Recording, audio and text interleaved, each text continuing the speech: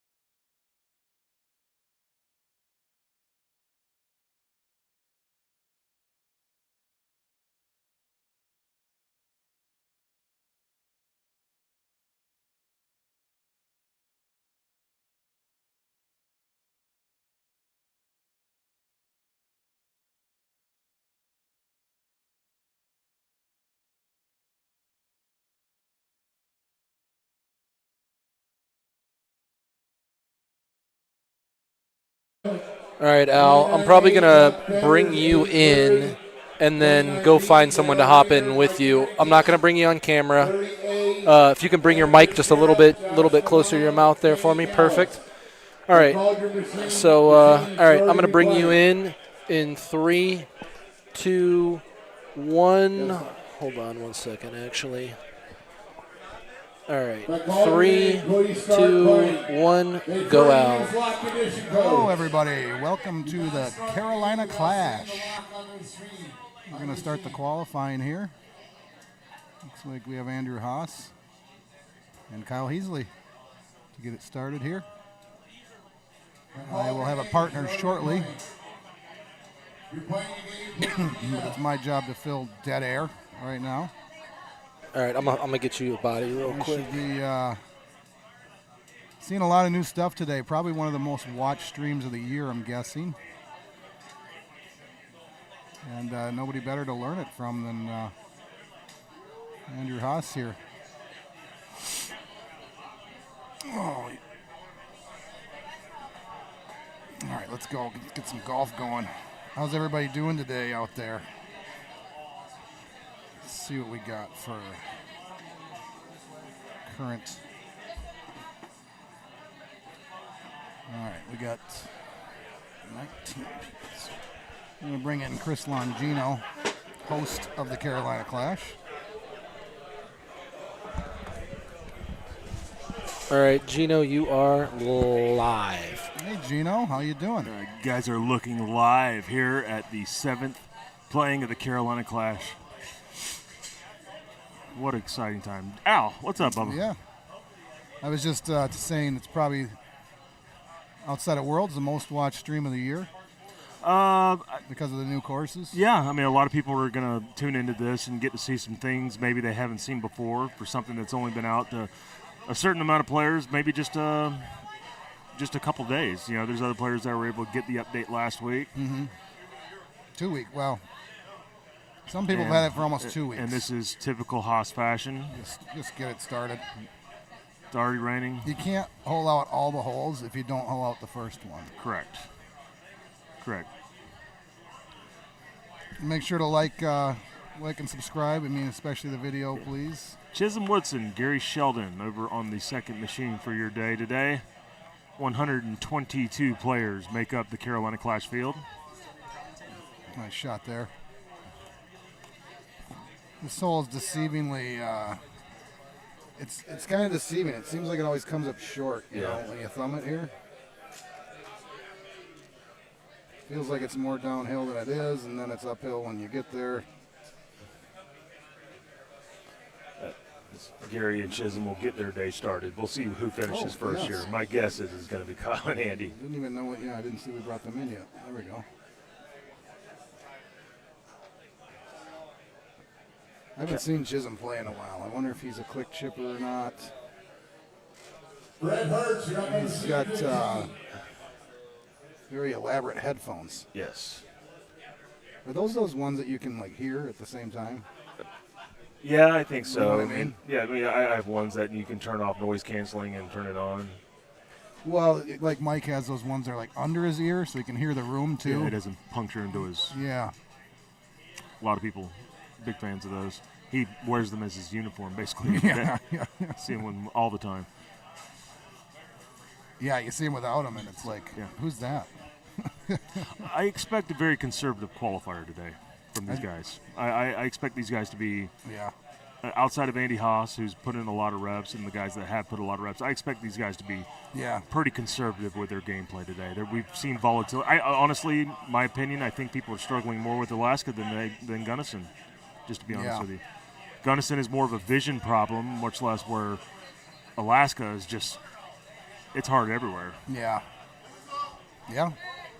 It's and we'll see I think it's and I also think that you can justify laying up on Gunnison, and you really can on Alaska. You just have to go for everything. Very correct. And we're going to see what kind of lunch that course has on these players today. Like I said, 122, 30 that are in the 55 and up bracket today. How many? 30. Wow. 30 players in the 55 and up group. That was an interesting Calcutta as well. Yeah, one of the more pricier ones I've seen in a while.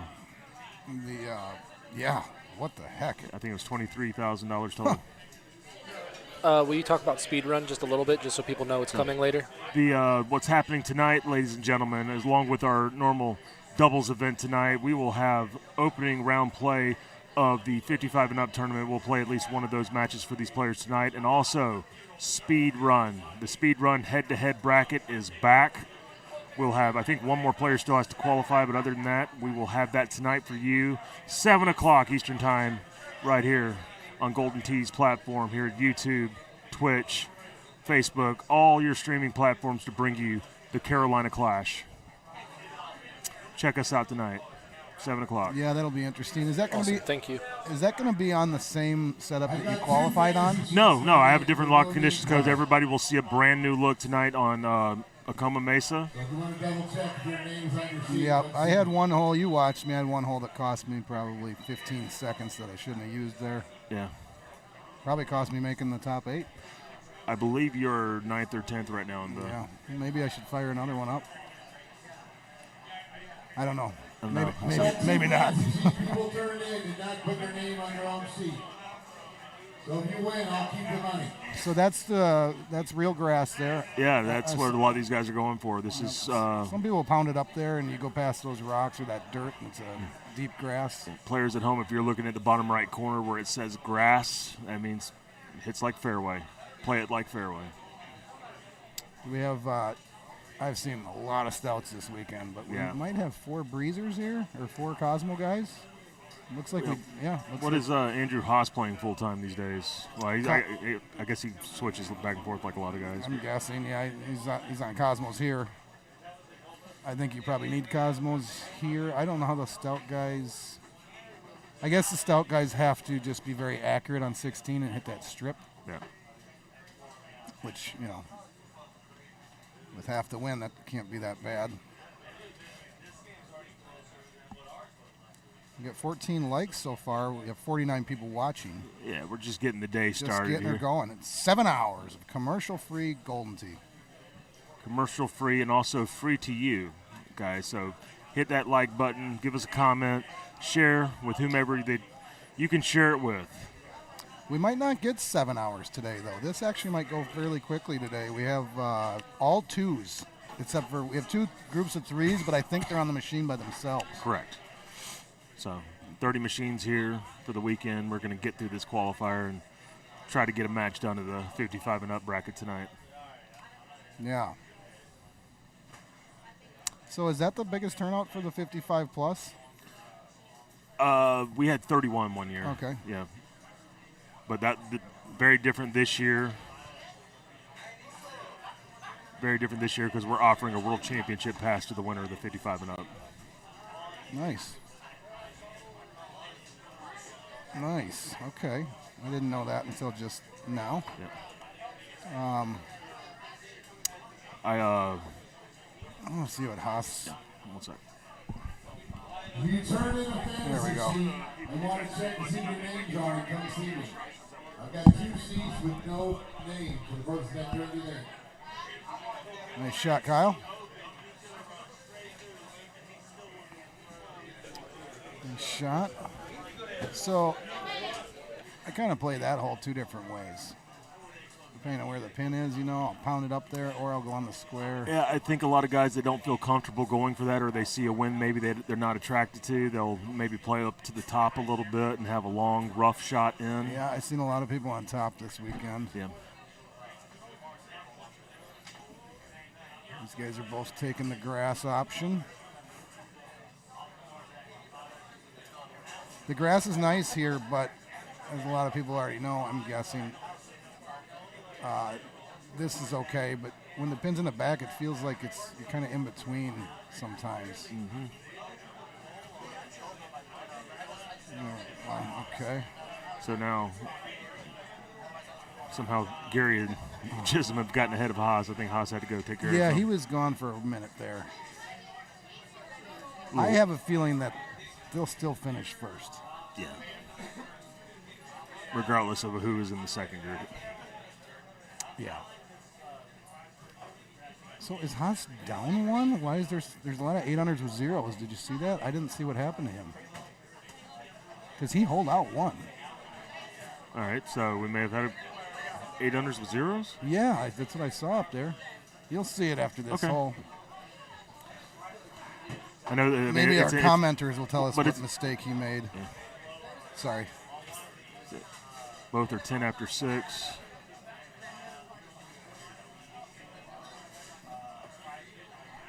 They're 10 after 6 over here, so what?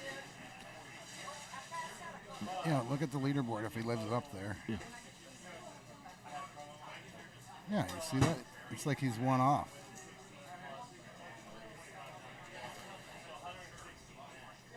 I wonder what that was. I don't know. This thing trying to give it a look around, see some other setups. I don't see anything in the chat yet. Yeah. If anybody knows, I'm curious what happened there, or if anything it even did happen. Maybe there's just that many guys that are that much better without that. Yeah. So we'll wait till we get to the 9th hole. I just got to look at what that setup looks like. So we'll see if maybe everything's in sync here. But where would a person gain 1 with 0? Yeah, that's what I mean. It's almost like they drove something. Yeah. Oof. That was a nice one. Yeah. How many guys do you think you got into the the dunk pot, as I like to call it. Oh, you're talking about the Gary Yeah. show? There was about 50 people. Wow. Yeah, I went out and And how long have we gone without? we've gone since the Missouri Open, I believe. That's Okay. when Matt Miller hit it for 1,200 Nice. or something like that, maybe a little less than that, maybe 1,000. So we put about another 250 yeah, in there today. The payout's going to be 800 if somebody gets it today. Okay. So they're 11 under after 6. Yeah, and Chisholm is 11 under through 7. What the heck happened? I don't think it ever shows ahead, though, does it, Pete? Unless something's broken. Normally they would show it whatever hole they would be on. That's normal. It is showing ahead. Okay, all right, Okay. there you go. All right, good looking out, Petey. I wonder if that's something that, Peter, did he? I wonder if the patch accidentally broke that. Because that's the old way, you know what I mean? Yeah.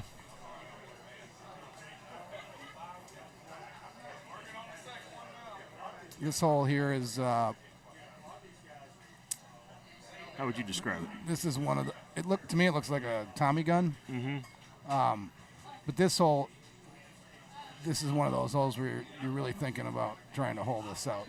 It's always really nice. Nice setup for a thumb shot. And release on that bad boy. Okay. A little soft 83. Mm-hmm. Now, some guys, they've been laying back here. I've seen them get up into the dirt. Man, if Kyle goes another couple of yards here, that could be a problem. Might be hitting a flop 7-iron. Yeah. Off the green. Yeah.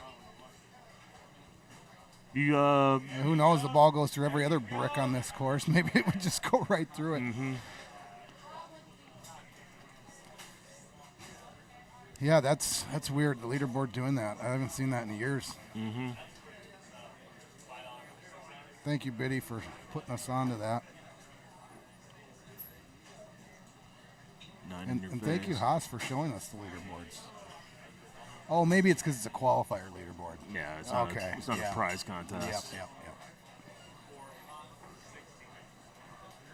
A lot of people trying to get up into that dirt where the rocks area it can spin better, where in other areas you see deep grass.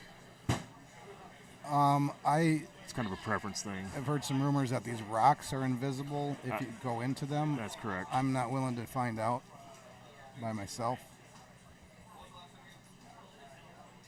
But I will find out. I accidentally hit a 7-degree here probably 4 times already, because you club down. Yeah. And if you hit that and you ram it into that mountain, I mean, there's just no way to get there. Sometimes you can't even get there in 3 after you make that mistake.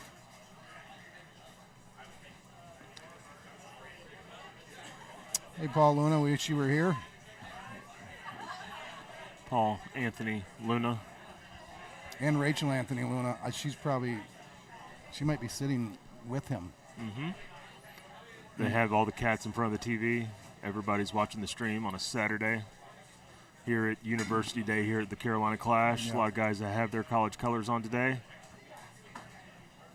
I wonder if the biggest flake of all time is watching Seth Standifer.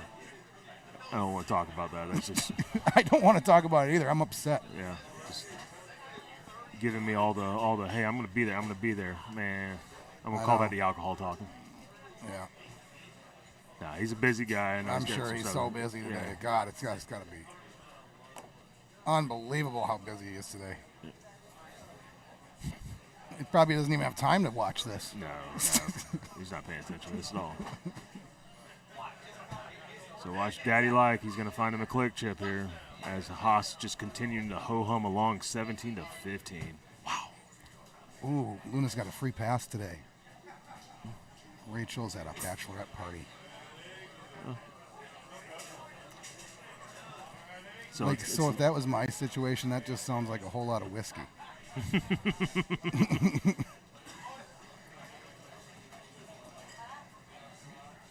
Pretty tame so far. I think this course doesn't have a whole lot of teeth. Yeah. But the ones it does have is in the latter holes here. Yeah. I want to see how these guys approach 16 because it doesn't seem like there's a consensus on that yet. It seems like there's a lot of different ways that people are playing it. Yeah. But I want to see how this guy plays it. Yeah, he's very different than any human being that's ever played this game. Knows things, knows how to figure them out. He's got all the shots. He is one of one. He's so clean shaven today and put together, he almost looks AI. Take a look at the background out here. You see the left that bag sitting in the chair behind Gary? I do see that. Okay, that is a Firestone Country Club. You know, Firestone, if anybody's been to Akron, Ohio. Oh, yeah. That is a bag. He walked in like he was LeBron James today. He's a member there. Yeah. But yeah, he's so clean. He almost looks like he's AI right now. I told him I knew I smelled money somewhere, and then he walked up right next to me. Oh Lord, and he's just around it. This will be a very comfortable day for him. There's nothing he'll ever worry about in a qualifier. Yeah, I think you can Fringe say benefits. there's a less than 0% chance that he'll miss the cut today. Correct. We had a situation several years ago where he had passed out during his qualifier, 4 courses in, and he had to take even. That's their rule. They put him as a 0 or even. Yeah. And so he, instead of qualifying first, he qualified like 22nd or something like that. I would think even if he played bad today, he would still make the cut. Yeah, because fine. the courses are so new. Yeah. You know. Uh-oh. I shouldn't have said shit. And Andy Haas. And did he miss something? Yeah, he did. I wonder if that was a whiff. There are roughly 25 Tool songs that Andy Haas listens to during a He mediumed that, right? Oh, nice shot here. Correct. Was it the medium 8.5? Because that's a dangerous club on this hole. You got to be careful with that. Now here comes Haas, click chipping. He's got 3 clicks behind it. Power. 5-wood bang. Was that 5-wood? I thought it was a 6. My bad. Great putt there too. And that's the age of chipping we have right now here in Golden Tee, all right, where penalties only cost you kind of 1 if you know how to execute. Yeah. And most of these guys are making it at better than a 50% rate, I think. Hey. Nice shot, Kyle. Is he gonna thumb this? Oh yeah, this is kind of juicy. Here's Gary, also with a medium tee, 10-5. This is Yeah, this is really where you want to get it. Oh, get up there. And that was just short. Oh, and how about Gary Sheldon with a hole in one, 36,000 great shot points. That'll help with your afternoon. Yeah, that's a great shot. We see some of the scores from yesterday. Party foul up there with a 28. You know, Gary's really racking up the shotties there early too. That can help. 43,000 maybe right now. If anybody remembers our last tournament, Aiden Clary missing the cut by like 13 points. That is an all-time bad beat. Have you ever? I mean, unreal.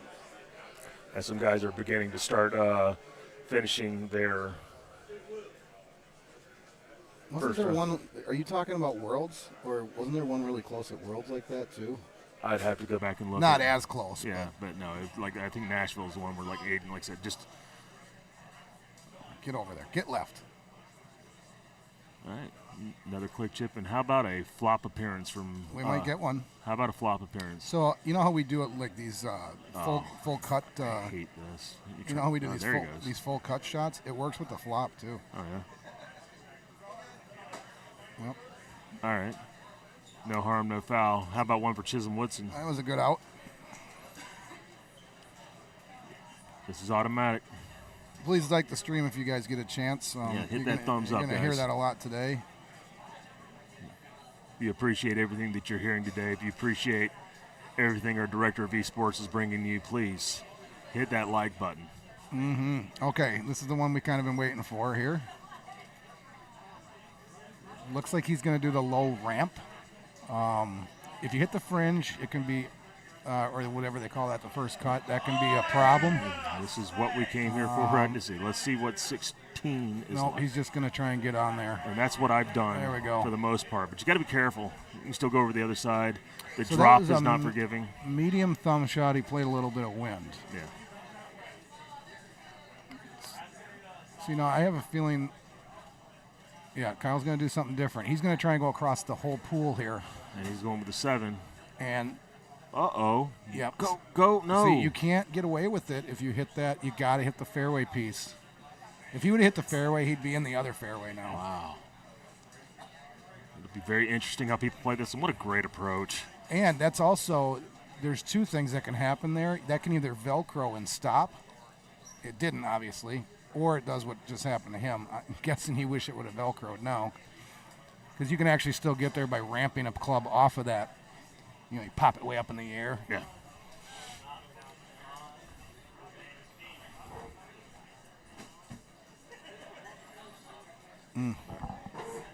Kyle's kind of going through it right now. He'll find it. Lots of time Very left. early today. Can't win it right now. You can definitely lose this tournament right now, but you can't win it. You could. Wow, we are seeing some shot points on this stream today. Yes, sir. Oof, this is gross. Wow, what a look. We're gonna have some casualties here today, folks. Absolutely right. You'll see a lot of 5 hybrids being played into here. Watch this. Only 6 iron, small full. Thank you, Andy, for that, because I don't have a 6 iron, so I was hoping to get something there. I did not. And here's another 6 iron plus spin. Don't have that either.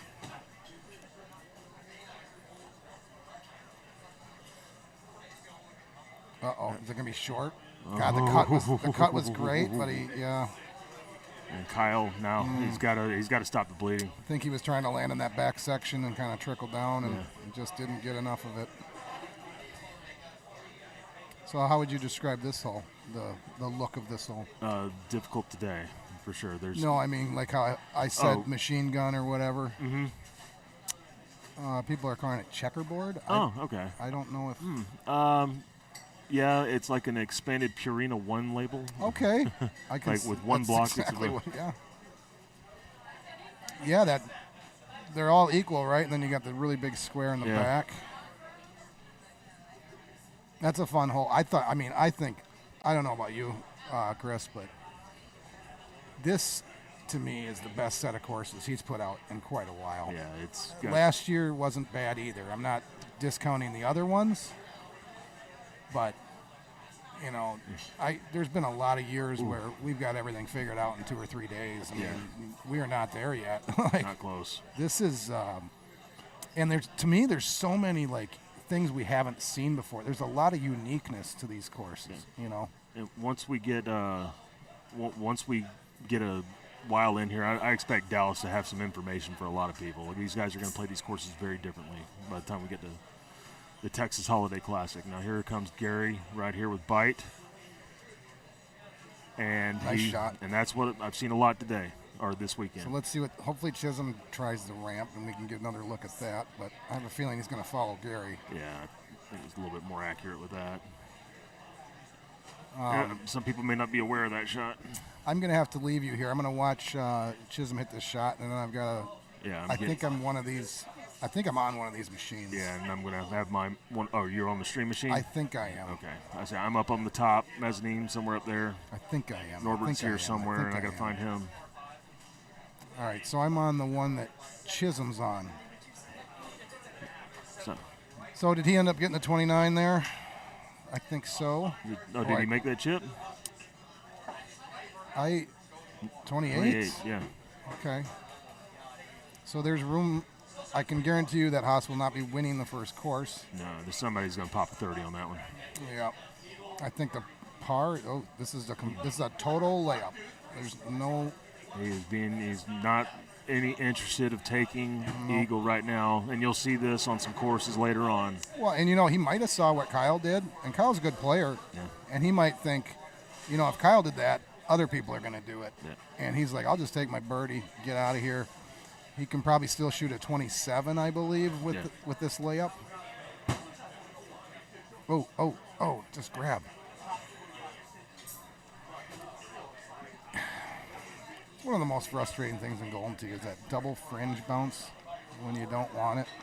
Man, it's frustrating. It's the worst.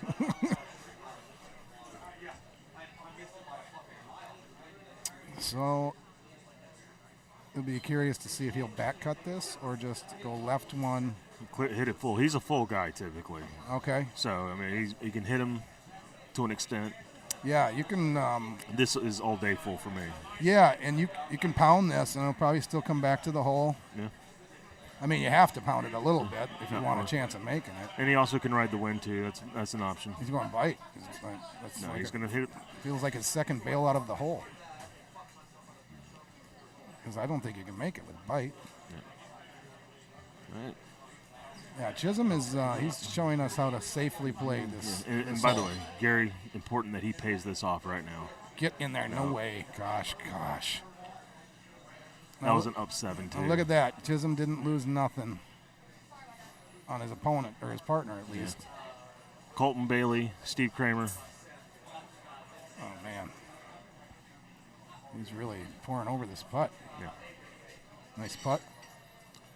Takes a bit of a deep breath, exhale there. Mm-hmm. Looks like we got. So what do you do here? I'm trying to get down in that gully because I feel like I'm making that chip a lot down there. Yeah. But you got to be careful. You don't want to be up against that rock either. Yeah. Most guys I've seen have been fairway players for this. Yeah. Yeah, Haas won the fairway. He hold it out. I'm guessing he lined up his wind as best he could. Yeah. Okay, it's nice to get another look at this. Yeah, because Gary is he's a slurve player. He likes to play baby cuts more than he does fulls. Man, this is just 5 hybrid. A lot of wind. I mean, in my mind, this is 2 clicks left, low tee bite. You know, if I was 1 or 2 better, I might lay this up. I think he's just because I don't remember where the drop goes. I mean, I don't think the drop gives you a chance at par. Well, Kyle got wet. And where did it go? See, down in the bottom somewhere? Well, no, it went to the right side over here, so he was above the hole. Ugh. He was above the hole, so now this baby cut, let's see what he... Oh, nope. Low tee. Similar to what we saw out of Heasley. That would have needed to be bite if he wanted to be successful. Mm-hmm. And that still could have been too much. You never know. Now this 7 hybrid gets up a little bit higher than the 6. So this is what I'm going to be hitting here. But this club, you've got to cut it so much for the win. Mm-hmm. But you can easily cut this way too much. The 7 bird. So he's going 5. Same thing with the 5. They cut so much. Like, you got to be really careful here. He's going to thumb. Oh, I thought he was going to thumb. Cut. He's got bite. Going to a little bit of school. This isn't bad. This is not bad. This I like is exactly that. what you want. I might be doing that later on. Best shot of the stream today. Yep. Yeah, it now really makes his decision on 16. It means absolutely nothing now because he's picking up on the whole field on that hole. You know? Yes, sir. I want to thank everybody that's contributed to this tournament so far. Richard King over here in our booth. What's up, Cambarium? Oh, Cambarian. Jade Johnson. You just got stoned.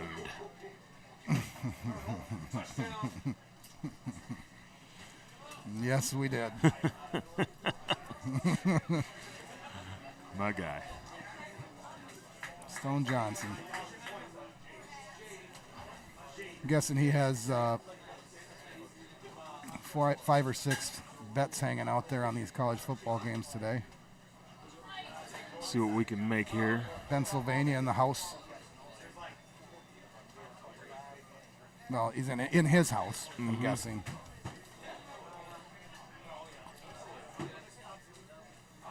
Oh, that Miller Lite sign's awesome. Oh, yeah? It, like, moves. Mm-hmm.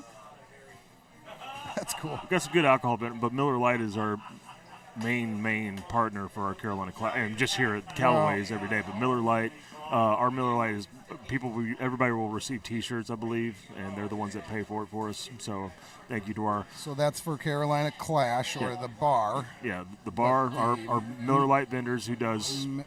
And I'm getting a signal telling me it's time to go. Yeah, I got to go too. Mick Ultra is actually the partner Yeah. for IT or PGA Tour Golden Tee. But at Callaway's, they're like I said, everybody here will receive T-shirts. They've play for it. So we appreciate you guys tuning into the stream. I got to go qualify. We'll get you some new people here. You are watching the Carolina Clash. You guys are clear. Thank you.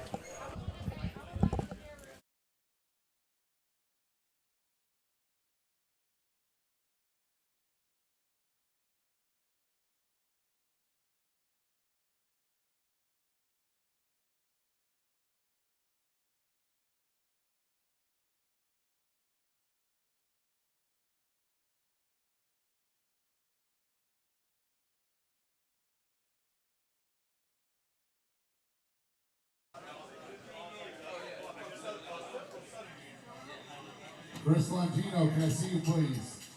Chris Longino.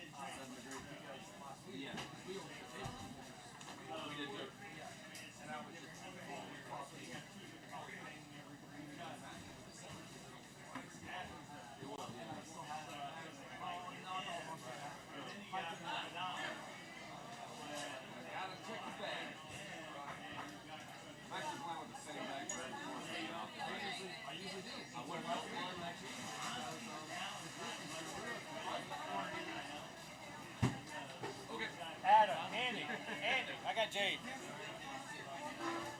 Yeah, buddy. What's up, BJ? Before I get too wrecked.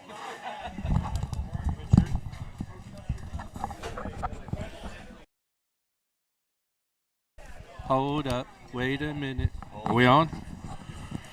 We are live here at the Nashville tournament. The Carolina Clash, as they call Dallas, St. Louis. Where are we? I don't know. If I wake up in the same city that I fall asleep in, I'm a happy guy. Anyway. Wow. Your boy Jade McGillum coming at you with my man Tim. Let's do this. Let's talk some Golden Tee. Yeah. How many people we got online? I can't. We ain't got nothing. We don't have a computer. We don't have a laptop. We don't have Andy's over here shaking his head. He's Andy's like, I don't know what's going on. Our heads are falling off. Yeah, he's worried about going fishing tomorrow. We're still all trying good. to figure some things out. If you guys are online watching us, like the post, like the share everything. You know what to do. Hit that like button. That's yeah. what I meant. Hit the like button. Hit the share button. Yeah. So it looks like we got Puff. Ooh. And Steve Bailey. This is a good match. So Jade and I. One of my indie boys. Pull your mic up a little bit. Oh. This is Jade, but you can barely hear him. There we go. That better? That's a boy. There we go. So Jade and I just finished this round. We're in the A group. It's really, really cool because not to say that there's not enough people here, but there's just enough people here that there's two guys in the A group, 2 guys in the B group, and qualifying. I don't want to jinx it, but qualifying should move quite right along. I feel like this is going to be one of the smoother, knock on wood, smoother tournaments of qualifying because of the amount of people here. Yeah. I've got one group next to me on, I think, 5 with 3-man, but there's no B group. Right. So they're just going to keep on clicking. And they're right behind me. So I'm actually jealous because I would like that rhythm. You just keep on playing, keep on playing. It's over there with Kenny, Callis, Fitz, and I think Damian Sullivan is next to me in a 3-man. Are there 2 3-man groups? Oh, yeah. That would be even stranger. Okay. They could have done a 2-2. But anyway. Yeah. Either way, not a really, really bad look on Machu Picchu other than when you get 17? To the par 5. Well, no, the 17 is nasty, but the par 5 where you have that little birth canal that you have to either hit to bounce it over. I saved my stroke and didn't go up. It's pretty nasty. It's a crosswind. I tried to go for it because why not? But Yeah. I went in the water and I parred down. I saved my one stroke and didn't. Just got my birdie and got the hell out. But 17, you guys will see here in a little bit. 17 is nasty. Other than that, Machu Picchu, for the most part, is pretty straightforward. I don't know if they fixed it yet. I haven't seen, but yeah, where Kramer just went here, it says dirt. If you go down to that lower tier where he's at, it says dirt, even though you're in the rough. But you get some spin there. You get reaction, so I love that spot. He went to the higher level, which is most of the time harder to get to because it's so much farther into the wind, but he's fine. Oh, this isn't Steve Bailey. This is a different. We have another Bailey in the room. You're right. I saw Bailey. I thought it was our boy Steve Bailey. So on this hole, he just got stymied because he hit that ramp. Oh, did There's a ramp on that upper level, so that's what you got to be careful about. All right, so on this hole on 9, if you guys missed this, on the left side there is like a triangle that goes through. You are able to go to that side. If you feel like you can't get the cut and go over here to the shorter side and to have just a little bit shorter club, you can go to the left in between. Nice job, Al Jazz. Jazz. Actually, that might be the first hole in one I've seen. It's the one I've heard of. Yeah. But you can go to the left, and they're in between the two triangles, and you could shoot it through that side. So, for those of you who, everybody should be watching probably to see what everybody's going to do on these courses. As you guys all know, we are 5 days officially out to everybody. Although some of us have seen them for a couple weeks. Right. Depending on where you live. I was able to go down. Luckily, I was in Virginia Beach, so I was able to go to Portsmouth with James and Kennington, and we got some games, and I was able to do a cycle. So I don't know if it was directed at a location or by machine, but we got one updated. Oh, nice. 2 weeks ago, but then we reset our left. We have 3 in a row. We set our left one, and it pulled it. So we actually had 2 machines updated with, quote-unquote beta. That's cool. So, there's 12 of us, so it was nice that we could have a big group playing 2 machines with the new updates. So we were able to see a lot of different looks.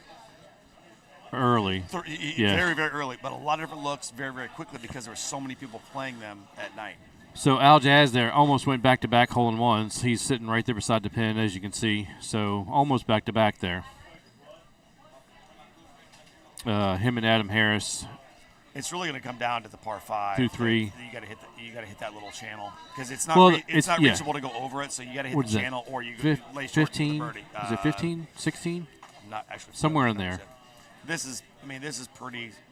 Like I said, it's pretty. They almost made this par 5 too easy because they gave you the landing and it's grass. Well, and not only that, the 3 in your face is. But if it was rough or deep rough, right. It would have changed things. But they made it too easy, so the fairway is obsolete anymore. And the pin is a really favorable position now with the little face wind into the fan. Yeah, I expect a lot of people probably to make this. I think I got 15,000 points on that one. So this look over here that Puff's hitting, there's several different ways you can play this, and that's not one of them. And he's probably wondering why I didn't get there. I slammed you can actually 10 play and a it, half and I got there. And you can play it to the first square block. Is there? Yeah, you can get the 10 and a half, and I actually hit a 3-wood in. I guess so with the wind, yes. A 3-wood's there. But we found out yesterday, and Bailey's there, good shot. If you go to the end of the fairway, and even if you run through the fairway, you can still get home. Okay, good to know. We found that out yesterday, just messing around. Kramer stymied a little bit here. But this is actually how we found out, Jade. We were up here and we didn't have a shot, so we put it back in the fairway. If he goes right back here in the fairway, he'll have a 4-wood in. If he's got a lob wedge, yeah. Now he might be able to get up top on that. But now you got flop shots. Right. I would flop it up here. Which is a huge benefit to the game now because if he gets stymied, you can flop it up there. Now he's trying to figure out where to go. Yeah, I wish I could talk to him. Listen to me, Puff. He's got to flop it up there. Oh, he doesn't have a lob wedge. Well, he can't flop it with the gap? Oh, you can flop it with any club, but I'm saying a lob wedge just makes it a lot easier. Well, and if he does it here with the wind in the face, it's going to hold the ball up. There you go. He's doing the flop with the gap. That's smart. Yeah, a little half shot. Oh. All right, he's fine. Yeah, there you go. Because from there he's in. All right. So it should only cost him 1. A benefit to the game now that I haven't technically used yet. I'm sure with Machu Picchu and maybe Alaska, you have to use that flop shot because there's so many. With the wet, when you get in that mud and stuff, and even then you're gonna. There's so many stark walls, or like you said, mud. Yeah, and I'm gonna have to wet grass. play around with it a little bit because I don't have any idea what the distances are on any of them. Right. I mean, the wind affecting them and all of that. Nice putt, Puff. All right, saves, birdie there, right? I was told yesterday, and this is a little piece of information for you guys. So, because only certain clubs will do the flop and the punch shot. Did right? not know that. I don't know. So, let's say you want to punch a 3-wood, and you can't. If you go down to your gap wedge or 9-iron, which you can punch with, and put it in punch mode, and go back to your 3-wood, it will actually then hit the punch shot. I gotta remember that. That's a little secret for everybody that's listening early this morning. That was a great shot by Bailey here. I think I did a high 3-wood with bite, and it was absolutely perfect. I think it was like 10 feet or something. I hit the 8.5 with backspin. Okay. And just kind of cut it in. I just didn't know how hot it'd be coming in.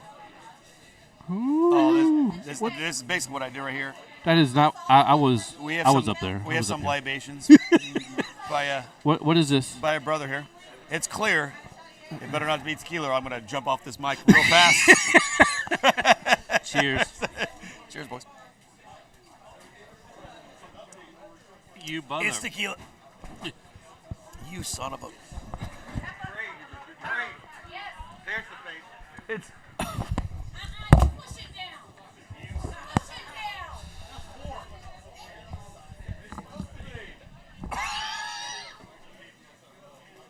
Fuck, Terry. Terry, give me a water. God damn.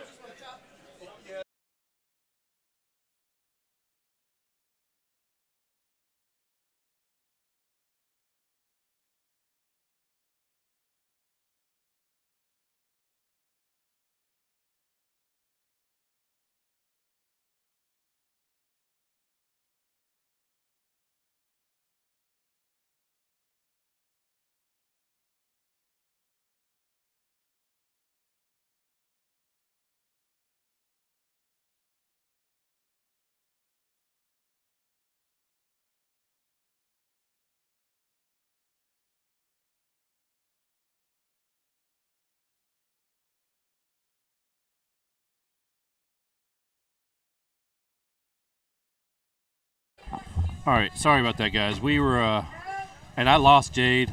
I don't know where Jade went to. He may have ran off to the bathroom. We were given shots by my stupid brother.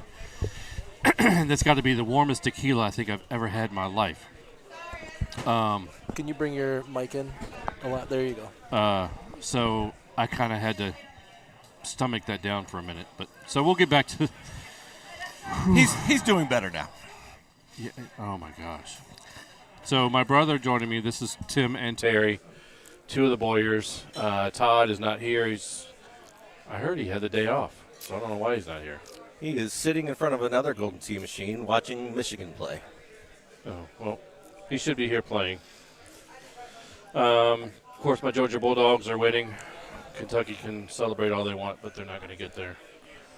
So, all right, back to Golden Tee. So here we are. Bailey's going to – oh, he missed the – all right, so he was going for the ramp and missed the ramp. What did you do? Did you lay up on this, or did you go for it? I hit dead center of the landing strip, and it dribbled off. So because of the wind. Yeah, but I was also using stouts, so. All right, so this is the play, ladies and gentlemen. If you have the seven low. Wow. Does that right? Oh. Well, it's supposed to do that right there, and it's supposed to get all the way across. That's a nice ramp shot. Mr. Bailey here is kind of in jail. Yep, that's all he can do. And he's going to have to lay it up in the other fairway, and then hopefully just make his par. You scared Jade off. You know that, you realize that, right? Did he run to the bathroom? Where did my boy go? Jay will be back. We were, and the funny thing is, we were just talking about doing shots. In fact, he bought us screwballs at the bar. They were ice cold, by the way, Terry Boyer. Ice cold. Hey, the bartender said it's a party foul to make tequila cold. Yeah, wrong. And Jade was sitting there saying that he used to do tequila shots, but he would do backups or, Oh, I didn't get you guys some pineapple juice. And he said it takes all of the bite away from the tequila. And, yeah, Terry forgot to bring us pineapple juice. That's not good. Oh, Adam. Adam overcut it. He cut that way too close. Which is weird because basically you just need to be on that strip somewhere. You don't have to get tricky with it. I want to see what Puff does with this. No. I haven't seen anybody hit this green yet. This is just unbelievable. And all I was trying to do was just be on the green. I didn't care where I was, just be on the green. So Puff's That's looking good. That's looking amazing. Good shot for that. That's the best shot I've seen yet. So good shot there by Puff. Adam's gonna say, "What did you do this right there? You sure that's what you want to do?" Because he just cut the wind in half and just took it around. Yep. Travis did the same thing, but he cut the wind too much. He did what Bailey did. Overcutting it. But he ended up on the grass. And all of the drops that they give you for this, because of where the hole is crap. Yep. All you want to do is give yourself a putt. So way to get out of there. Hopefully Puff will make his birdie right here. Good job. Nice So we'll shot. go in 25. So Puff's off 1, I believe. So he'll finish 27. So somewhere or another he missed 1 because it should be set up. I think it's set up for 28. Oh, yep, because he missed that little square on. The flop shot he did up. The flop shot he had to do up. So that's the shot he missed. So again, 18, not pretty straightforward. 17 back. Just want to make sure that you get it up on that upper level. Even if it's behind the hole, you got to putt back down. He's still cutting the wind. Get up. And it's not going to. But yeah, he'll be fine.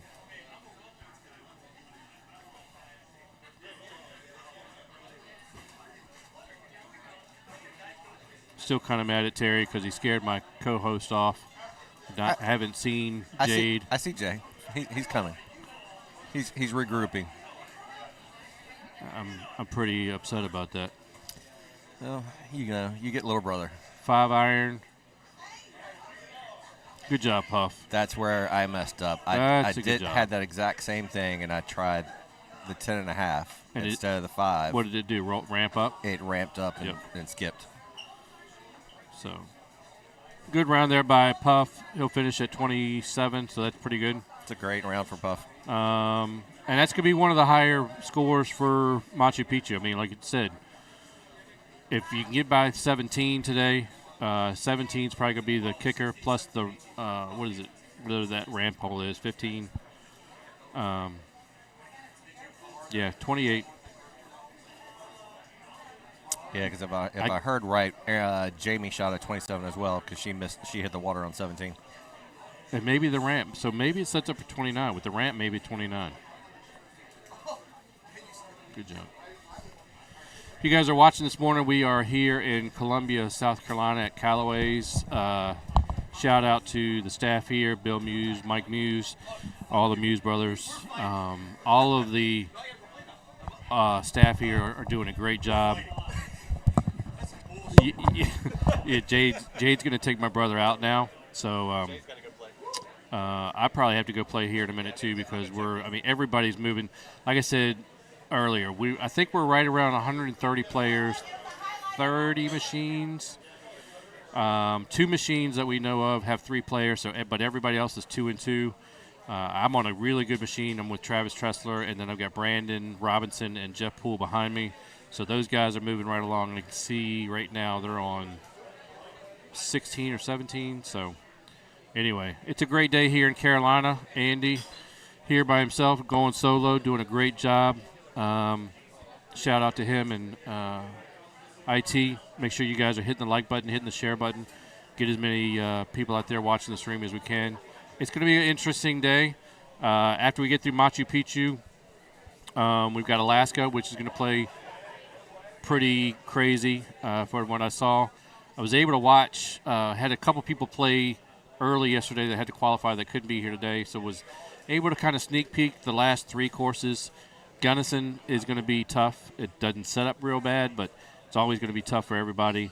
Hawkeye Hills is pretty straightforward.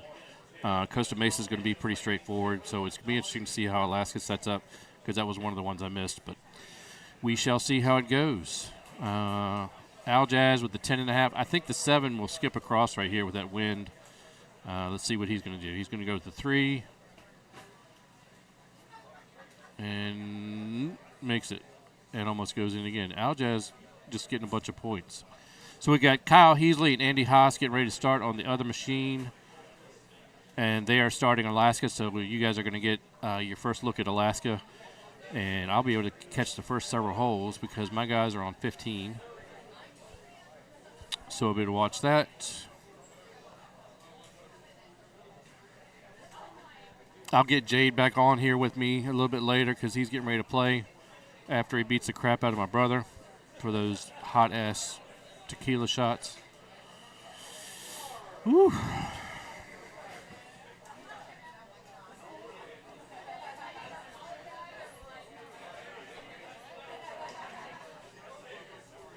So haven't really kept up with the guys on Al Jazz and Adam, but I think Al Jazz may be one better.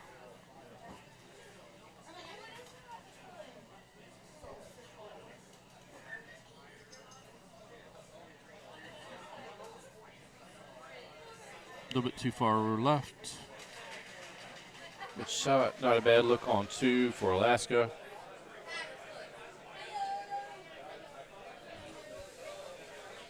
Good shot there by Andy.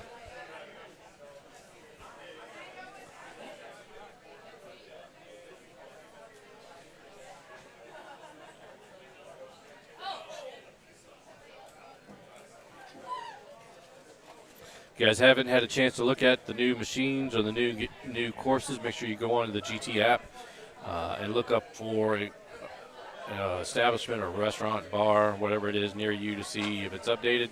It should have the new 2026 banner to let you know that the courses are updated to 2026. If you're on the Facebook and on the GT fan, they put out the schedule of what's coming out, when's coming out, when the next course is, when the next tee boxes are, all of that good stuff. So keep an eye on that. Andy just went a little bit too far trying to figure out what happened. Al Jazz, very good shot. Not a bad look here on 3. You just want to put it somewhere right there in the middle of one of those spots. And Kyle went, well, he's between, but it's actually mud right there. And if you guys have not played this or played any courses with mud, you cannot get out of it conventionally. He's going to have something, a lob wedge or a pitching wedge, and just get right back on this green spot like that, and then he can get home pretty easy. So a lot of mud. There's a lot of wet grass on Alaska. You guys are going to see that coming up through these guys playing. So far, from what I can tell, the wet grass plays a little bit like rough. Haven't seen anything different. The only thing does, it will grab the ball pretty good. So you can't roll through it. You can't skip through it. It's kind of like, not quite like the rough, heavy rough or mud, but it does grab the ball and kind of stop it. But coming out of it, it's pretty much plays just like rough. So see what Al Jazz does here on the ramp. He's got the low 7 with roll, and he hit it, and it again, 142 is just not going to get there. That's what Puff did. Same thing. Adam's going to try it. Maybe it's the fact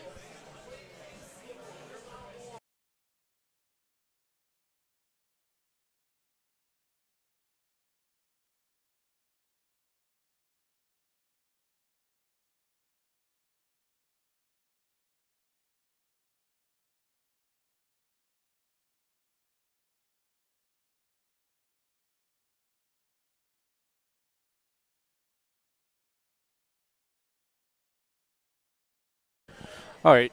So sorry about that. We Andy had to get the guys to turn the music off real quick because it kind of cuts in and something about copyrights and laws and regulations and IT, and you can't do that crap, man. We don't want to listen to all that music. So Al Jazz twice. That's not good. He's going to need to make this chip for his par. All right. Well, he didn't lose anything there, but he didn't gain anything, so I would call that a win. So no lost strokes. I missed Adam's thing because we went off air, but obviously Adam made the ramp, was able to make his bogey. This hole, guys, on number 6 on your right, Alaska, this is the play.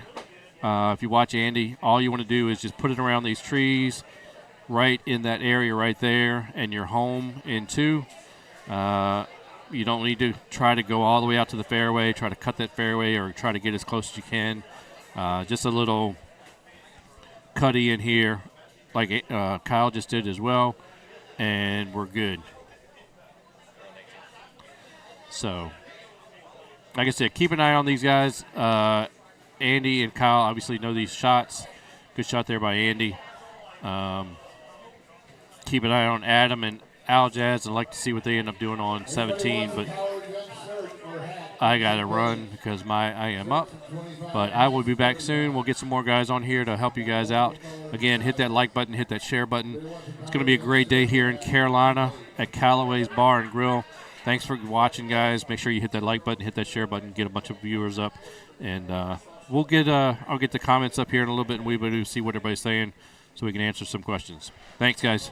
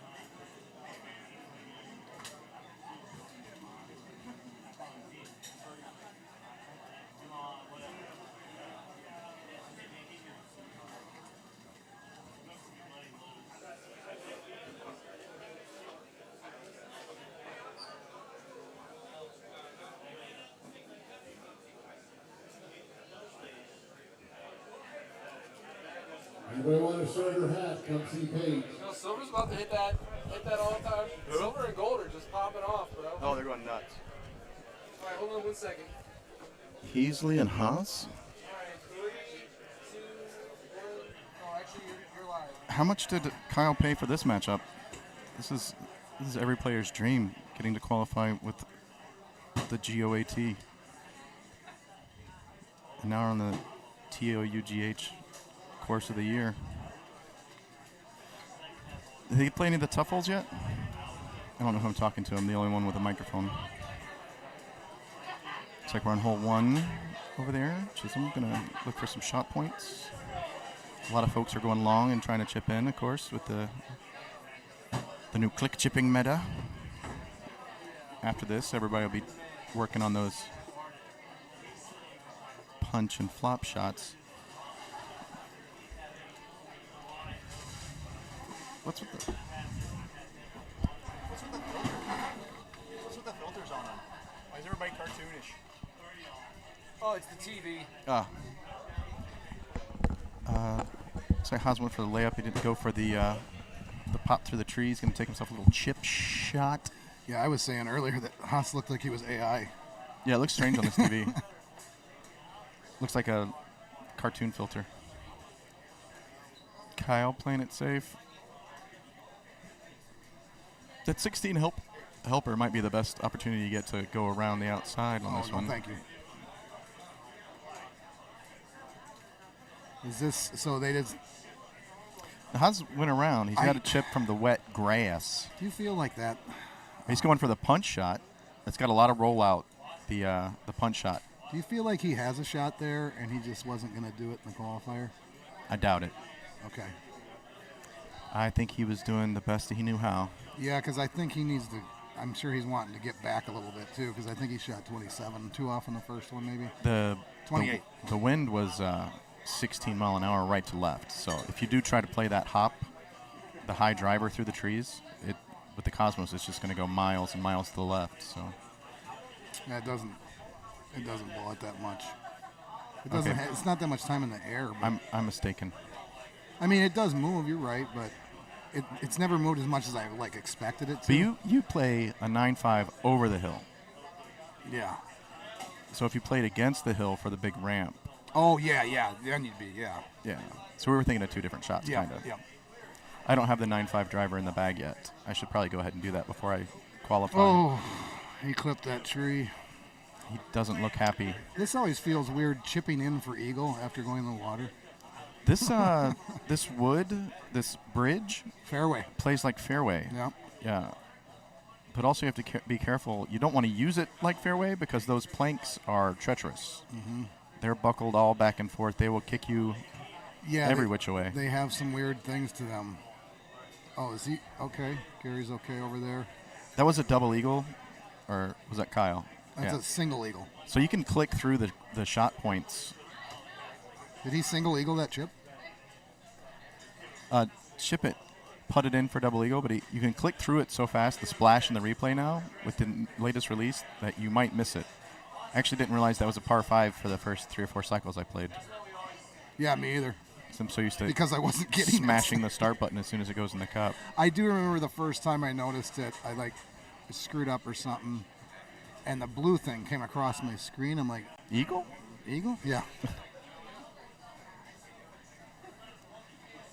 All right, looks like we got kind of a short look over there on 3. You can go to the islands. That's nice. That's that hole can be a struggle if you can't reach the islands. With that, those long fronds. This is one of the, probably have peak viewership because of Chisholm being on the stream. No, and Gary. I think a lot of people want to see Alaska. Oh, Alaska, yeah, that is one of the tougher courses this year.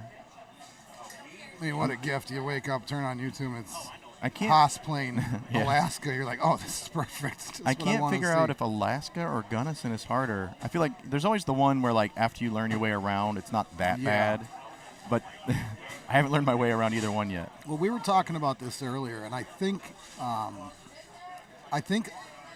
Alaska might be considered the hardest because you have to go for everything. On Gunnison, you can potentially justify layups. You know what I mean? On some of those holes. Now you can. Yeah, it might not last for long. Yeah. I would say, Kyle. Gunnison. That's a big one for Kyle. He needed he needed to eagle that because he's already off. And if you went off like 17 and 18, though, I feel like Gunnison would be the tougher one. So that might be the tougher course.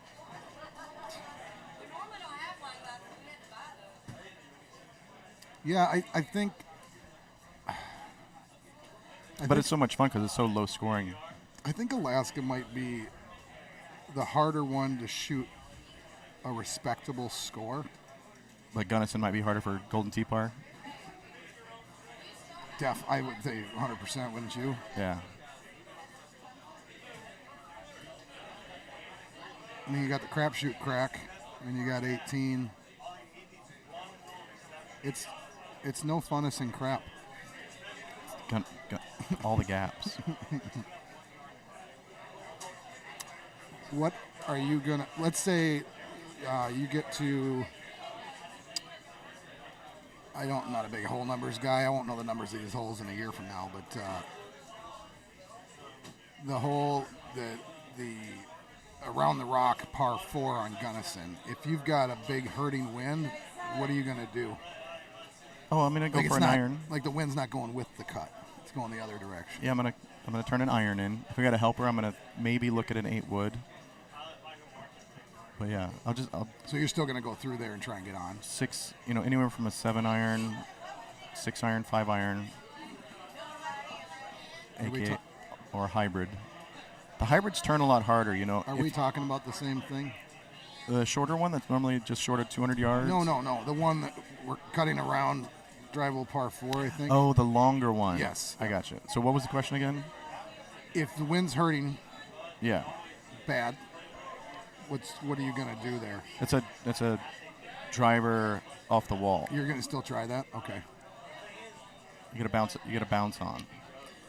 So when I did that when we were warming up, do you think I hit too late? I think you hit a little early to get the good bounce, yeah. You can see the wall's a little bit smoother than it turns in, and you need to catch a little bit more of the face. Okay. We'll talk about that again later. This hole they're playing here, Woodson and Gary, that's a sneaky tough hole. That can pop. It can ding you every once in a while. I almost never say this. I almost never use these words. It favors distance balls. It's right there at the edge for stouts or stock distance balls with no helper wind and things like that. It can set up right at the edge. 18 is a nice look. That's not too damaging there. Is that money, honey? So, kind of an accidental, kind of a beautiful mistake on that hole. The one Gary's playing again. I put the 9.5 for a different reason, but then find out the 9.5 is really good for that hole. That's a good call. We're gonna bring in Gordy here. Paul's gonna go play.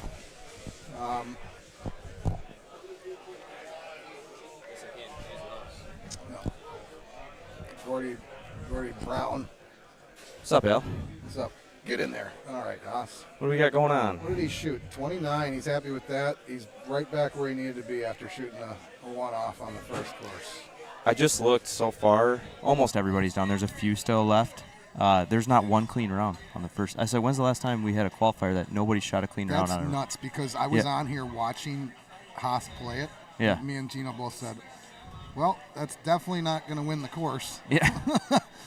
Well, I don't know if he did based on points or not. That's a bummer for me because I might have the shoddy lead, and I should have shot 28. Brock was one better going into 16. 16 was kind of gross. I got 16 and 17. I got 17. And then still shot 4 off. I parred 16 because I didn't get the correct bounce off the ramp because I tried to go all the way across, which I probably shouldn't have. Ramp it all the way over? And then I whiffed the drop. So I went water, chip on or whatever. Yeah. Whatever, it turned into a par. Yeah. And, and then coming out of that, it's like, oh, my God, now I have to get 17. And I did, thank God, 17 was, I've never even seen that pin yet. I just copied, I was on here watching, I just copied Chisholm's shot. Is that why you commentate? It helps. It's T-Rav asked me to commentate this morning, so that's how I ended up here, and then I just said, why don't, might as well come back.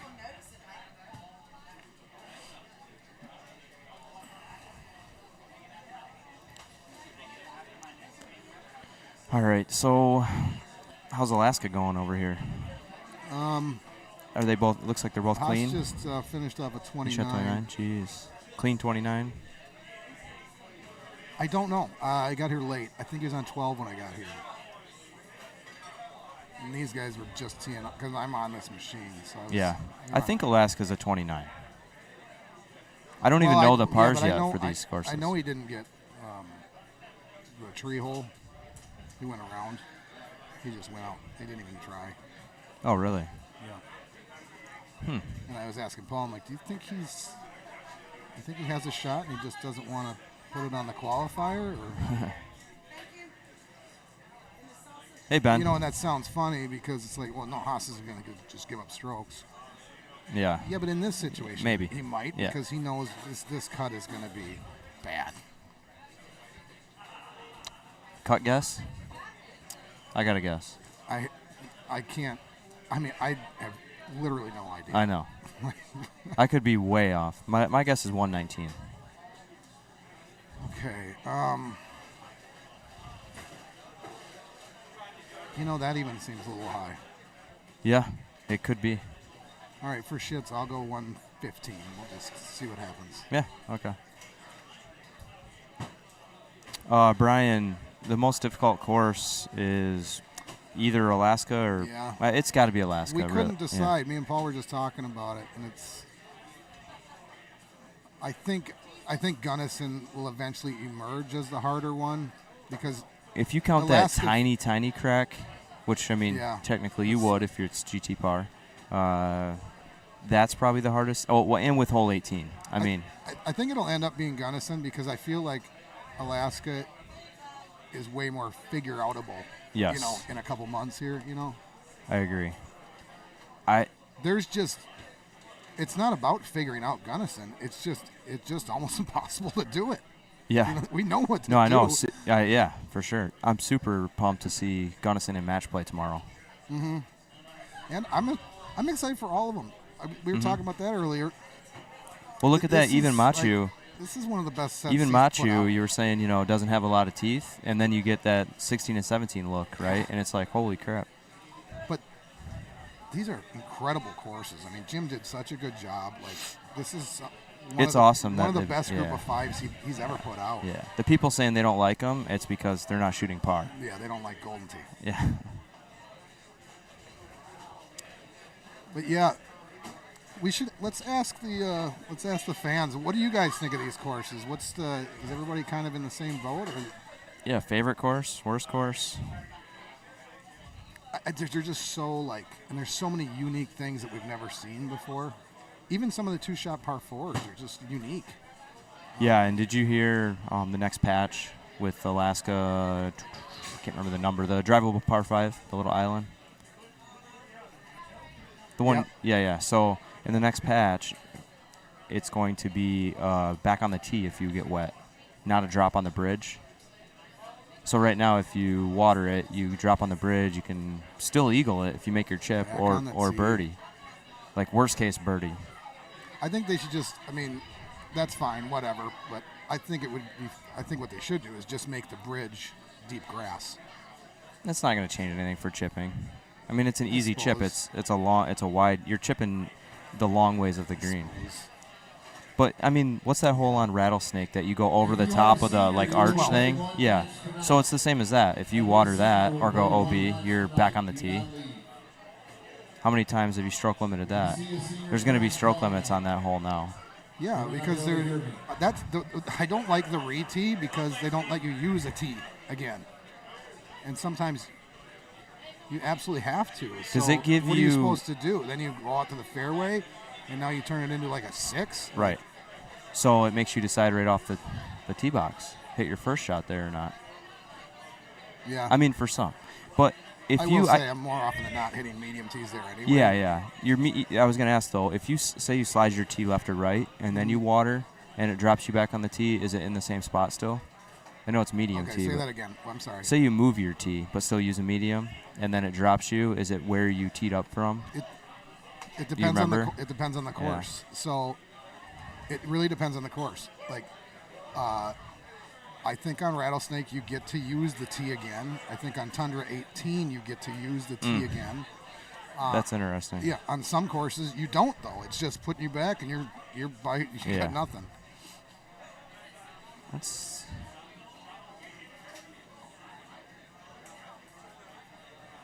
Yeah, Mike. See, Mike, I think. Do you feel like that's TV related? Because I don't have that problem at home. No, for sure. The Gunnison, yeah, it's darker. I agree with you. But and the problem is a lot of people don't have access to change the settings on their bar TV or something. No, they so don't. it's easier said than done when you just say turn up the brightness. So But there's a big difference in different TVs. There's some TVs that looks great.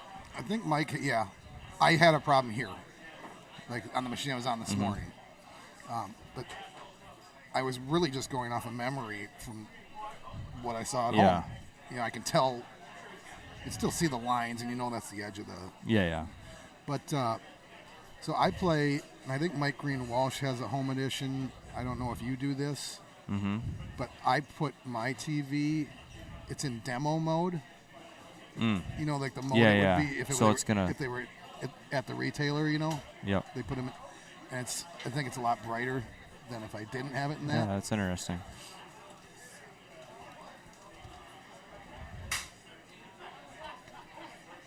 This is sit. Nice shot so by that Colton hole, there. We were talking about that hole being kind of tough sometimes. That's about as good as it gets. That's a sneaky tough hole sometimes. Oh yeah. So, Taylor was saying with stouts, it's sometimes not very reachable. It's like you really gotta be creative. You can bounce a 7 degree up there, but you got to get it to stop. You can hit a high 10-5 sometimes. Don't you have to hit that 7 in the right spot though? Because that left part, isn't it a pretty steep wall? Yeah, actually, you want to be off to the right a little bit. Actually, no. The left side, it bounces all the way up to the green. Okay. But then it almost will go off the back if you hit it too hard. Oh, this is a great win on hole 10. I mean, it's not in your face. It's good for stouts. And he's not playing breezes. He's playing stouts. That's interesting that Chisholm's. I think he's playing both, right? He's switching on courses. Because he asked me the other night, and I'm not sure if he switched to stouts on all of them or if he's doing per course. Well, you know what? He must have played Cosmos on the first course because I hit the same shot he did. Oh, yeah. So he changed so you couldn't copy him again. Yeah, I think I told him that, and I think I walked away, and he said, okay, I'm switching my balls because I'm not letting Al steal my shots anymore. Okay, what's going on here? I don't think this gets over. Maybe to the right of it. Oh, it hit it. Yeah, you can't I think he had to go through that crack. So he went to a little bit different layup spot than I've been going to there. Is this Steve Bailey's kid then? Because Steve Bailey is also here. No, it is not. Okay. Colton lives in the St. Louis area. I don't know the suburbs and everything of St. Louis, but somewhere in that area. So is this kind of what you would expect from him, or is he playing bad? I mean, is he expected to make the cut? I've just never seen the guy before. I mean, if you're asking me, okay, probably not. Could he?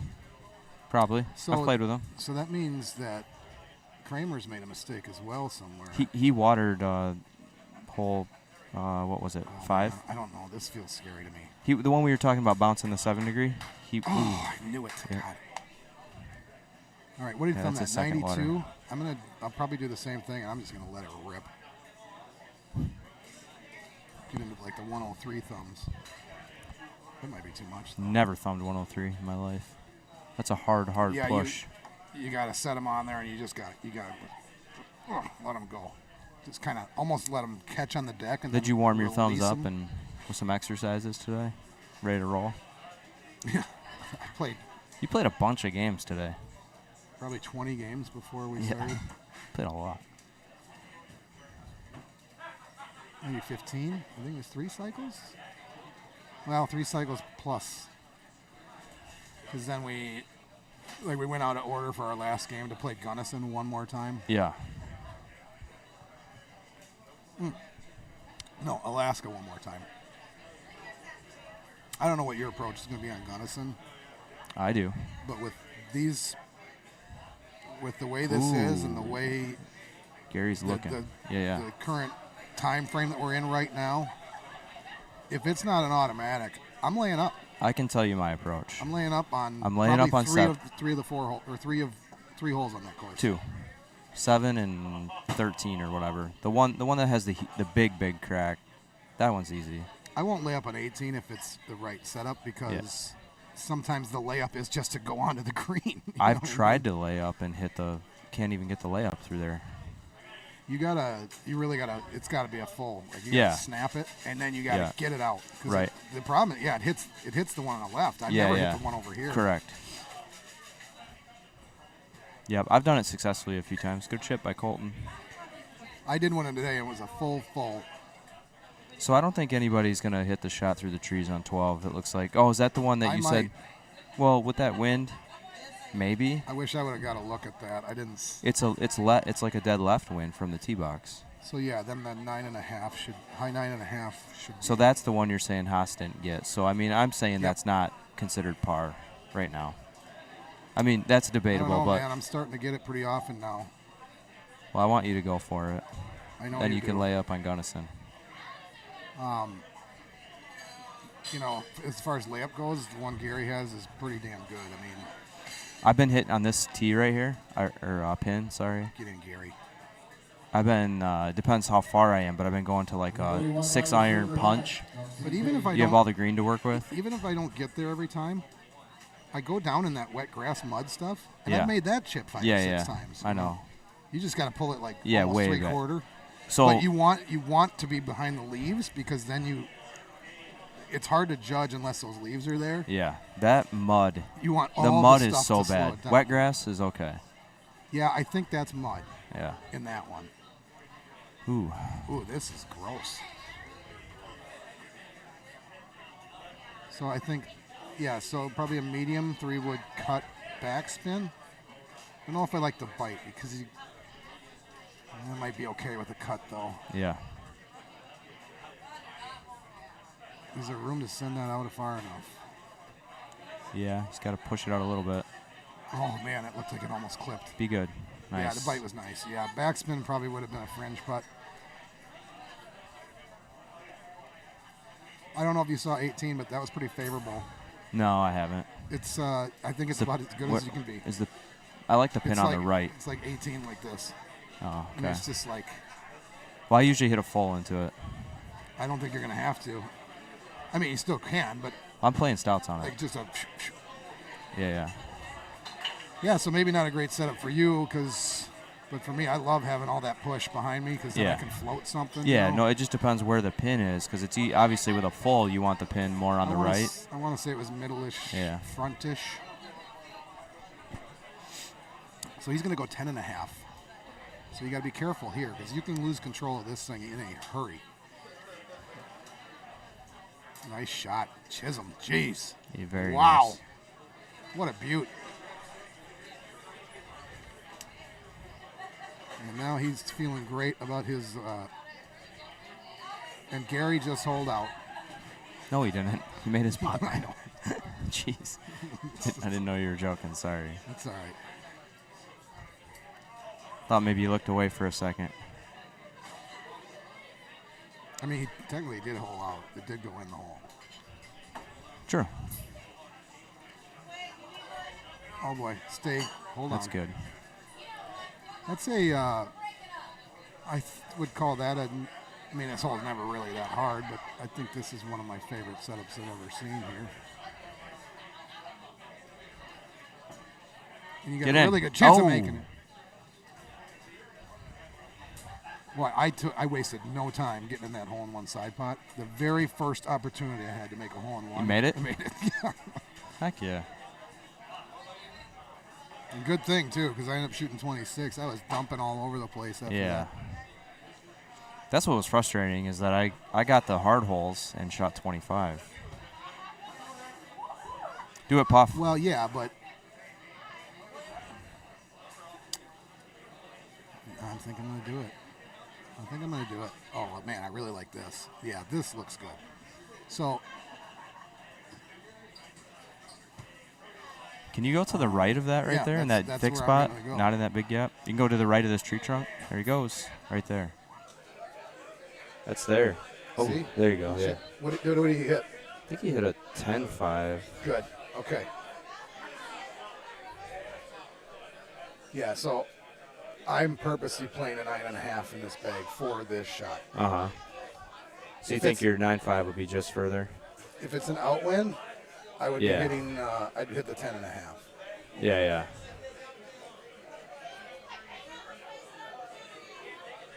That was a great shot out of mud. I know it sounds stupid, but that mud sucks. So he has trees in the way. So you're going to see him. He's going to pull this back almost all the way. Or all the way. Yeah.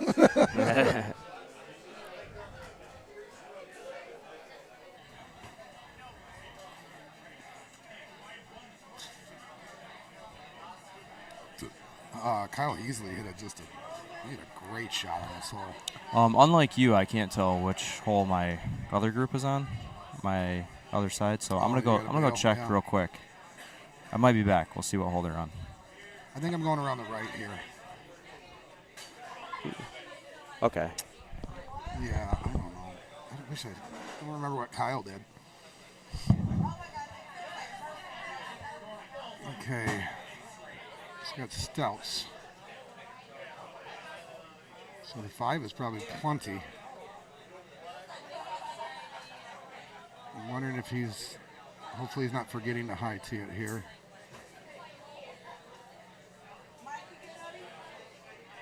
I think he's forgetting to high tee it. There we go. We found it.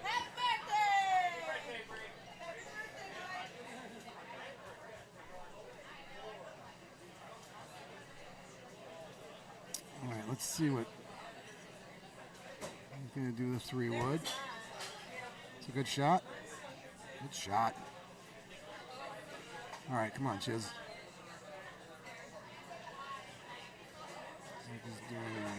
Is that a straight pullback? Yep, a straight pullback. Wow, is that what he's doing? Oh no, okay. Turn. Oh. Disco Inferno. Turn, baby, turn.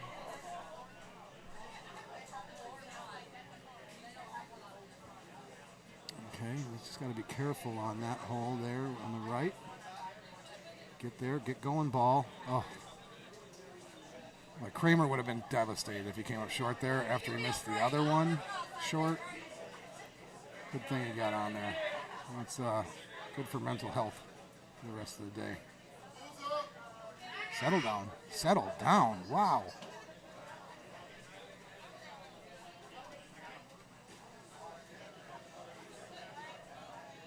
Nice chip, Gary. Oh, man. Ugh. Oh, don't do it again. There you go. I'm going to put this Chisholm chip at 78%. Let's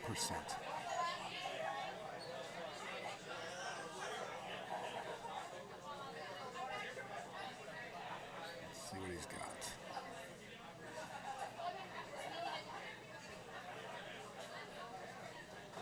Okay. Oh. I'm going to stay at 78% because that only been about a yard. This is probably closer to 83 for.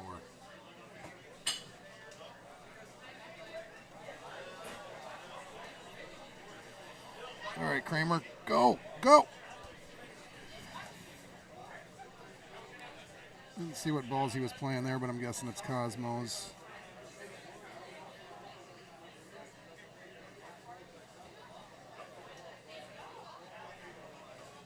not in charge of that gravy beast.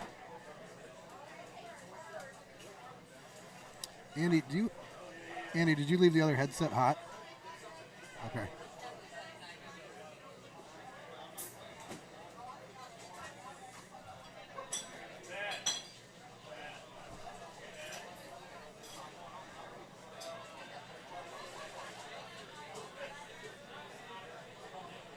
All right, so we got 17 and 18 left on this one. This is kind of fun where they're at because you can watch 4 guys play the same hole. You can get a lot of different looks at this.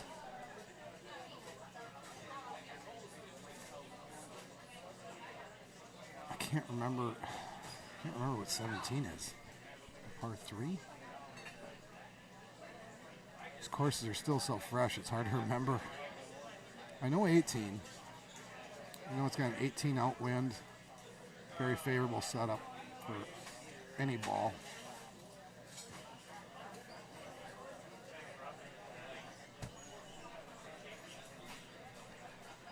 This hole, I feel like it's a crosswind more often than not. It's like, feels like almost always. Kramer just cutting it right back to center. Nice.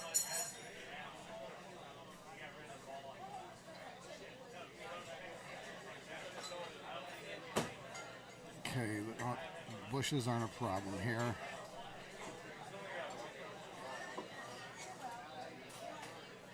I think I'm going up a club here, Gary. I don't think this can get there unless he just murders this.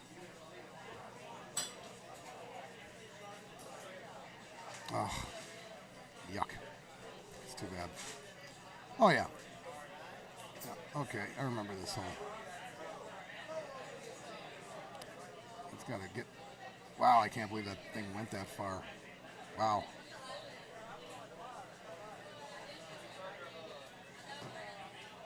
He's going bite. Okay. Gary trying to save birdie here. Oh.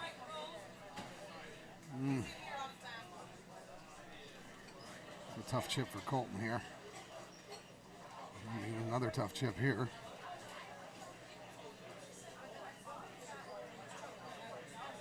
Oh, man. You hate to see it.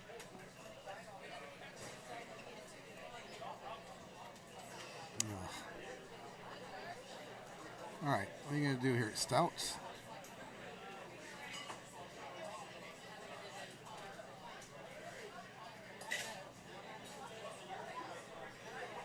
Let's see what you got. Chisholm. After they play this hole, I'll step out again. Try my hand again.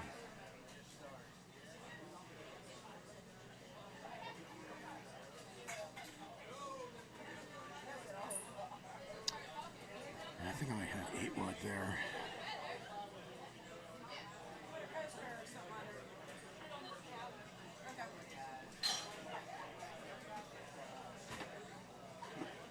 Didn't hit that very hard. Is that hard enough? I don't think so. Yeah. Yes.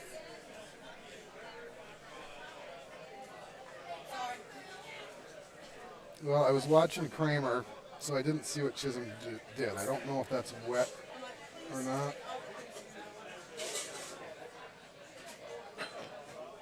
Low T release. And it just says no chance.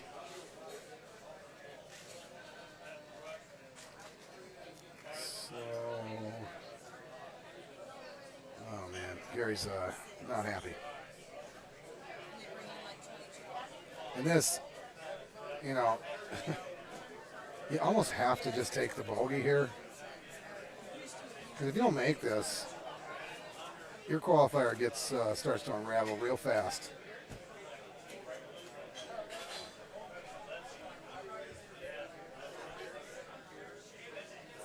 It's definitely a layup chip. He's hoping for the accidental go in.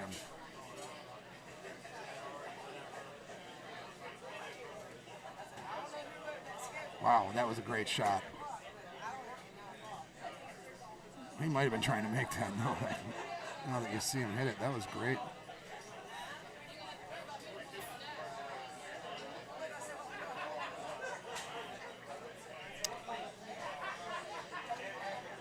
Oh, man. Just putt it, Chisholm. Just putt it and get the heck out of there. Play this like a right 8 or 9. Ruff should keep it out of the water, even if he hammers it.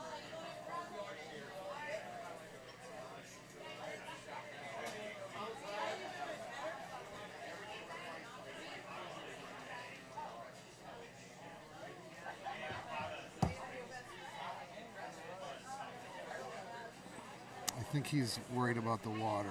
That's why this is taking a little bit of time here.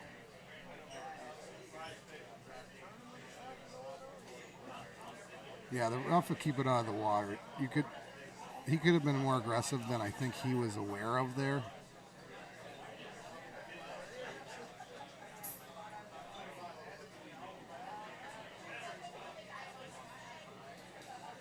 Okay. Nice clean up there. All right, I'm going to head out, guys. Maybe I'll be back. Maybe I won't. Who knows? We'll get you some other guys in here.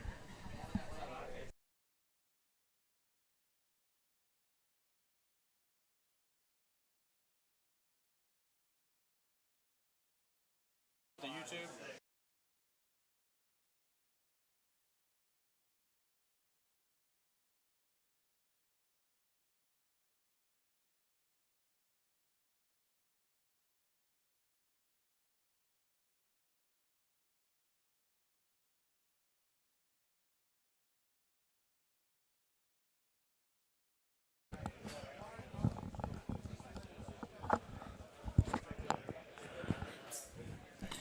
All right, guys, I'm back. Tim here, back on the mic. Alaska can kiss my tail for all I care.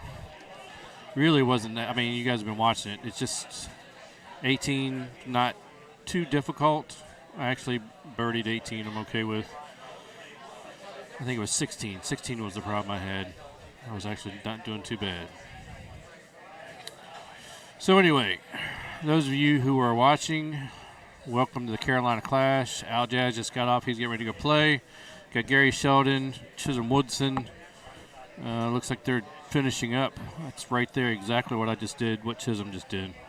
Played it safe. Just barely missed the click chip in. And it went from there.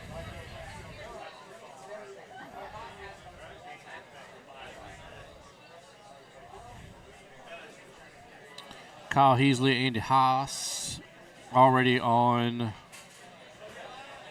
Hawkeye.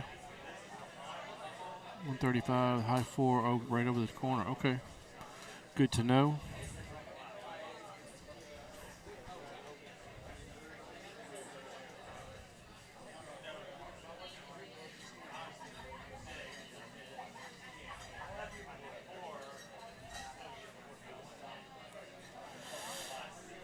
So first look here at Hawkeye Hills. I watched 90% of this course yesterday when Derek and Mike Muse were qualifying. It's pretty straightforward. Not a lot of surprises on this one or on Costa Mesa. So these next two courses are pretty straightforward. Good shot there by Kyle. Attaboy.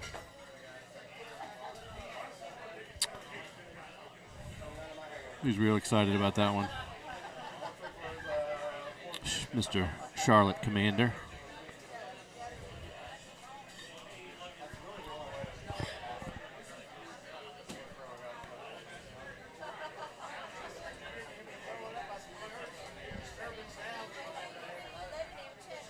Should be able to lay it right down there, close to the corner. You got a 8-wood or 6-wood in, depending on what you're playing. Pretty easy here.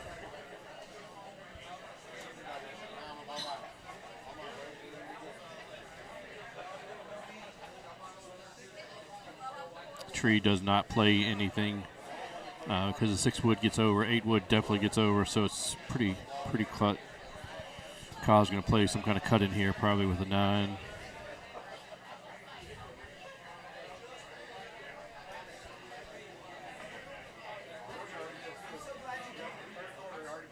Yeah, it's a good shot.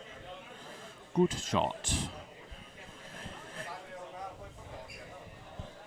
Here in Columbia, West Columbia, South Carolina, the beautiful Muse Bar of Callaway's. Staff doing a great job as always. Girls are doing a really good job taking care of all the guys with the drinks and making sure that everybody's taken care of food-wise. We got free water and coffee over here, and I think Andy's gone through 4 pots of coffee, maybe 5, 6. So if you guys haven't watched this course yet, obviously it's the first time on the stream. There's some interesting plays on this course. I say it's straightforward, but there are some interesting plays. There's a couple holes, and we'll get into them here in a minute, where I learned yesterday that you can just kind of play into the corn because there is no corn. So when they get to that hole, I'll let you guys know what that is. But hole 5, almost drivable, depending on what the wind is. It's a good eagle hole for those of you who know how to click chip or chip in. You got Adam Harris and Al Jazz starting their second course over on Alaska. Hole 6 over here with Kyle and Andy. You can go one way or the other. You can either go to that right side or go to the little bubble right there on the left. So it's grass. It's grass if you go up to the right. Yeah, grass if you go to the right. And that bush doesn't play, so you can park it right in the middle of that bush and you're fine. Just playing from grass. You're not live, Paul. Oh. I don't know where Andy just went. I got Taylor beside me, but he's not live. So when Andy gets back, we'll get him live on the microphone. But, yeah, it's grass on that right side. Pretty easy look, especially with the wind behind like this. And that bush doesn't play. You can hit it right in the middle of that bush up there. And Paul's sitting here telling me, because I know you guys can't hear him, but if you put it in the middle of that bush, the bush doesn't play, so it really doesn't matter. So, thanks to IT. Good shot here by Andy. Just runs it right by the hole. So they'll get their eagles and move on. Thanks, Mr. Ben. Miss Senior Man. Oh, you guys can hear Paul? Good. I just can't hear Paul. Wait, what? I can't hear me either. So it's just the he monitors can't are hear off? himself either. But if you guys can hear him, that's fine. Andy stepped out for a minute. Yes, you can hear him? Okay, perfect. So talk on, man. I'll just have to hear you as best I can. I can hear you. You can hear me? I guess just the monitors off on this All right. headset. Cool. Good shot there by Kyle, who already has a hole-in-one on this course. Really? The course has only been out for a week. He's already got a hole-in-one? He just did it on hole 2. Oh, this round. Yeah. Nice. Andy upset that he missed that. It's pretty good look right there. Yeah, you can see the pain in his eyes. So are you through 1 or 2? I've played 2 courses. And your thoughts on Alaska? It's not the worst setup I've ever seen. I started messing up early. I holed out 1. It was nice, little 90-yarder. And then this par 4, I think that's about to come up. It's hole 3 or hole 4, I guess. I accidentally cut my ball back and threw it in the water. Gave another stroke back on the next hole out of tilt. Missed a putt after my qualifying partner stroke limited, so now he feels like he made me miss it. But it was a nervy putt anyway. But, yeah, it was pretty terrible. Par on 18, 23 under. But for Alaska, not the worst setup I've ever seen. Yeah, I didn't think it was too bad until we got late in the round. 15, 16, 17, and 18. Kyle, a little bit too much. 16, the par 5 is almost always going to be kind of a nervy hole because that small island green. Yep. But and I overshot it and put it in the water. So, you know, one thing you can do there is, if possible, if you're going to miss, you can miss on the bridge, and it should catch you. And I've actually seen people hit the bridge and kick all the way back up on the green because those boards are they don't look it, but they're very uneven. So if you played a miss at the bridge, Adam's on fire. Good shot there by Adam. Haas still mad that he's not one better. Good to know. 18's not a bad look with the 18 wind out. But yeah, that par 5 is is a little bit of a bear. 18, I keep trying to play around with my driver 7 water skip shot. With the 7? Yeah. Yeah. I like to have a driver 7 shot because once you find one, they can be so consistent, because it's so low. Right. It'll stay the same under different conditions, but I ended up clipping a rock. Got wet. So maybe not quite the shot I was hoping for. Not a bad look here. I just wish Haas would hole out so he could get the shitty look off his face.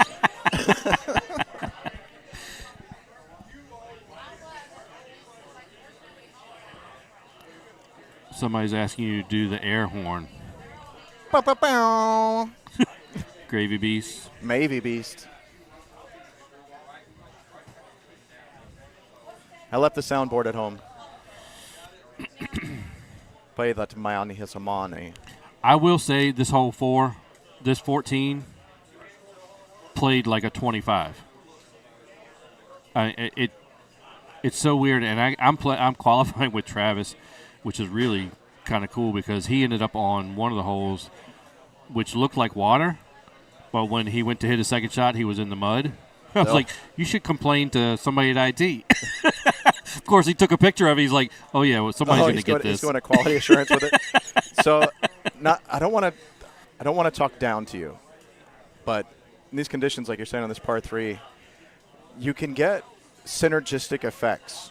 When the wind and the green are going in the same direction, good shot, Ed. They'll turn harder, and especially because it's a shorter look with a 9-iron, you're hitting a higher lofted club. Right. You're going to get more synergistic effects. Right. So that's something to look out for, just to be aware of. T, 28-23 so far, 51 after 2. Kind of a nightmare on Alaska, but it's one of those places when you're in the first look tournament, I'm not really worried about my 23. I feel like 23 is actually going to be okay. Like if it's Dallas, I'm not going to like shooting a 23 there. But here I feel okay, So the talk, and everybody keeps asking me, go ahead, Paul. I was going to say this par 4, that's where I started messing up. I accidentally cut my 10.5 when I was right here. my pullback. So normally at most of the tournaments, I will go around and get the guys to bet on the cut line. And I had probably 10 guys ask me why I wasn't doing it today. I was like, it was too crazy, but I think it would have been a very interesting one to do because everybody's guessing anywhere between 119 and 124. I hear a lot of talks of the high teens. Yeah. 119-ish. So I know one of the guys yesterday that qualified early shot 119, and we were all going, that's probably going to be right very, very close to the mix. You got two really easy courses. Let's call that 54 for Acoma and Machu Picchu. Yeah. We can call it 53 because of 17. So that's 53. And then let's go ahead and call Alaska and Gunnison. Let's call them 21s. So I got 42, 53, 74. So then we got to make a call on the corn course. So real quick, not to cut you off, but what Kyle is doing right here, this 90, is one of the trick plays 94. I was trying to tell you guys. That corn isn't there.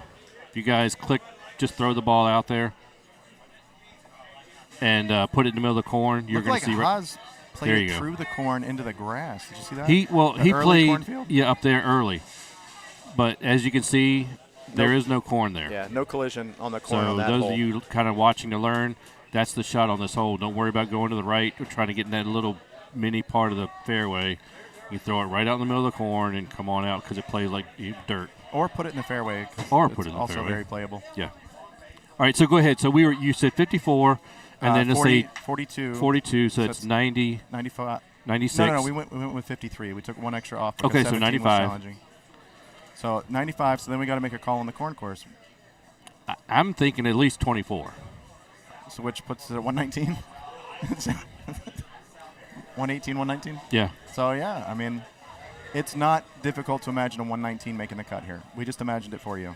And it may end up being a little bit higher than 24. Kyle's at 19, going into 14. Oh, wow. I'm going to tell him you said that. Good shot.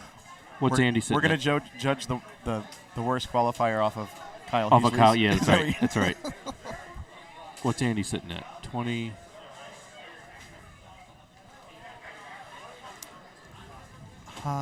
It's 20 after 12. So 22. He's mad because he missed that one, I think. Oh, I forget that's a par 4. Well, he's beating Kyle now, so you can see there's a little bit more joy in his face. He did not like being down to 22 Kyle. with 5 holes. So instead of 24, this could play 27, 28. We'll know once Kyle finishes. I'm going to tell him he is the bar. The bellwether, he's going to be the bar. The barometer. Yeah. Good shot there. The everyman. Yeah. He's the everyman for us. Our everyman litmus. You tell me when I find the word you're looking for. I think it's just the bar. He is the bar to beat. Okay. Al Jazz, I like this here. It's a nice 3-letter I laid word. this one right down there by the hole. Just let it run out. Everybody thinks there's a play over the trees here, but there's a second tree. You got to play the little cut around. It's a good shot by Andy. I like that hole. That's actually my one hole in win that I got this year is on this one for the Freshie $100. Yeah, I like it too. It's a good little hole. I did it live on stream. Oh yeah? Yeah, it was a terrible shot. With the comets that overcut and just trickled in. Yeah, gotta love those. It was my last game at home before I came up down to South Carolina. That's funny. So a good note to end on. A good bar to measure by. High bar.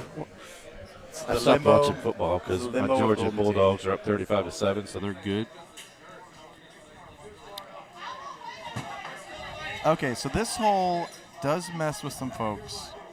This And- par 5 on the corn course. Yep, and where Andy is fine. That's fine. You can go deeper in the fairway and have an 8-wood, 6-wood, 5-wood. 5-wood if you're far enough away back from the hill. You can go up on the hill, which I think is a terrible play. So if you are trying to figure that one out, maybe give it up just because I said so. Oh, Ben, we got to razz Kyle, man. He'll be okay. Trust me. The Boyers did it. Yeah. It was not me. I did. I'll claim it. I don't care. Kyle and I are friends. He'll actually be surprised if I didn't make fun of him. Yeah, that makes him uncomfortable. It's like, I'm going to be honest. That's right. Are you not talking about me? Somebody had to explain to him one time that I'm sometimes not sarcastic because he didn't know how to take it. Not Kyle. That's the energy he wants. Yeah. All right, so tough. Yeah, there's a birdie there. Kyle, let us know that's very birdieable. Yeah. Good job, Kyle. Damn it.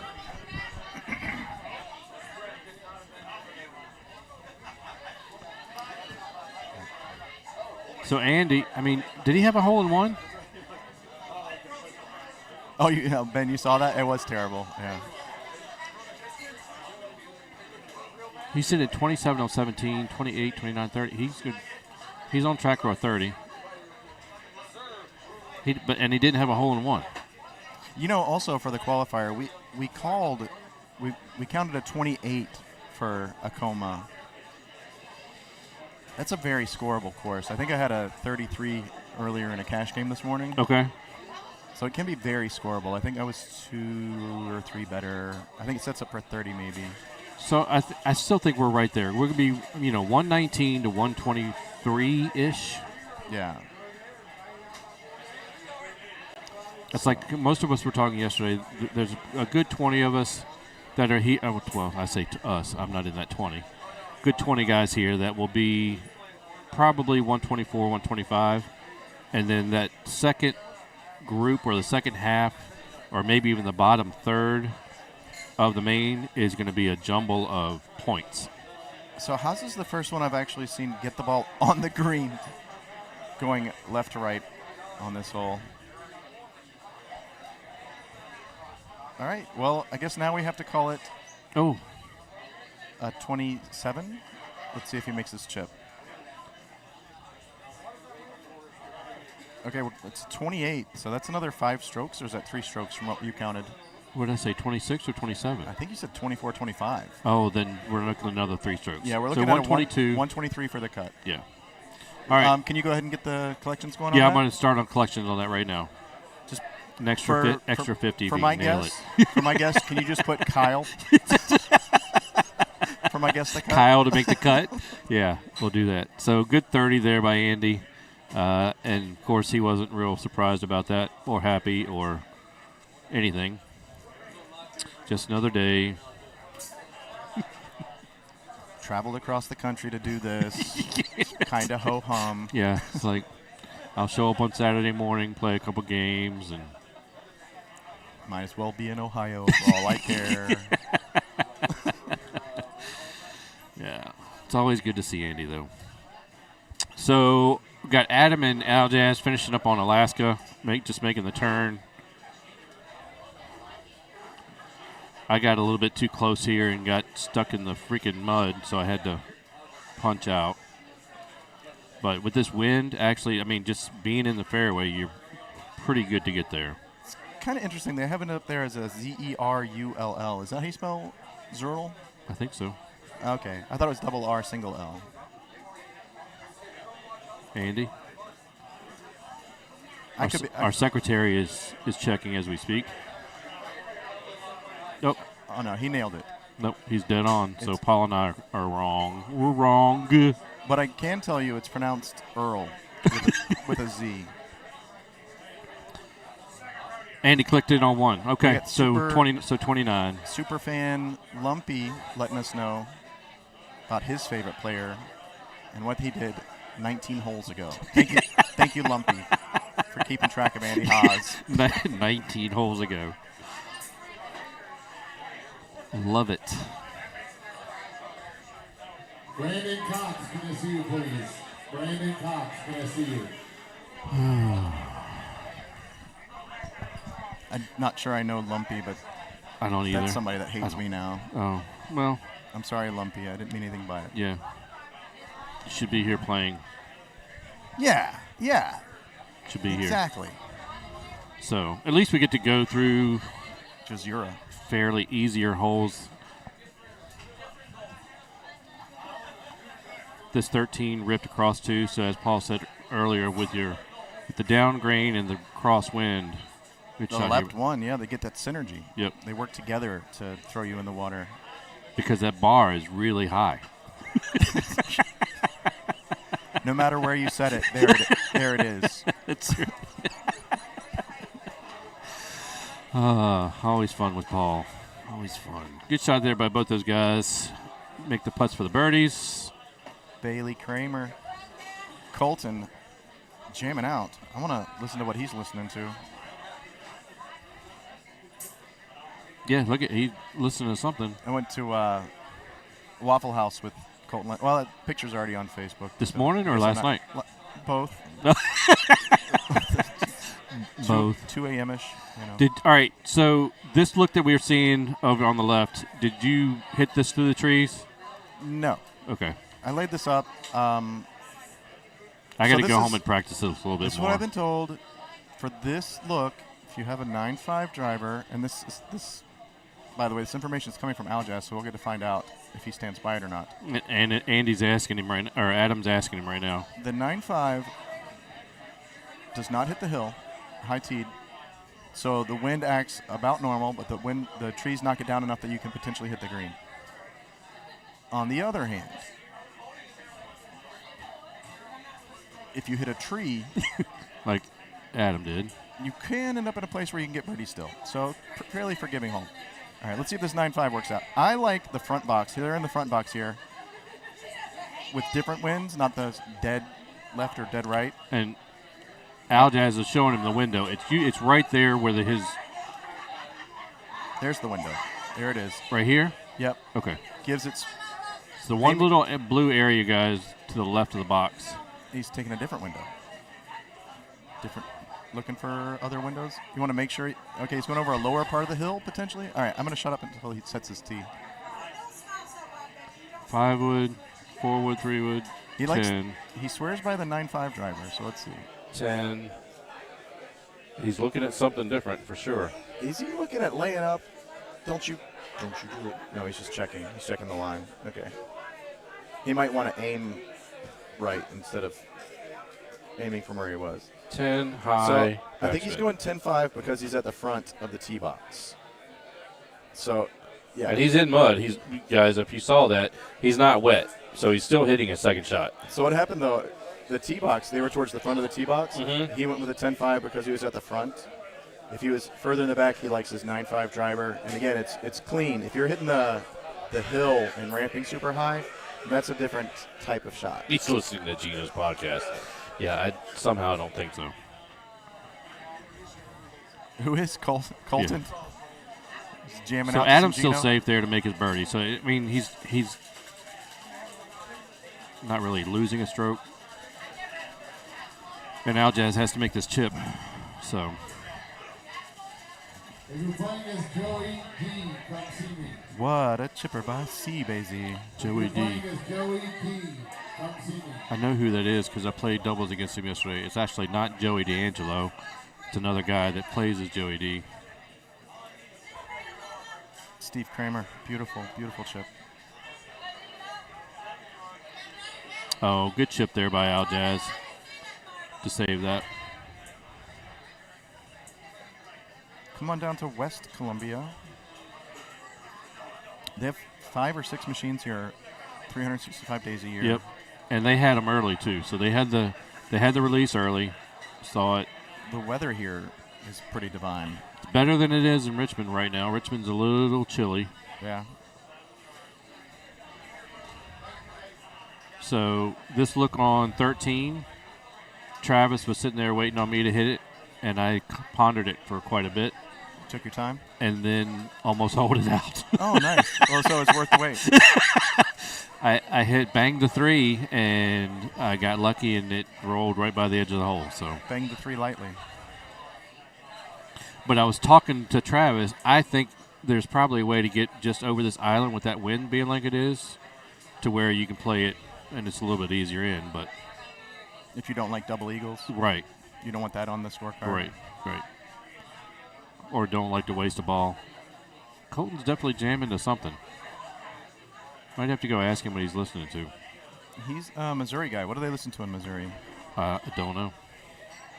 Cows? I know what they listen to in Virginia. They listen to, what is it, Richmond and Richmond or something like that? What is that? Never mind. So Adams. Interesting. Oh, get up. Oh, he got up. Oh. That is, I would, Okay. in a cash game, we call that a face punch. You get one for free where you actually just get to haul off and punch somebody in the face. That's stroke and points. Oh, my goodness. Face punch. That's good. Aljaz's going to hit the same shot. He's going to have to hammer it. He got a hold of it. 139. Oh, this is really, oh. Okay. Well, that was a nice shot. Both of those are not the way I drew it up. But, hey. Oh, you did more of a cut back instead of a B cut? cut? I had the one turn left and went back the other way. So I would lean on a B cut, similar to what they did. Yeah.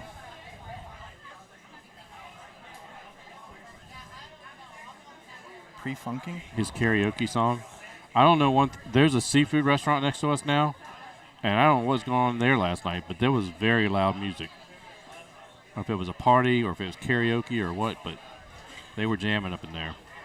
Oh, get on. Jesus. 416 yards to the pin on that. Well, Andy and Kyle both got literally right just to the edge of the green. I mean, I can see this is going to be drivable depending on what the wind gets. Puffs, you get pretty close. I'm kind of shocked everybody's just going with the 180. I love a big A1 there. I was going to say, wouldn't the full get just a little bit further? Oh, yeah, absolutely. No love there from Aljaz. All right. It's about time for my A group to finish. So I'm going to go hop on over and play some corn course.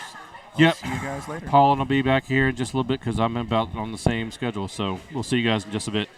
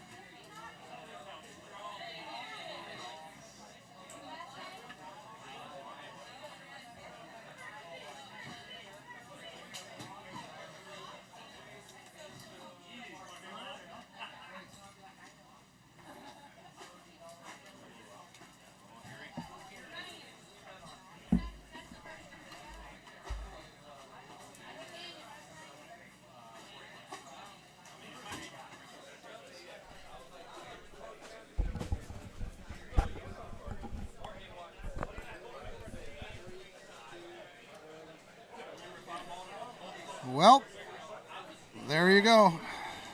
Wow, that was ugly. Ugh. It actually felt like about a 17 under, so I'll take the 21. Man, that was brutal. I think I'm still going to be okay because there's a lot of bad scores coming out, but we'll see. All right. This is one of my least favorite holes this year. It's a great hole. It's just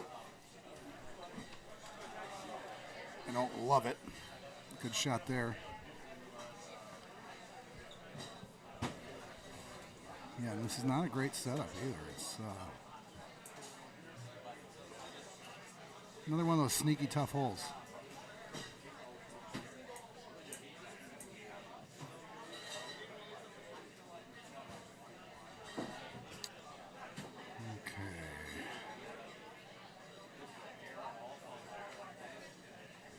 Remember to like and subscribe, guys, if you haven't already.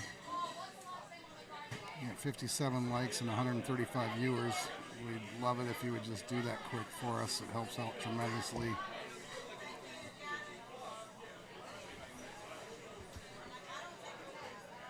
Kramer looks like he's getting along just fine here. I guess I don't know if that's on par or not, because I'm guessing it's could be. I was standing next to him, but I was focused on my debacle. Nice shot here. Get in. Nope. I'm going to bring in Gordy Brown. Browntown. What's up? Guess who's back? Oof. How'd you do on Alaska? I just had a disaster. I just shot a 26. 21. I couldn't. I just went in the water every time there was a hard shot. Every time. Yeah. Oh, wait. And I went in the water on some easy shots, too. I mean, the scores are going to be not good. Yeah, I know, but I wanted to save more of those strokes for Gunnison. Yeah. Like, I still think I'm going to be okay going forward, but you never know. There was really... he was scrolling through up there on... you know, Steve, you can see his computer. Yeah, yeah. And there was some really ugly scores on Pikachu. Pikachu. I wore the Pikachu hat today for the first course. Well, you sure did. That looks like a competition hat. Yeah, I mean, this is pretty official. crazy. This is one of the craziest qualifiers. I think the scores and only having them for a week, maybe 2 weeks for some. The ball situation from last week and just, you know, new to everybody, it seems kind of volatile. Yeah. I will say that the curve thing has had no ill effects on my game. Yeah. Like, that's not why I'm making mistakes. Oh, no. So Yeah, I'm really glad that I got you. I was one of the people, because Steve didn't want to touch them until they fixed it. But I think it was worthy practice. I really do. You know, Well, some people what didn't. about the people that wanted to play Comets? What's that? What about the people that wanted to play Comets this weekend? Yeah, that I don't know about. What if you practiced with Comets? Because they ruined the Comets. Yeah. Yeah. So they're still not doing what they're supposed to. Right. Yeah. No, it's great. I mean, I like it better that it's fixed, but it was potentially going to decide what ball I used as well. It was fun as hell, and we were getting those holes. But, yeah. But it really sucked on Alaska when you had to, like... When you want to hit a regular full. Or you wanted to hit a almost full, but not quite, and you just didn't know if it was going to be a full or not, you know? Almost like... we were talking about that. If it was like a very binary, you got the boost or you didn't, like if it got outside the A or the C, or if it's like arrows where you almost hit a 180 and you get like half the boost, right? No, it would do it. Yeah, like a little boost if you're very close. There was a little line there, and you didn't quite know where it was, and it would do it on me without even being a full, but I was almost, you know. Yeah. And it was like, I was going, I was hitting so many half-halves just to avoid it. But even your half-halves would sometimes be too much, and then you lose it, snap on you. So how's Iowa looking? I haven't seen a whole lot of it other than sitting here. Yeah. I saw Haas play it, and he looked like he was sleeping, so I'm guessing it's not that bad. I mean, he almost looked a little disinterested. I thought he would be sleeping on a coma. That course is so easy, it puts me in a coma.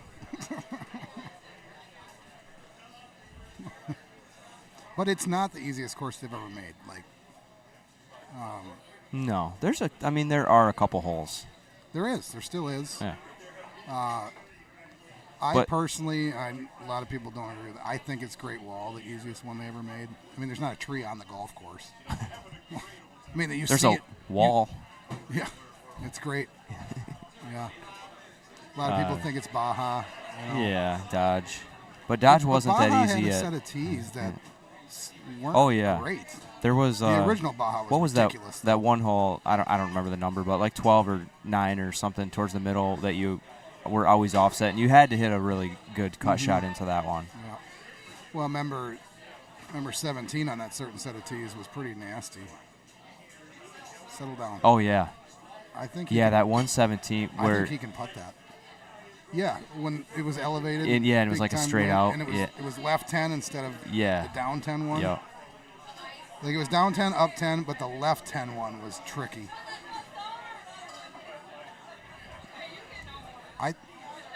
So I hope are you slamming it into the corn in this one hole again? I'm still doing it, yeah. Yeah.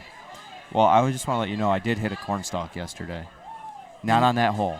Yeah, no, it's the only hole it doesn't happen on. Okay. So you get into this stuff behind this screen. Yeah, you can hit corn. It'll hit the leaves. Yeah. It'll like clip the leaf as you're chipping it. Yeah, gotcha.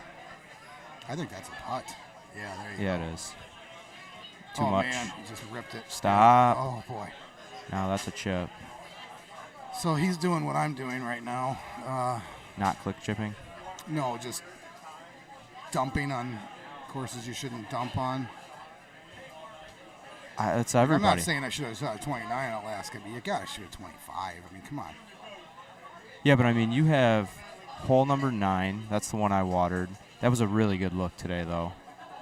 And then you have the drivable par 5, the one that wraps around the tree that's got mud all around it. Yeah, that one I got. Hole 16, that it's got the little island. You have to hit that was a big crosswind from right to left, and the pin was tucked all the way to the right. That. So I got both of those holes, and I still shot 21. Get this. I was happy with. I was at a 24 going into 18, and I knew the scores weren't great. So I was like, you know what? I didn't like how it lined up on 18, even though it's not that hard of it. It's a great win, but I like hitting a full in there. So I was like, I just don't like how this lines up. If I birdie it, I'll be fine. With 25, I'm good. Yeah. So I never have laid up on 18 ever. I laid up in the fairway, didn't even go for it, just so I didn't water it, and then hold Smart. out. Then made eagle from the fairway. Well, and now you feel even better about it. Hearing like a guy like me shot 21, so you're like, I'll take my 26. You know what I mean? Like, oh no, I was happy with 25 because that was going to be fine. I was a victim of playing with somebody else on that hole. Because you know how that can happen. Oh, actually, I know what it was. You couldn't. He hit it too light. Yeah. Came up short. Yeah. And I said, "F that! I'm getting. Yeah. It's not going." So I hit it 153 and then missed a little chip coming back. First tournament. Yes. Yeah. Yeah, that's tough. Oh no, actually, what it was is you couldn't copy Chisholm. He changed his ball, so you couldn't copy him. Yeah, but I was playing with. Well, Adam had the honors the entire game, so. I didn't have much to. What balls is Chisholm playing now on this course? Wow, that's aggressive. 240 Gordy. Oh, he's back to Cosmos. Okay, I wasn't watching. So we're doing the back and forth thing here.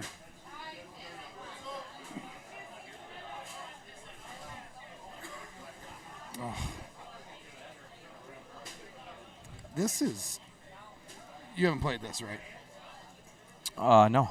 Nope, only 2. These are 180s. Oh, yeah. I saw hole 2 was, not hard, but it was... They're there with a 180. What, hole 2? Yeah. Well, this is that one that you would whip out, and if you hit it too hard, you'd hit a whip and it would Nice chip there. It would roll through here and go in the water if you. Oh yeah. Got you. So you had to get everything to get there. Yeah. They just hit 180s. That's a pretty short one. It's a 7-out wind and it was pretty short. So they're going to go over on this mound here. That is a fairway situation over there. You got to land this right in the middle. It's got to have. I think bite is the only spin you should be putting on this ball because you get a bigger bounce with backspin. 100%. And backspin will bounce down that hill. Mm-hmm. So what I do is I look at. You got to imagine you're landing on fairway. See how he's looking at moving the marker up, and it says like 293 right there, 295. Yep. So I'm playing the club that's going to carry to about that spot. I'm not trying to soft it. I guess he's just thumbing it out there. But this is Mike going in the water. No, he's good. No, it'll stop. So you can also. But he used backspin too. You can also not go in the water and be behind this green crap. That's happened to me before. But luckily you're on the fairway, so you can still work a cut around it. Mm-hmm. Here's Haas. Like he's almost in that problem. You know what I mean? Yeah. Haas chipping on one here. Click chipping from the sand. Slam it home. Bang. That thing never. I mean, it was just online the whole way. Yeah. If that wouldn't have trickled down in the sand, I don't know if he still prefers to click chip, but I'd be chushing from back.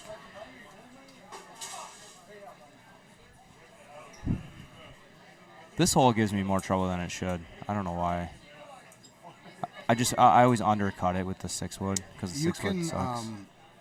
Well, keep in mind, Gordy, you can get away with medium a lot more than you think there. Yeah. Well, I'm playing stouts on this one. And you can, so. Yeah, but you can high tee. It's a high T6, like full or something. Yeah, but a lot of times it goes. I watched Taylor hit it straight over a lot. Yeah. You can hit the 8. I'm scared to do it. Right. Even that cut the corner right there. Yep. You can hit a. There's looks you can hit an 8-wood or a 9-wood on a 180 right at it. Wow, this one on the left. This is a juicy look here. Let's get in the hole-in-one side pot situation. Oh, I made my hole-in-one. Nice. For the side pot that I'm not in. Why are you not in? I'm not good enough for that. Okay. You can't thumb this in? You're going to get about 4 of these in the qualifier. Yeah, I know. I wasted no time. What's going on here? Sorry, there's some screaming at the bar. I'm wearing the headphones, so I don't have to deal with that. It looks like an employee... looks like one of those situations where, like, oh, I hate when I have to work with her. That's how you feel when I sat down and got the mic. I have a feeling a lot of these people don't work together ever because they got brought on the extra staff. At the same time. Correct. Yeah. All right, Haas is rolling along. Oh, I don't like that. Ooh. If that's in the sand, so I think I'm a left side guy here. Yeah. But you can go both ways. But if the wind is like a certain way, then I'll go over here. Gary but just this one, if you went to the right on this one, the wind is just dead straight. Yeah. Gary just overcut this one. This is not. This is almost Alaska-like setup here. Got to hit a golf shot for sure. Yep. I think medium's your friend here. I think I have a 4-wood on this. I would probably like to hit a 4-wood here. I got to come clean on this Hawkeye. I got to just to get some confidence back.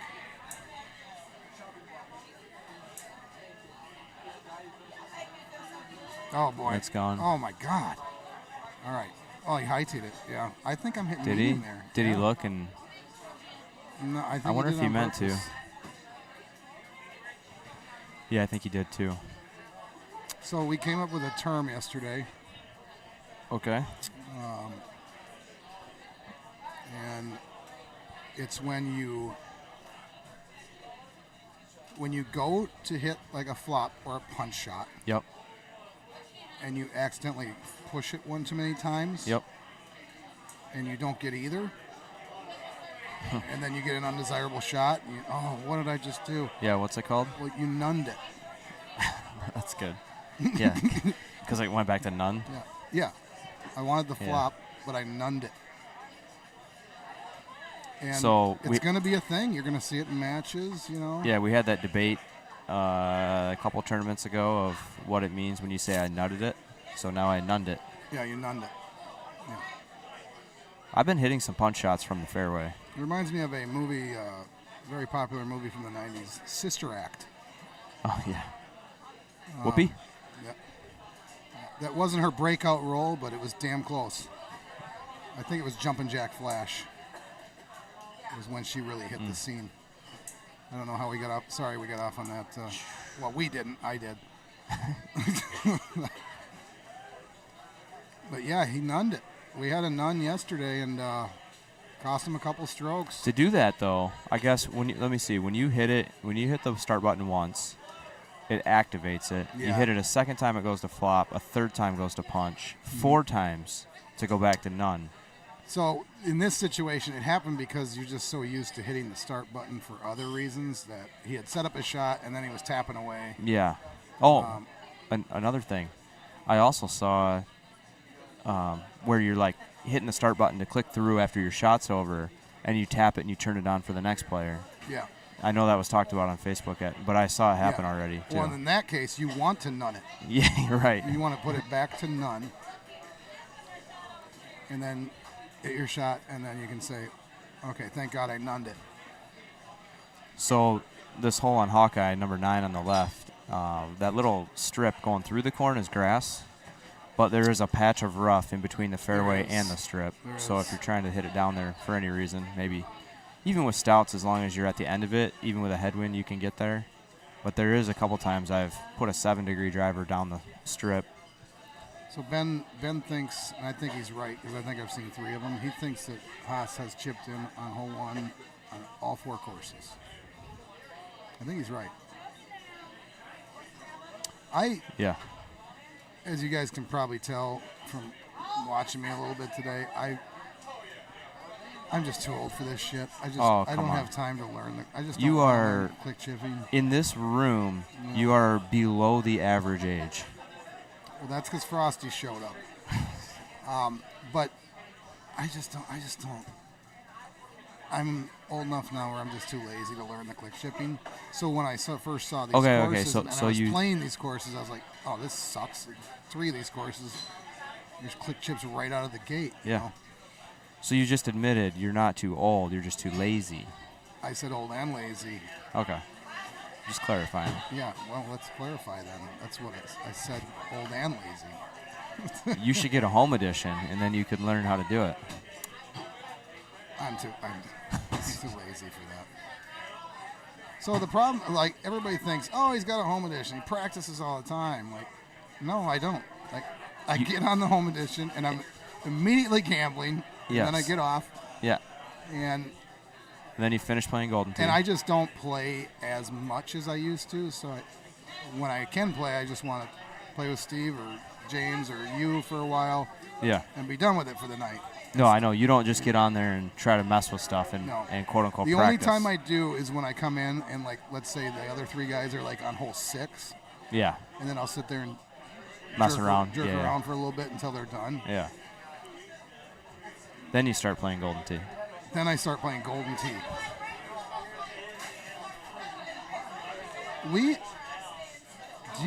Speaking of that, do you think it's already happened? It still hasn't happened. Mm-hmm. Or we are currently in the golden age of Golden Tee? Ooh. Well, I guess for me, I only know what I've experienced, right? And what I've seen and whatever else. So I think you could define that different ways. I feel like it's still very strong. And yeah, it's I do fun, too. And I love that they made these courses harder this year because they were just getting easier and easier and easier every year. And not to say that was, a problem, but it's fun. It's fun that they changed it this year. I think there can be more than one golden age. Sure. And I'm saying that out of respect for the game and IT, and maybe it'll happen again. But I and people can comment on this and tell me I'm wrong too, but I think the golden age of Golden Tee was those 2 years when Worlds was being held at Orleans. Oh, yeah. I mean, the game was so healthy. And the presentation of Worlds was awesome. It was so awesome. That place was awesome. I don't know. I just don't think it's ever been much better than that. Well, I don't like this pin on the right for Stouts. And then frickin' COVID. Look where Gary just went. Right to the edge of the corn. Yep. Smart play. So, yeah. This is the hole. A lot of the viewers might not know this yet. That's going in the water. Oh, stopped. There is no collision. There's no corn there. No collision in this stuff. You see that? He didn't hit anything.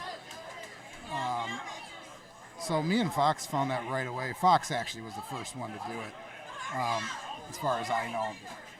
And he said, for people that have played the Bella and know this, but you can go over into the grapevines on Bella. I think it's 16. And you can literally be right behind a big thing of grapes and fence and whatever, and it doesn't hit anything. And that's why Fox went in there. He's like, Just gonna try it out. That's what he said right before he hit the shot. He's like, I wonder if this is like Bella. Yeah. And then he hit it in there. Sure enough. And it was, yeah. But like we were talking about, I think we were talking earlier, all the other corn on that course, as far as we know so far, is play in as corn. Yeah.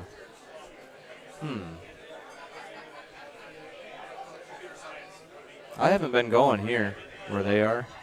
I've seen on this on a Mesa. lot. Yeah, I've seen this quite a bit. I mean, I'm surprised that Andy's here because that shot Almost went in. I thought he almost said GFYL, Jess. Yeah. I kind of like the shot from the fairway. Yeah. I What's mean, up, CJ? Oh, I'm guessing with Stout. Oh, is CJ on here? The other CJ. Oh, okay. I bet That's his words, not mine. I bet the other CJ. Yeah. I bet he was talking smack when I made that hole in one. Probably said something about. Do you think the other CJ I is hit watching? bad shots and they go in. Watching or you something like that. stream? Huh? Watching you on stream? Do you think the other CJ is watching you on stream? How many do we have now? No, I just meant CJ. Yes, I think he Nice. was. I think he was. It's the first tournament that I can remember that CJ's not here. Since when I played forever ago. I want to say that the cut not being right. Yeah. Because he was never signed up, right? But I think he was starting to think about it. And then when the cut stuff wasn't right, I think he said, screw it. Because I saw him the first day of beta. I haven't seen him since. Yeah. So I think he was waiting for it to get fixed. Yeah, that's what he told me. And I think, and I don't want to speak for him, but I think he's just probably a little burnt out. He's not going to retire, but he's probably a little burnt out and just wanted to take a break, and that's okay. Yeah, not only is he watching, he's listening. We miss CJ on the mic. What the other thing is, he's not a fan of the commentary. He's very good at commentary. Yeah, but he's not a fan of the current commentary. Yeah. Neither am I. Yeah. I mean, he's so nice to us. Yeah. Yeah, I wish he would have been here, though.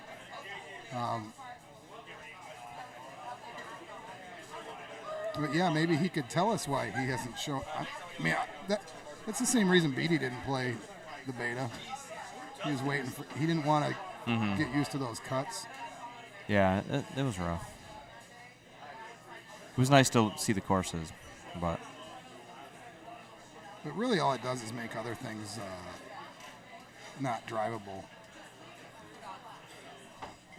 I'm surprised, I don't know about you, since they fixed it, how close we're still getting to some of those holes, though. yeah, I've been watching. Like I said, I've been playing Stouts, and I'm getting everything with Stouts. There's no swing holes, except you're getting a little closer, like Haas just did on. There's one swing hole on Pikachu. No, that's there. Yeah. You mean what hole is that, Paul? It's 13. The hole It that you was said 360. can be shut down with stouts on Machu Picchu. And it rarely can be shut down with. Yeah.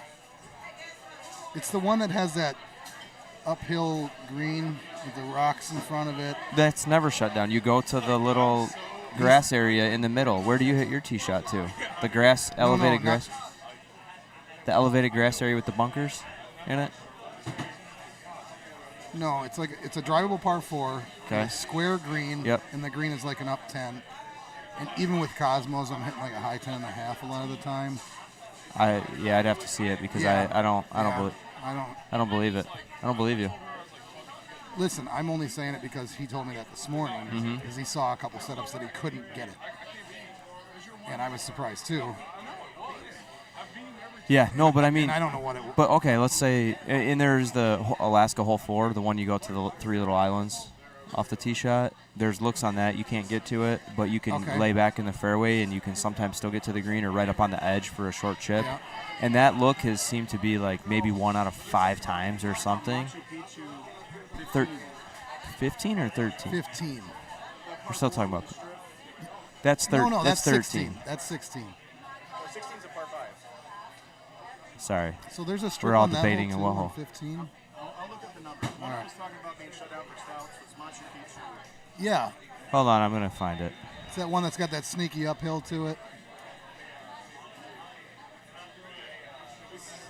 I gotta find out what they're talking about here. We're trying to get the facts. Just the facts, ma'am. This one, this is 15. We're looking How many on the other replay. here. CJs are there? That's never shut down. You're talking about 13. I know it. Hole 10, you sometimes have to try to Oh, bounce on. no. Well, no, that's always there. I hit a 7-degree driver right down the middle. Let's say this one. This one. So number 13. Yeah. There was a 372-yard look. That had Maybe with the headwind. Yeah. Okay. So 13, like I said. Yeah, like I said, hole 13. But again, Not like you said, because you told me there was none on that. no. Now you're saying I there was is one. I was trying to explain the hole what hole you were talking about. Oh, okay. 13. No, but there normally isn't, and that is like generally never. Like it's almost always drivable. Even I if get it's that. 1 in Yeah. even if it's 1 in 5. Yeah, that's not. I'll take those odds and play stouts on hole 17 every time. That's just my opinion again right now, but so you're- every other course there's nothing. So you're saying, or is IT saying, that the current comets aren't what they're supposed to be yet? Correct, right now. Okay. At this So given what time. are they? They're just Cosmos right now? They're not even that? They don't go that no, far? they go 2 yards further than stouts standard. Okay, so 2 they don't yards go- further. So they don't go very far at all. No, they're like stock balls basically. So even when they fix them, they're still probably going to be irrelevant. No, you can talk to Paul about that. Well, I'd like to talk I to mean, they Paul might be. Luna about that. There you go. There's a hole Nice. in one right there. Okay, There's Haas. He just took money out of our pocket, or my pocket. Yeah. For some reason, you don't get in the side pocket. That's why, because he would take it out. He didn't take any out of my pocket. No, he didn't. You lost nothing. You took money out of your own pocket by not getting in. True. Chisholm's not in a Ooh, this great is not situation. good. This Back is- to back. Oh. So it was one of the toughest situations you could be in because you don't know if this is going to come out clean or not. I think you have to play it like it's not going to come out clean, but then if it does, you're going Did over that- and you're going in the water. So, okay, so I apologize. I was looking up the hole. I This didn't is- see what he did. He had to have hit short and bounced It back was, off, yeah. bounced back off the Yes. wall there. Yep, it hit the rock. But so if this does hit the stuff, it's going to come back at him and go in. So flop. Nice. Okay, yeah. That is the best result he So I'm the sure only he's things I've just- really learned, you haven't been messing around with punch and flop too much, right? The one thing I will say, punch. I none stuff. Yeah. Punch will go past the marker and it will roll out quite a bit. It wasn't me, CJ. Hold on. And flop will go not even to the marker. Yeah. Like not even close to the marker. So if you put it on flop and you try to play it to that marker, even with an outwind, you can't get it to the marker. Okay. Interesting. And yeah, I think it was Al Jazz. They reviewed the tapes this morning. I think Al Jazz was the one that punched the TV after his Alaska round. I heard that it wasn't even a punch, and it wasn't me. But now everybody's going to say, well, it must be Al Jazz. He's got all the details. So I'm getting out in front of that one. Yeah, it'd be. It sounds like. How do you know so much about this? The guy got this? pissed and he threw his hat. And No. That's an old story. This thing will. Oh, somebody was talking. It was okay, my understanding. So that was a previous story. That's my understanding. But Maybe this was an actual. Unless that's what they say. Yeah, I did that to a CRT with my fucking hat one time. Excuse my language. Sorry. That's one. I did that. Like, this is so much harder than you think. If you throw it will mess up your TV. Like, nice shot, Chisholm. Way to recover. Way to get back in it. Yep. All right, well, I better head out because I've got to use the lavatory before I go. Yep, and then you're up. Yep. And I'm going to be up in just a minute as well. And we might have Paul coming in for you here. He looks like he's clamoring, so we'll see. Yep, I'm going to jump out of here too and see who we can find real quick. You didn't see nothing?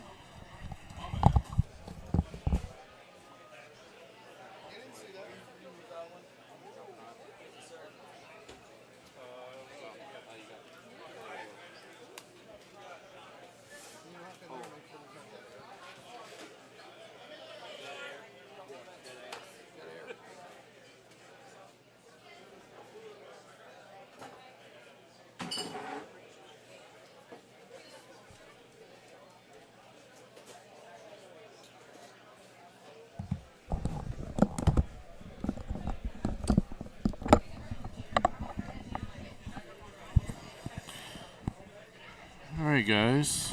Looks like we got Chisholm and Gary Sheldon back playing finishing Hawkeye.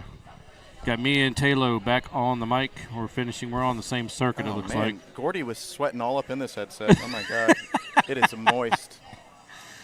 This is a moist headset. Moist. Thanks, Gordy. Yeah, that's awesome. So yeah. I've been watching the comments here. We had a little incident last night. I don't know if they talked about it or not, but one of the TVs got damaged. I'm sure they will be found because there's cameras all over this bar. So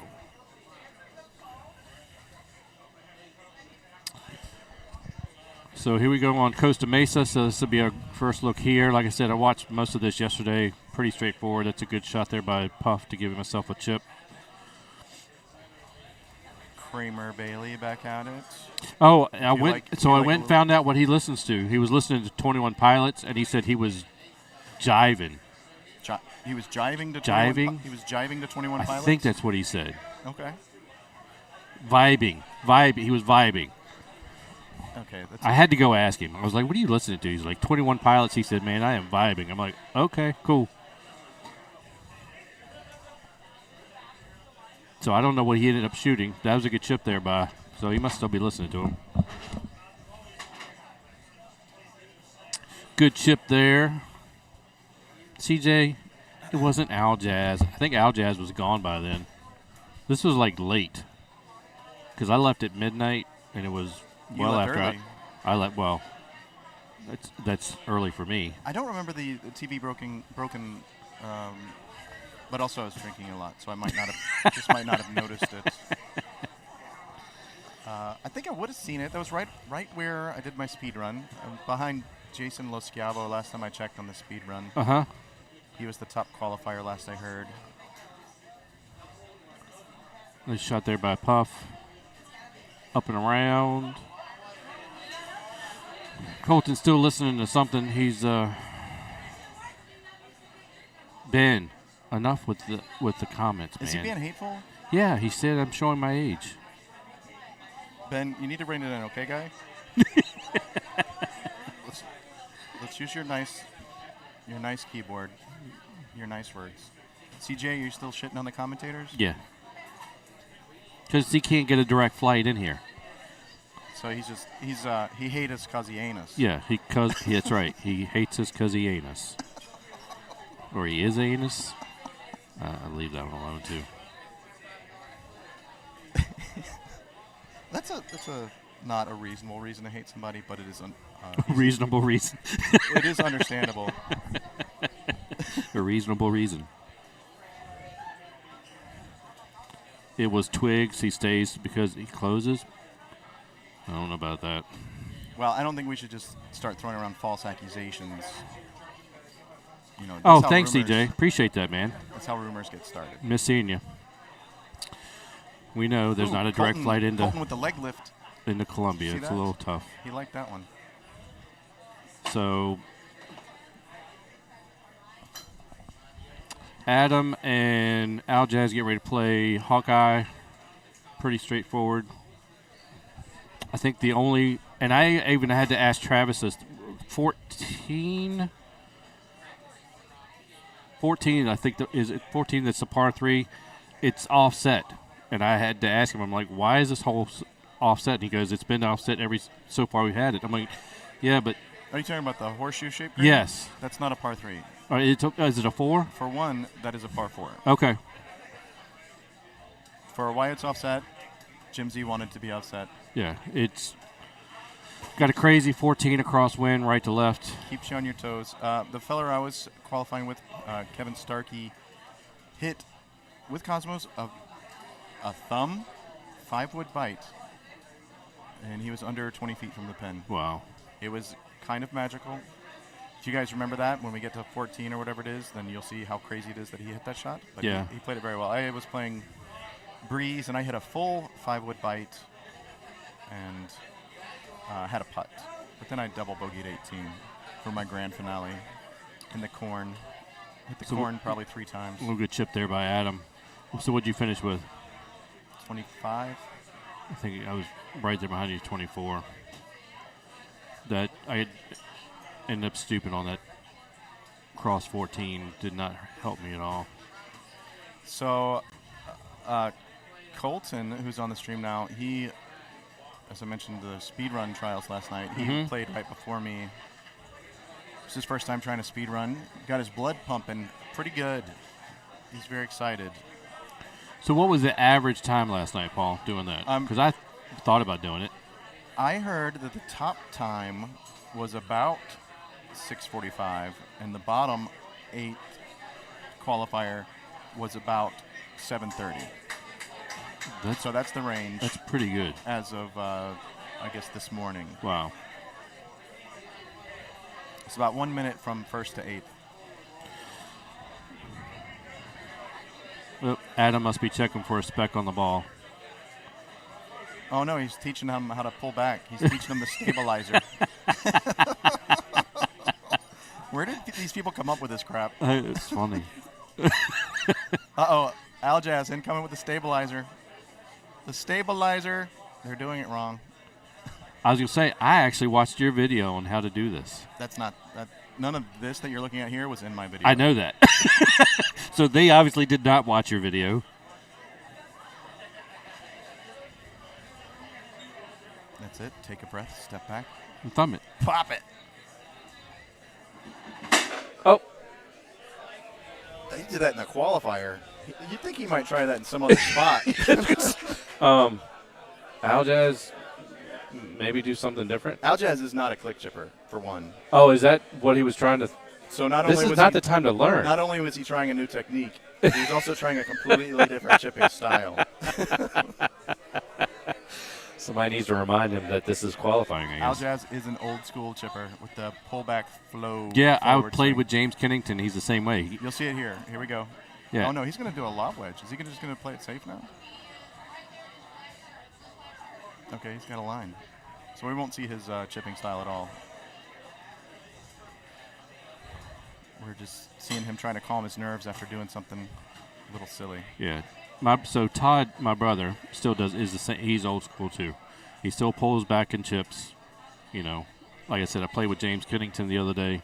He's the same way. What's his player name, James Kennington, for the record? You had to ask. Yep, put you on the spot. You just played with him. What was his player name? It was 2 weeks ago. Oh, okay. Well, that's fine. You can forget things in 2 weeks. Player. One heavy night of drinking is enough to forget things. I'll have to figure You're that fine. one out. You save face. I know Todd is bong. That I do know. You know your brother's player name? Bong. I'm glad you guys are so close, so Yeah. tight that you know each other's player Terry's names. is teabagless. I mean, I play with those guys every fucking day. Excuse me. every day.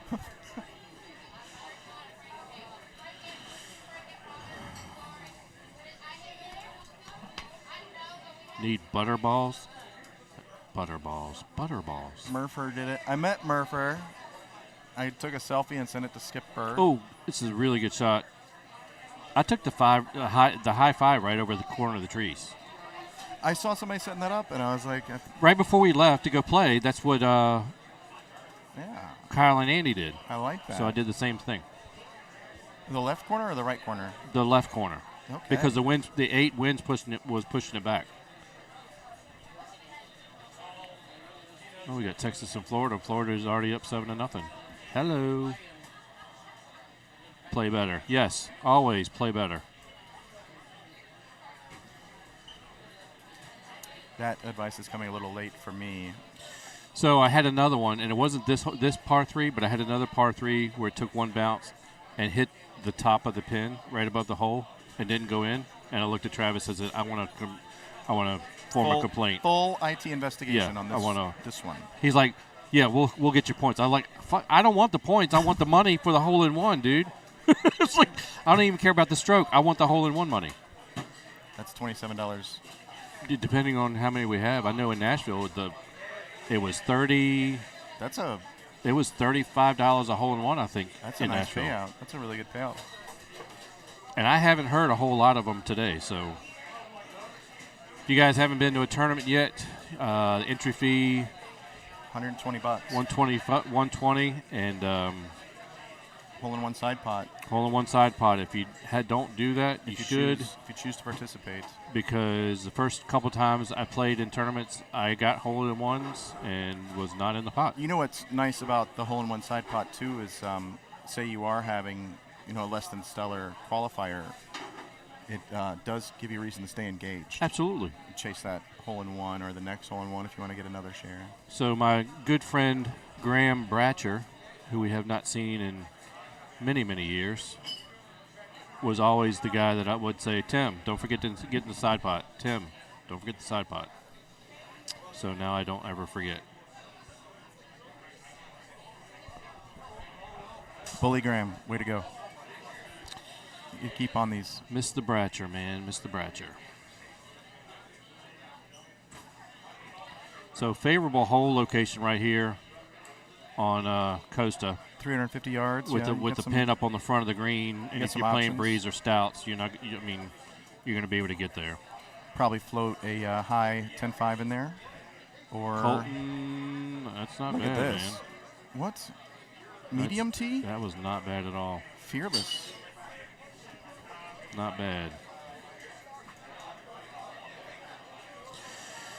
If you guys haven't hit that like button, make sure you're hitting that like button. Hit the share button.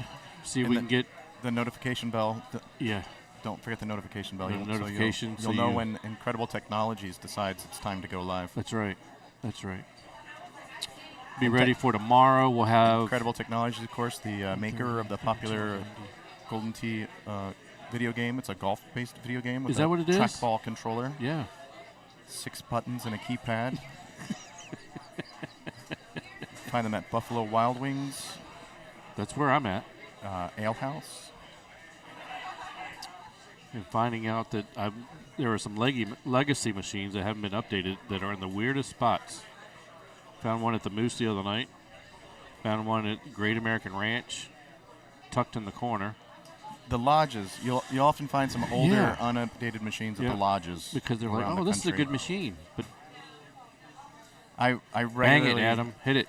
Hit it. I regularly get invitations from 70 or 80-year-old men to come to their lodge to school their buddies on Golden Tee. So did you hit the full here?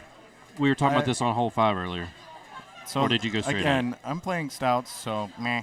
Ah, okay. But my qualifying partner, Chemist, already hit a nut 180, and he was about 19 yards from the pin. Okay. He was compared to what Adam hit, he was a little bit left of that. All right, so where Adam is where I was.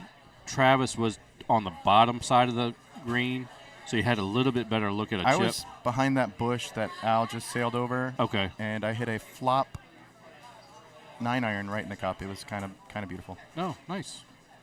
Kind of floppy. That's the one thing I've got to go home and work is look at the flops and that punch shot. So the two big takeaways is they both take off distance. You don't gain distance with either. The flop shot will stop faster. Right. As it should. The travel, I want to say, is kind of similar depending, on elevation and things. But the punch shot rolls out. Okay. So no matter what you put on your it? punch shot, after you hit the green, it will stop fairly quickly. Also, if there's break, it will break a little bit more quickly. The punch shot will roll out after landing much further, and it will hold its line in spite of the break in the green. So those are the big takeaways. They're both shorter. One stops, one rolls out. I'm going to piggyback on what Ben's saying here to, I guess, Dimitri. Dimitri, welcome to GT, man. You're going to learn the most you can by going to a tournament. 29 under with 44,000 29 under on Alaska. That's James Hijiki. That's pretty good. He's quite the player. That's pretty good. You're going to learn a whole lot going to a tournament because you got guys like this guy beside me, Paul Taylor, and some others that are real nice about teaching you shots and just welcoming you to the game to learn. I was kind of like Ben. My first tournament in Florida, I think I had 74 games on my belt. And I was only known because Todd's been playing forever. And they're like, aren't you Todd's brother? What's his player name? Huh? Bong. Bong. Yeah, okay. And I was like, yes, I'm Todd's brother, but I just started, and I had to keep pulling my phone out and showing everybody how many games I had played. And I won the handicap tournament. That was back when Steve still ran the whole tournament all the way out, and I won $250. I might be the only one guilty of this, but you and your brother also look pretty much alike, and I think I accidentally invited you to cash games a couple times thinking you were him. Yeah, and I'm looking at you going, and you looked at me like I was dumb, and I was like, didn't we just play together last night? Why are you looking at me like that now? Yeah. Terry's with me this weekend, so the three of us together kind of get confusing for some people, but especially after some libations. Yeah. So, but yeah, Dimitri, welcome, and get yourself to a tournament. If you can get to Dallas, great. If not, Florida, St. Cloud is the second weekend in February. And yeah, then we kick the whole year off. 2 months after that is Wisconsin. 2 months after that, St. Louis. Then we're back to Nashville. Then a year from now, we're always the first weekend in October. We're here in Carolina. South Kakalaki. South Kakalaki. Yeah. 7, 8 a.m., 1 to 5 with Taylor. Good plan.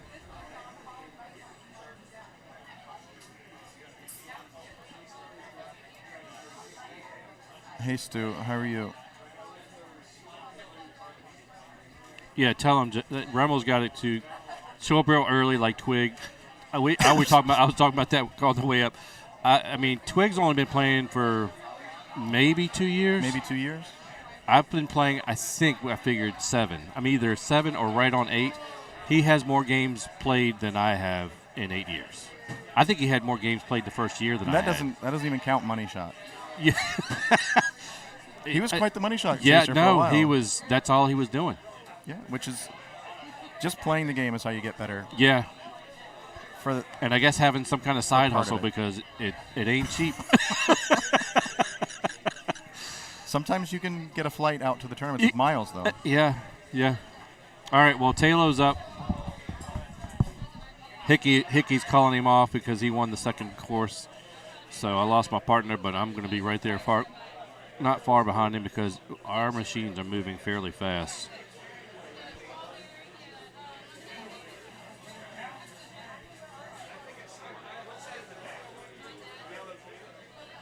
Dimitri, where are you at, man? Give me a shout out to where you play at. Who are some players are in your area?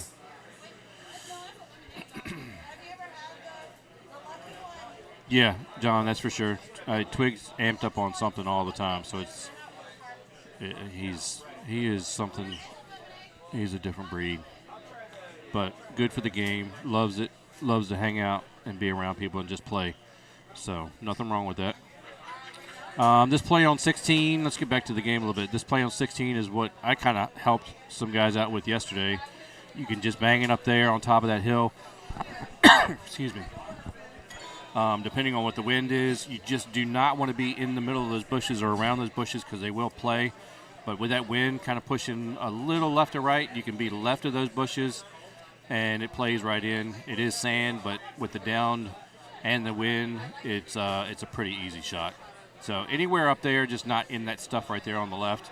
And even Colton's going to be fine where he is. That's an easy shot.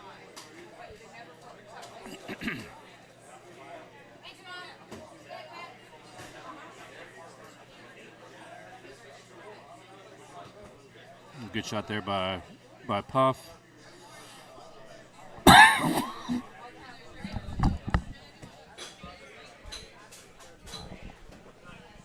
Bree.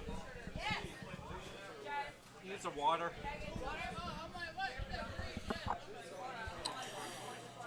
So Aljaz and Adam getting ready to make the turn, I believe. Yep, one more hole and they'll make the turn on Hawkeye.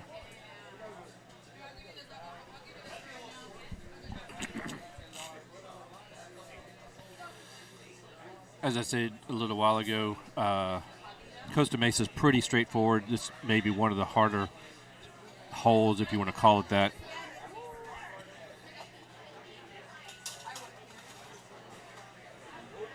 Yeah, John, it's been too long, man. I thought I was going to catch you in at the Leesburg tournament. Are you going to Trash House?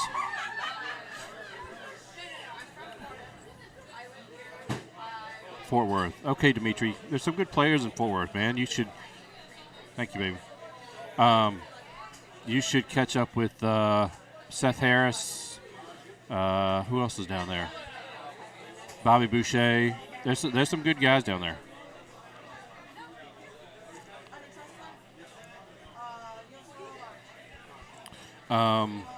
The next, not really. Well, I call it it's a big local tournament. Well, John, you suck, man. Is the one in New Jersey? Well, I say it's New Jersey, but Northern Maryland in the second weekend of November.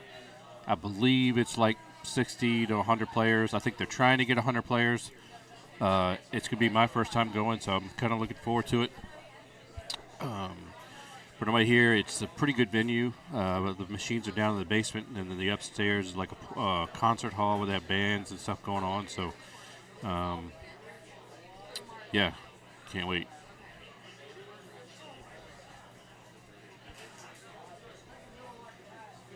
Hey, Remo, now that I'm back in Richmond, you can slide on up here or slide down for a weekend or so, too.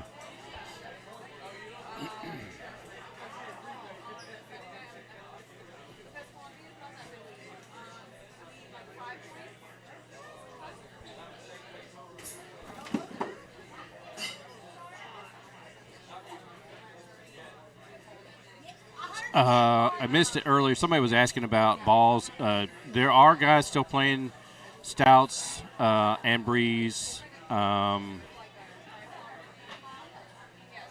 this tournament. A lot of us have talked on kind of doing a little bit of both,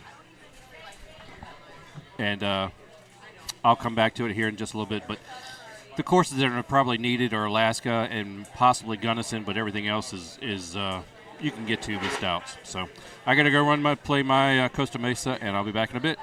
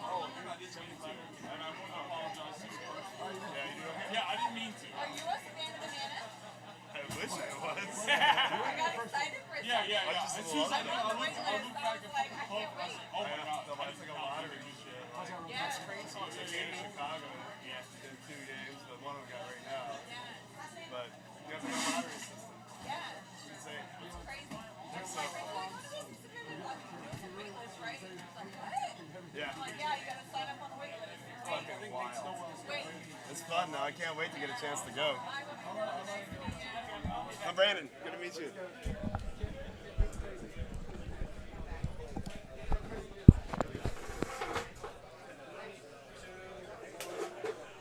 All right, we are back. My first trip to the booth today. I'm sitting next to Nate Stoll, hailing all the way from the far west coast.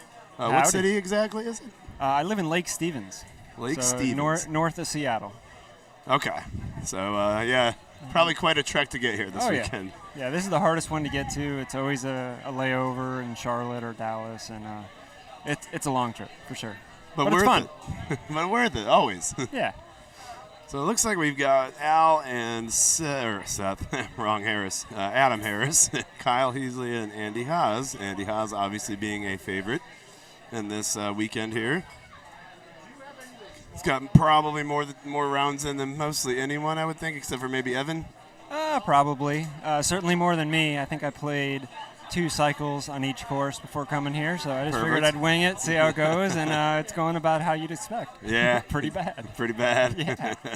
But it's still fun. I did circle you in the group, in your group. Yeah. It's been a rough go. I think I went through a couple sleeves of balls. Uh-oh. It's all good.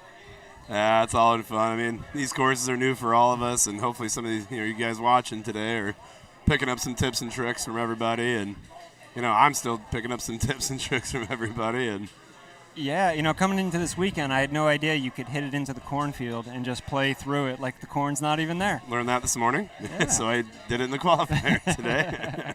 I still didn't do it just because it just seems weird to me, and I'd rather get comfortable with a shot that I know I'm going to have to make whenever the next patch comes out, or yeah, I kind of have to think that's a mistake. Yeah. I don't think that was intended to be completely clear.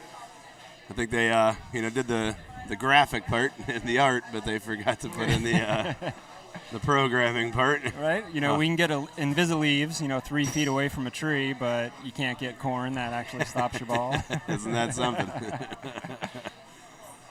This hole here on the left here that Al is about to hit, looked so good from the tee for me, and that even with the 6-wood, that wind just carried me.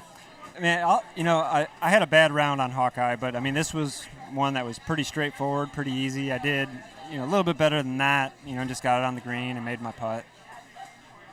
Yeah, it was almost one of those ones too. If you once we get a little more fine tune on this, you can almost land that in the rough even if you wanted to on a setup like that, with the pin being so close to the edge. But we're all just not quite fine tuned. You played each one twice. I was about 5 or 6 maybe coming into the weekend. Yep. Yeah, looks like Kyle's having some trouble. I think I'll probably do that here in the next 2 rounds. Well, let's hope not. Yeah, Gunnison's going to be fun to see, especially tomorrow in match play. I think it's going to be great. Hopefully it comes up with, Haas against somebody else, or Talo or something, and that'll be good to see. I was hoping me, but Yeah. I kid. So what do we got here? Kyle. Oh, they both parred that. Okay, I think Andy messed that up too. I was looking at the other screen, but I think they both parred that hole. So this is why it's going to be interesting. You're one of the best players in the world. So on Hawkeye in 16, I had just been going straight into that hill past the bush and just thumbing a 5-wood right up there, and it seemed to work. But I kind of like that fairway shot a little bit better. Yeah, I've been doing both, kind of set up, wind dependent. Yeah. In the qualifier, I laid it down in the fairway. But both work. The only thing I don't like about that hill is that heavy rough. Yeah. So I usually don't try stuff that I don't feel comfortable with in the qualifier, but on Hawkeye number 2, there's this small gap in between the trees, and I tried to hit a 7 through there. I think it's there. I clipped the bush, but I think that's going to be there. Hawkeye 2, okay. Trying to remember what that looks like. Yeah, it's a little bit of a dogleg right. There's a tree kind of right in front of you, but there's this gap that just kind of stares at you. It's kind of like Palmetto 9 maybe, 9 or 10. But, I mean, there's this big gap that looks like it's there. I feel like you can just hit a 7 straight through it. And I clipped the bush, but I still think it's there. So, fine-tuning. Yeah. For sure. Al, oh, nice reaction from Al there. So are you playing Cosmos or Breeze? I am Cosmo. Cosmos, yeah, me too. So have you noticed some of the winds seem a little bit stronger or weaker? I have played a lot long on downhill tailwind shots. It's weird. So I thought it was just me not knowing the holes because I'm not a numbers guy. I'm a feel, I just look at the marker. I'm a feel guy, Yeah. So I kind of put it on myself. But yeah, I mean, I'll put it on myself, too, because I'm still trying to figure these out. But it just feels like multiple people I've heard saying the wind, oh, this is a great shot. Wow. Multiple people saying the wind is just reacting a little bit differently hole by hole. Interesting. Okay. That was a really good shot. Yeah, that was great. Let's see if Kyle can repeat that. Yeah, I've got a different one I've been working on this little bank off the rock. So I think Haas did a 5 wood. Yeah, it was 5 full. There we go, 5 wood. Full to the C and then a little right of the 2 is. That's a little bit softer. That's good, though. Follow the leader right there. Yeah. Legit. Now I shouldn't have watched that because now I'm going to be thinking about that when I go to shoot mine. See what Aljaz does over here on 18. I came up short. I didn't water, fortunately, but I just had to chip on and make my birdie. But this is a He's going 10-5. the other way. Low 10-5. Yeah. I don't know. Okay. I think he was trying to get a little further and skip the water, maybe? Maybe, but does a 10.5 skip the water? I don't know. Good question. So I have a very strange bag that had a 1-iron plus in it, and I left it in for this hole because I've actually skipped the water once with it, and it worked. So carry hasn't worked since then, but it worked once. Yeah. 66% of the time, every time. Yeah. It's like Sex Panther, you know what I mean? Oh, I see a Dan Gillard hanging out in the back of the camera there. Yep. And he's looking at a text message right now, probably from his wife or something. Oh, Something's funny, yeah. Let's see how aggressive Adam wants to get here. He's click chipping, so. Oh, that's not a good spot for Haas. He's not going to get the straight angle through there, and he knows it. So is he going to be laying up? No, he'll probably still make it. Yeah, he's Andy. Kyle got a little better. A little better, The wind's but helping, so. It's still going to be tough, though. That is not a clean look through, for sure. Yeah, and you got to shoot, I'll say a 6 wood at least. He skimmed past that 8 wood. The 8 wood might be okay there. Yeah, but the 273 to the pin. Yeah. It's that goofy cliff thing that they got going on, yeah. All right, so I think it's Gary and somebody else, right? Gary and somebody. Can't remember who he's playing with. So whoever's in the A and B group on the machine on the right here, I mean, they must be firing through this if they're already on Gunnison. I mean, I haven't played the 4th course yet. Same, and I'm the B group. And I'm the A group. Oh, wow, so. Wow, okay. So my machine's moving a little quicker than yours. Yeah. I'm the middle guy here, though, it looks like. Well, Andy drinking a little something there. A little something? Something crafty. Looks like it's in a little snifter. Yeah. Probably some bourbon, maybe. Ooh, I know. I tried to sip a bourbon last night. Al got a round for some of the guys, and I got Kenny Callis. He was nice enough to give me a sip. Ooh, it was good. Whatever the heck it was. So I think it was Dan. He bought a tray of Screwball whiskey shots. Oh, Andy. Oh no. Okay, Yeah, Screwball. it was around 11 o'clock last night, and wasn't a good idea. I don't do a lot of shots, so I was. There was a whole tray though, and they were giving them out, so I said sure. Well, when in Rome. Yeah. When you're 3,000 miles from home. Yeah, pretty much. Coast to coast. Yeah. A mistake like that from Andy, right? That is just simply not having enough reps yet. You see him in a month, even a week or two. He's not making that mistake again, right? But that's the beauty of this tournament. Exactly, this weekend, right? It's so nice just to get the first look, of a tournament and learn shots. And, in 2 weeks, whenever the home edition pre-release comes out, I can finally go play them again. And do you not have any bars near enough? Or? No, there's a couple machines near me. I just don't get out a lot to play, unfortunately. Yeah, so you're primarily home. Sometimes Saturday, Sunday, I might get out for an hour or two, but that's about it. But nothing significant. Yeah. There's no way I can get out during the week to play. So I get maybe an hour in at home, and that's pretty much it. Oh, okay. Yeah, I have the unique setup where I kind of split my time between Texas and Chicago area, and the nice thing with both places, I got places nearby to play in each town with Oh, that's nice.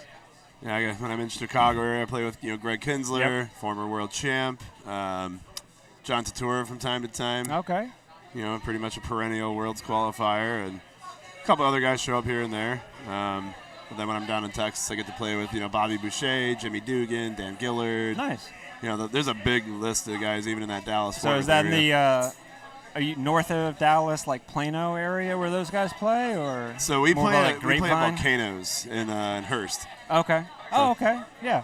Volcanoes, or this place called Papa G's in Bedford, we'll play.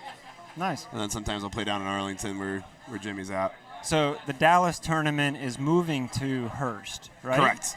Okay. Yep. I checked out the place. Nice. It's like right down the street from Volcanoes. That's cool. And, I don't know details or anything, but, as long as it's still, as far as I know, it's still on, everything's good. And yeah, I can tell you, checking out the place, it looks great. It is going to set up very, very well for what we need. Very nice. There's 2 bars in the building. One is kind of in its own area, kind of where I think we're going to be.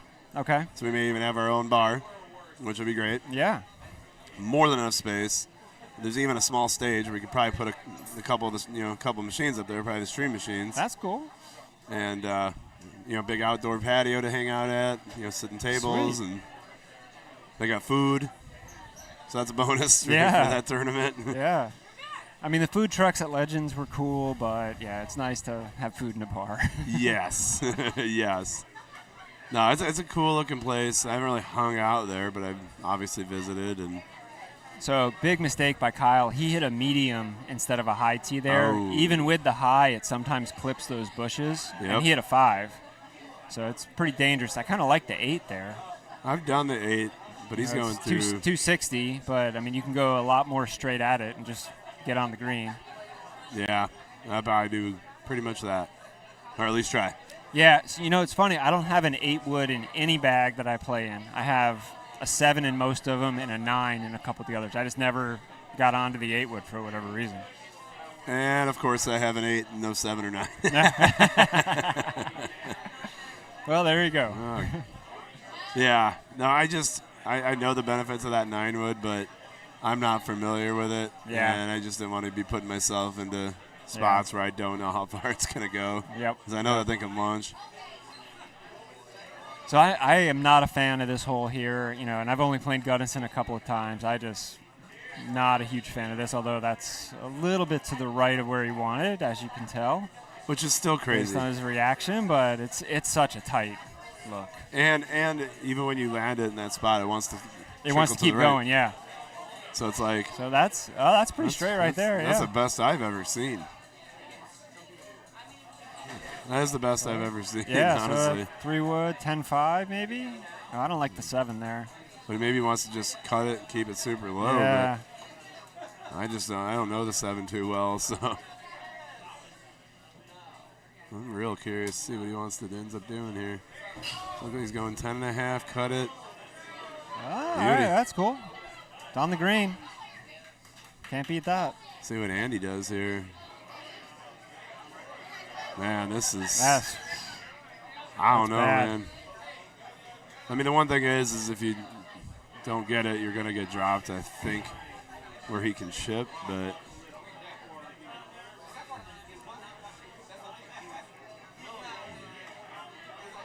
we're all waiting anxiously. I know. I don't even know what I would do here. I think I'd be doing what he's thinking about doing. He's right looking now. at it. I mean, there's no way that I know to get around there to make eagle.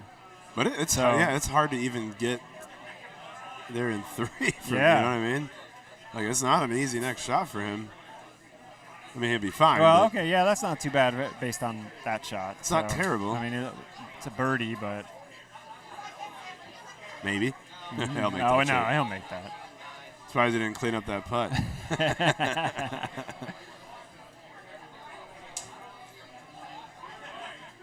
All right, good eagle from Kyle right there. Yeah. Very good eagle from Kyle. What time do your Mariners play? Oh, hello. They play tonight Eastern time. I think it's 8:30 or something. But, okay. And I'm pretty sure Biddy is going to the game if he's out there listening. Oh, what's up, Biddy? I think he Have saw. fun. If he's out there, we can't see the chat, but yeah, we'll just guess. I assume he's going. Here's another goofy hole on the yeah. And that overhead, the messed up overhead. I'm sure they'll fix it, but that messes with me because I use that all the time. Yep. Especially on shots that are blind like this. So I have a gap between. I have a 5 hybrid and then a 7 iron. So I'll be trying to cut a 5 hybrid in there, which is a little dicey, but I think I probably will too. Nah. So I just came back too soon. Yeah. He had to get that out. And I should have grabbed a drink before we started. What was I thinking? That's exactly what I did. Yeah, you're What's wrong smart. with you? I'm Yeah. dumb. That was the end of my bucket too, but if I was a nicer guy, I would have bought you one for your birthday. Hey, how about that? We are pretty close to the bar. I could probably signal him. Yeah, he probably could. Yeah, he knows me well enough.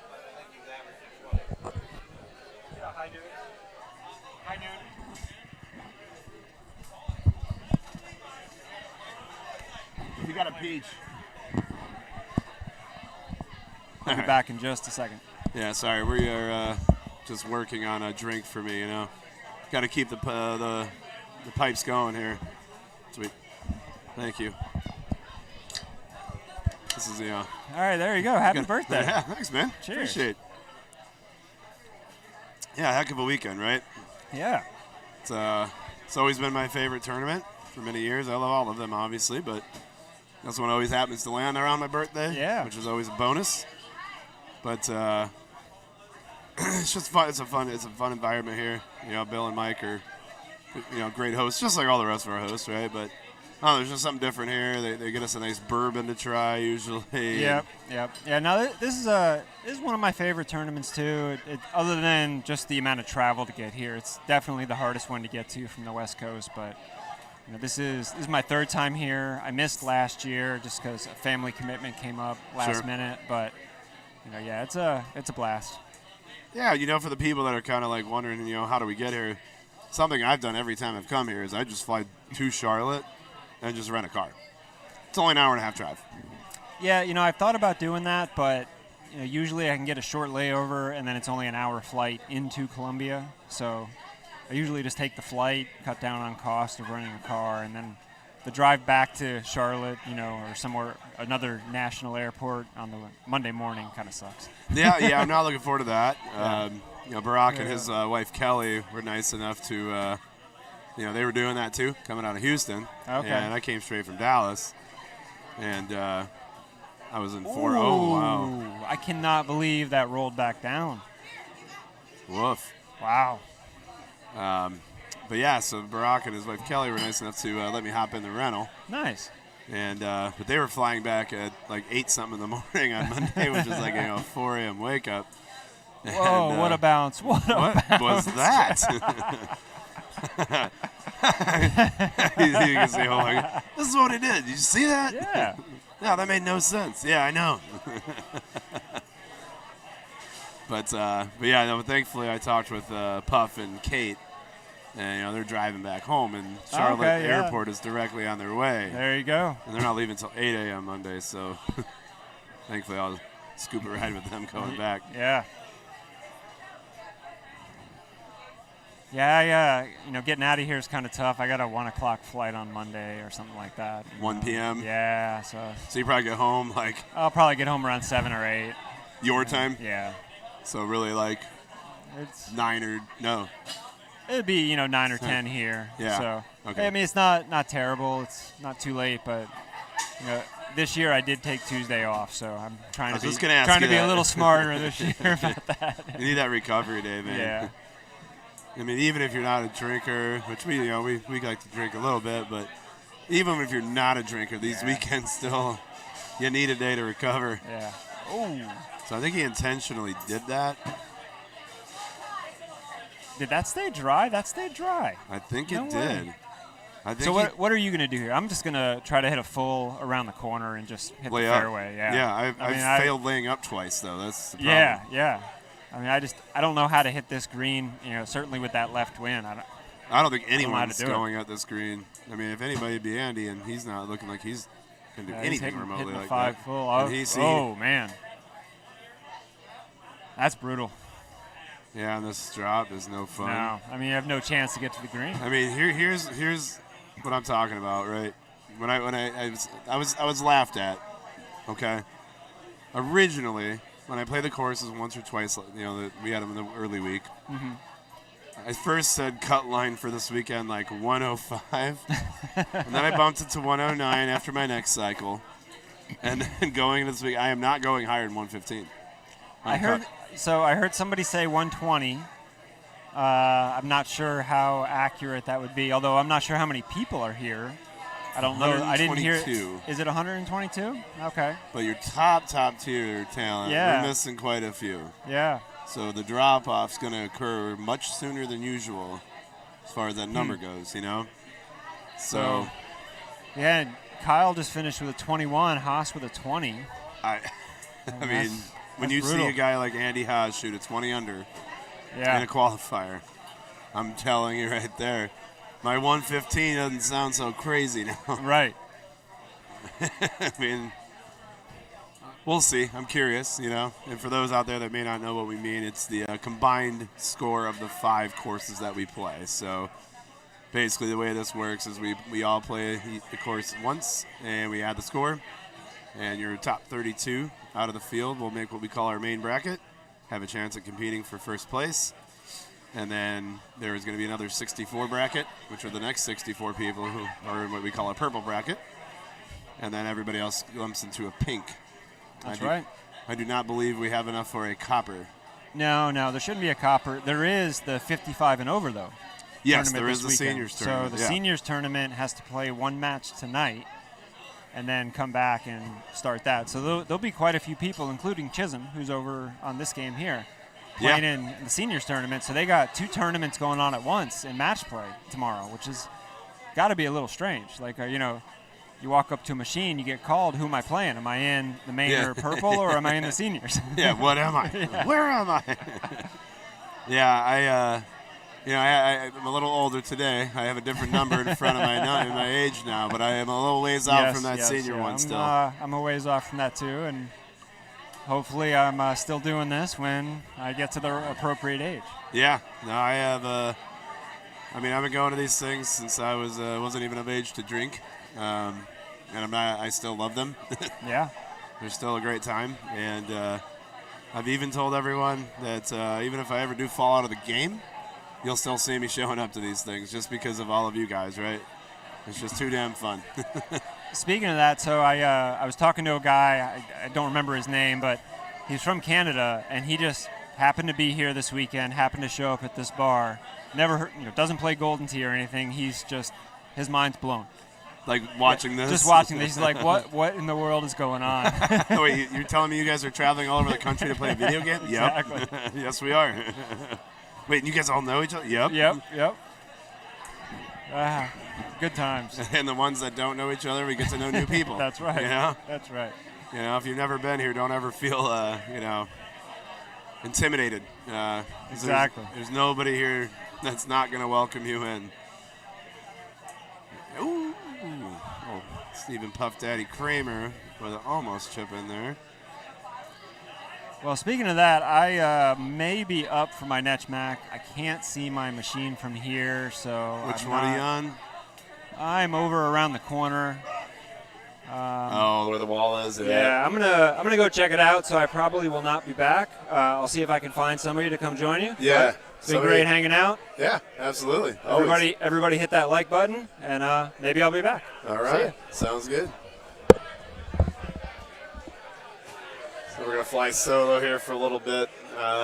Solo's not my favorite thing in the world here, so if I can't find a partner soon, I may have to sign off. But we'll give it a whirl and try to keep you guys posted on what's going on here. But looks like Mr. Bailey, Mr. Kramer are teeing off on number 2, so they're wrapping up their qualifier here after this.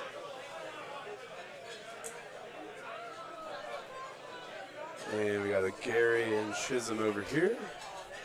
They're on the 4th course.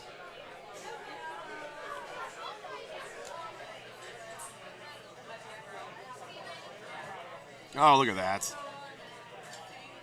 Puff definitely off to a nice start there. That's super helpful. It always helps to get a stroke early, especially on a course like this Gunnison Gap, where, as we just saw from one of the best players, if not the best player in the room, had a little bit of trouble with. So another one. Look at this. It's good stuff right there from both these guys. 2 different ways to do it. One with a chip, one with a traditional approach there, but looks like this par 3 is not too bad looking either. So, oh, looks, I got a partner. Hey, I don't know how much longer I can go, but I can see my machine. They're still playing, so. Good there? Yeah, welcome in. How we doing? We're doing good. Well, not playing, but we're doing good today. Having a fun time at least? Yeah. Who we got here? Oh, my Lord. Puff is on a roll. He just hold out the last hole, too. Maybe the shorty, but Puff is playing like he really wants that jacket. Now comes Colton Bailey, who sent out a text earlier and said he's not meant for the bright lights of the stream. And here he is. Yeah. And he just chipped in on number 2. Well, he does that. He chips in, then he misses something and said he wasn't meant to be here. Yeah. Isn't that funny? Yeah, no, I got in partially through Gunnison with Haas and Heasley, and Andy definitely struggled. Really? I mean, I've never seen him make more mistakes, and I was kind of talking with Nate about it. It's like that's the beauty of this tournament. Yeah. Yeah. He 100%. made a couple small mental errors. It's like you give him another week or 2, he will never make a couple of those mistakes again. Yeah, the scores are all over the place. Mm-hmm. I shot a 22 and they're all sad, and everybody around them shot a 19. And they're like, oh, okay. I guess I'm pretty good. Yeah. Yeah. Yeah. It's hard to get a feel for where you're at. I just got a group text. But no, and I was telling Nate, and so I hate to repeat myself on the stream for those that are still watching from before, but I got to tell you, I was talking with a couple of guys down in Texas. After a couple cycles, I said, hey, the cut line this weekend's going to be about 105. Yeah. And then I played another cycle. I bumped to about 108, 109. And then when I got here this weekend, I said, all right, 115. Yeah. But I don't think it's going past 115. I know I'm not. I know. Well, we were at home and everybody saying, I bet 128. And I'm like, I bet we're 125. And then I got here and everybody was a lot better at the courses than I thought they'd be. But then we started playing today. Turns out that's not true. Yep. Yeah. There's still looks we haven't seen. Yeah. It's super, super interesting. Looks like we're going single screen for a moment here, but you add the nerves and frustration in. Yeah, I mean, I played well. I a couple good shots. I blew a couple rounds, but I'm still doing fine. Ooh, got a little lazy on that putt. I mean, I do that too. So yeah. But no, this is huge for Puff here because there are some nasty looks coming. So to get a couple strokes ahead, or at least 1.5, I would say. He said he'd been struggling up to this point, so hopefully he puts it back together. That's not that one. Where was he at? Okay, I don't remember. I'm very curious to see where Gary was because I saw the very end of it. It looked like he was on some rock or something, but obviously probably intentional. Colton I've been doesn't playing like it here where Chisholm's at. Yeah. So 8.5 doesn't. Yeah, I think you can get there with a 3 with no problem. Personally. Yeah. But he took quite a bit off of that, but still not enough. Yeah. Yeah. I think it was a 3 wood all day. Now, where did he go? Where is he exactly? Didn't really give himself a great wind either. Oh, okay. I know how he got here. I've gone over there too. Not quite in that spot. But yeah, okay. It wasn't a great win. You're right. Yeah. But I do know that spot now. Worked out for him anyway. So let's see. He's going to click chip out of the sand with a 9. 3 clicks, what a hammers. beautiful chip. Dude, he's a click master, dude. He's 2. Yeah, there he Not goes. made for the bright lights back Shake there. it off, Steph. He's doing the gun every time. Oh, He's yeah. doing some dancing. No, I know. I played him last night in the handicap. He clicks on number 1, takes a lead. I mess up. He gets another stroke, and then an almost impossible to make click par 3. He goes after it and waters it. And I said, why would you do it? He goes, sometimes I make them. I'm like, you're going to learn. Yeah. He's only played the game for about a year and a half. I was like, you need to take these advantages here. Yeah, dude. I Yeah, mean, but he goes after everything. He's a super aggressive player. It's kind of like a Bryce, yeah, in a way. Yeah, Bryce yep. plays very Yeah. aggressive as well. And by the way, Andy and Kyle both had beautiful shots into this one. They did like a high 5 wood, full C, and just right of the 2. About 125 and 110. Oh, he went way too far. Oh, no, he didn't. What do I know? Oh, yeah. But yeah, Usually they were doesn't hit that beautiful shots. Looks like I didn't even pay attention. Looks like Puff just laid up. Yeah. It's not a bad idea. He's got a good round going. Why Yep. screw it up? I mean, geez, it's not a bad look for a hole out Yeah. either. You know. I was talking to Craig Sander. He was going through the course, and he's like, most of the canyons, he's like, I'm going around. You know, I can hold it out, take my birdie, move on. And I'm like, I wish I could do it. I just don't. I keep it's lining not up my at that. DNA. Yeah, it's not. I was like, it's super smart. And then I get there and I'm like, I got this. Yeah, I'm usually wrong. I usually don't have it. But you know Yeah. what? The confidence part yeah, matters. I'm not lacking for confidence. And that's a good thing to have, because when it starts, you know, when you have one of those days where everything is going, Yeah. what you're thinking it's going to go, it's like, damn, I can't be beat right now. You know? Right. But, you know, I was 15 under on Alaska through 9, and I thought, I can't miss. And I finished with a 22. Oof. So sometimes that aggressiveness will get you. It will. I know. I had I had 2 chip-ins on Alaska, and was, you know, looking pretty good. Made a dumb mistake. Overcut by Puff. It's okay. Still got a chance at it. He should make that chip. I don't believe he click chips, but he's a very good chipper. So If you don't click chip, you are a very good chipper, because click chips a little bit of it takes a lot to avoid it. You got to be a damn good chipper to avoid it. Yeah, let's see if I'm not mistaken, but I think he's just going to old school chip this. Yep. And he missed. Ooh, got a bad bounce. He got a little bit. I think he got a little bit hesitant because of that water back there, and kind of like real it changes. golf. Yeah. Deceleration right there on the chip. If I've yelled at myself once this weekend, I've yelled it 50 times. Like, I can't commit to it with the hazard behind it, you know? And you're like, whether it's a cliff or a water or anything, you're like, you have to do it or not do it. There's no in between. You're 100% correct, man. Like, I do, and like when I play real golf, when I'm chipping by a green, I tell myself, all right, this is what you're doing. Yeah. If you go long, you go long, but do what you think it needs to be. There's no lag in Golden Tee. No. Unless you're Sander. Hey, unless you're Craig Sander. But it seems to be working out for him. And that is a perfect spot, by the way, that Puff just went to. Absolutely perfect. Oh, I think my machine is up, actually. I'm glad I just looked. So I got to leave you. My bad. Sorry to leave you solo. I'm actually open too. I'm on number 3. Okay. Which is well, I guess we're both going to We'll sign find some off. replacements. Yeah, we'll try to send you some recruits, but it's been nice hanging out with you guys. Hope you enjoy the rest of the stream here for the weekend, and like and subscribe as always. Thanks, guys. All right. Thanks, Brandon.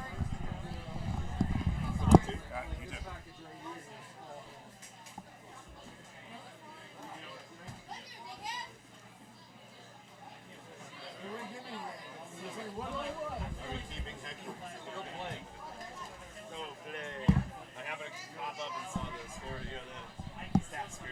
Yeah, perfect. Perfect. Oh, so you saw I literally got up out of my seat. That's funny. Keep our nice streak alive here. I know. That's so funny. Brandon's on my machine, so he could see that I was done, so he could pop up. I got Taylor sitting here in front of me.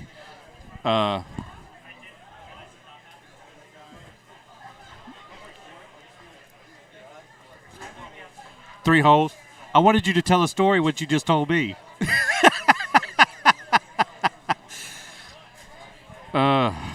Just got through course number 4. Not too bad.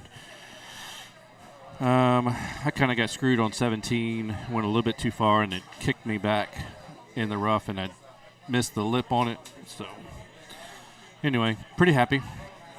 Let me see where we're at with everybody.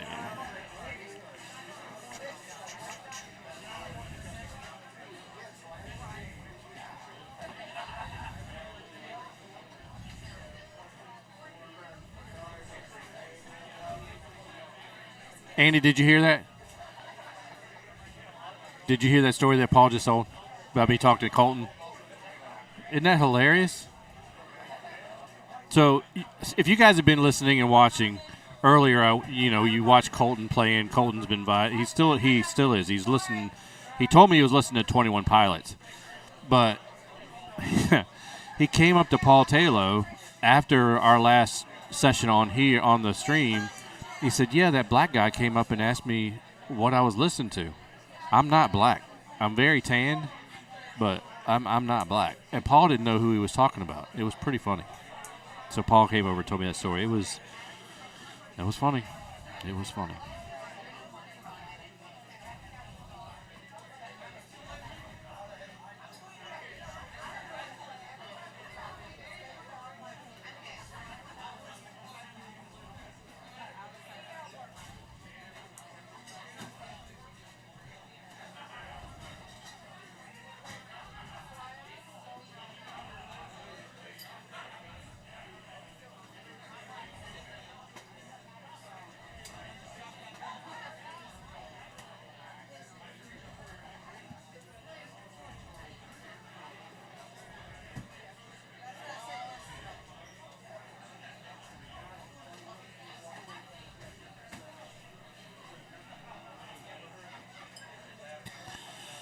So,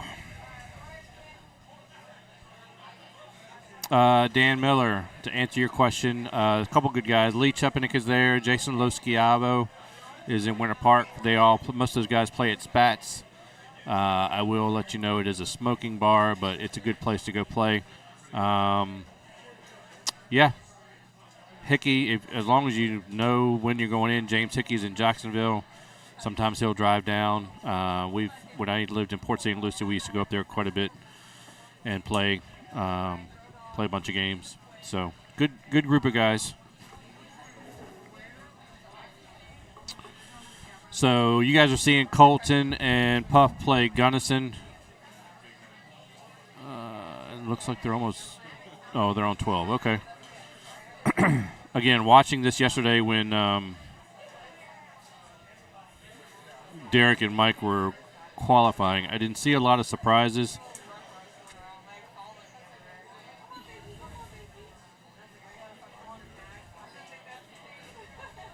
See what Puff does here.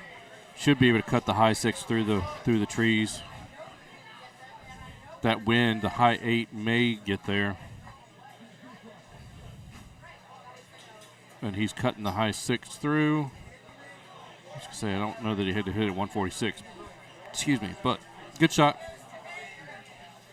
Good shot. If you guys haven't hit the like or share button, make sure you're doing that for Andy and the crew here. You guys are doing a good job. Richard's limping around here, taking as many pictures as he can, so we'll see some of those here later on. Staff here at Callaway is doing a fantastic job. Of course, the Muse brothers always been a great venue to come play in. Because Mike and Bill play and have been to other tournaments, they kind of we're able to pick up on what to do and what not to do and how to kind of run things. And these guys do a fantastic job here. It took over the tournament for NIV in Richmond, and it kind of feels a little bit like that because Callaway's is kind of small-ish. It's not as big as St. Cloud or Nashville where we've got the full pool hall and like that. But it's not quite as tight as it was at Baja Bean, thanks to Hefe, which we miss terribly. Talk about that all the time, but it's a good tournament here. Like I said, the guys here do a great job. Staff do a great job. And if you're not getting what you want to eat or drink, it's on you. It's not because the staff not working their butts off. It's because you're not looking. So try to get your way out. Dallas is the next tournament. I believe that is the first full weekend in Dallas. December. Andy, am I correct on that? First full weekend in December is Dallas. You can find that on the PEGT Tour website.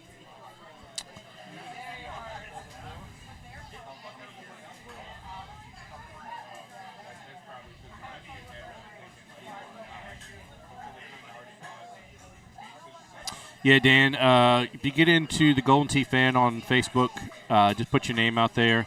Lee, like I said, Lee Chepanik is a really good guy to catch up with. He knows a lot of the guys. Jason Loschiavo is down there. T.A. Twig will actually come up because it's not far from where he plays. He goes to the Drunken Parrot.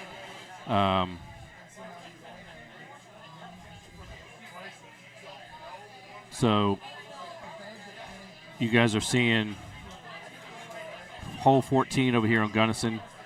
The drop, if you guys can see where that white dot is, the drop on this hole, if you make it past the first third of the canyon into the canyon, which basically if you hit an 8.5, watch puff, and it will bang around, and sometimes it will go ahead and kick you right out on the green. So let's see where, and that's what Colton just tried to do, but just came up a little short. But the drop is always right there beside the pin. So even if you miss going through, and it's still going to drop him, that's the drop. Every single time you're going to have a chip for eagle, for birdie. So you can either take the long way and go all the way around and have a good shot at making your eagle from the fairway, or go all the way around and make your birdie, or get lucky and come through here and hopefully chip in to make your birdie this way. And that was a good run at it from Colton.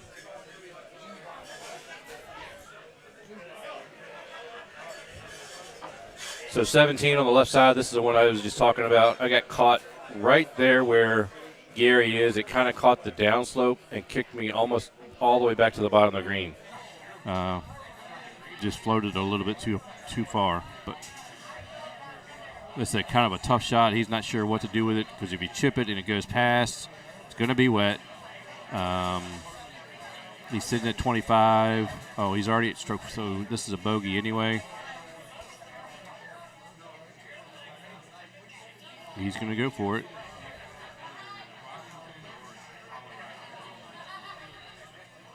And that's a great shot. So he only lost one.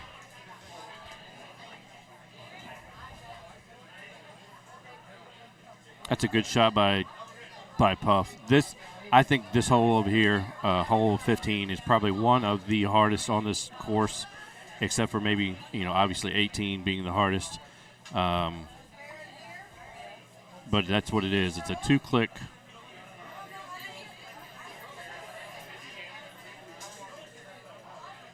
Two-click C3. It's a difficult hole. And I missed if they went for the one around the rock on the right side. So easy, Colton.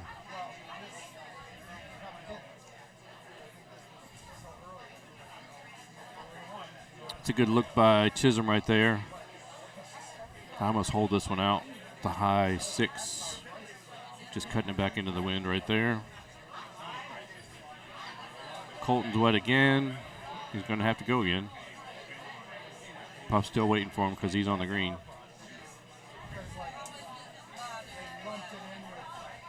Dan, I will tell you this: home editions are the best way to learn how to do shots.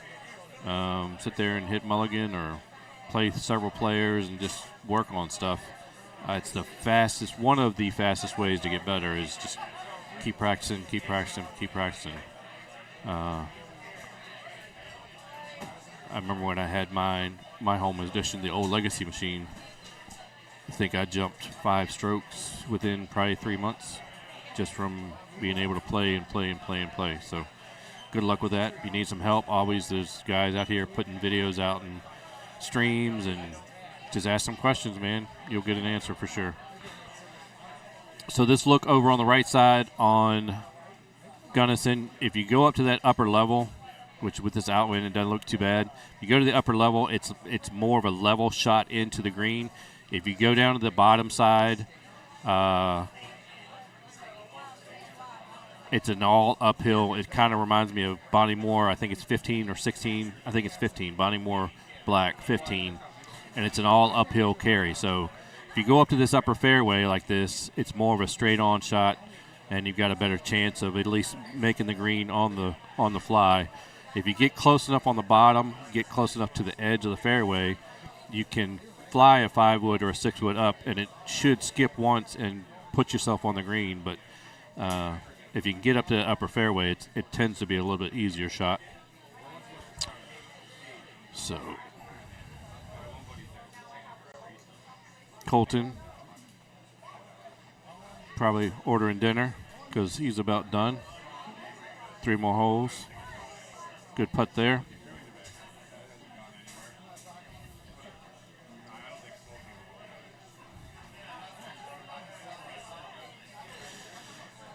Good job there, Puff.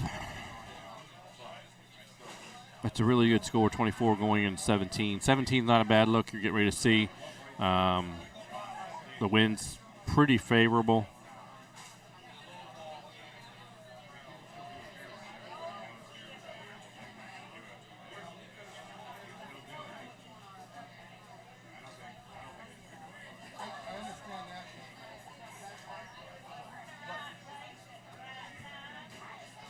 Ooh. Oh, stay. You got to put that ball above the hole. That was tough.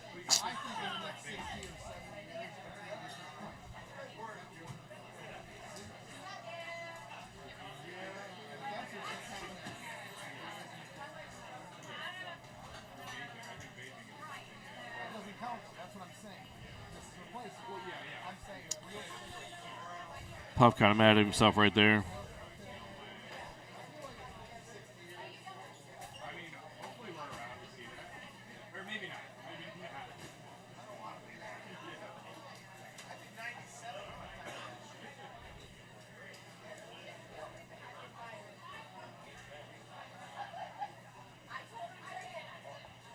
You gotta be kidding me. Oh, what in the world just happened?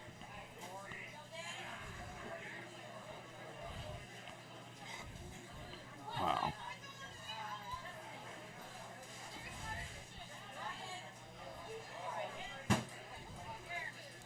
So we're going to 18. This is one of the craziest looks that you're going to see. See what Colton's going to do here. The window to go through is right there. It's very, very minimal. I'm going to see what he's going to do.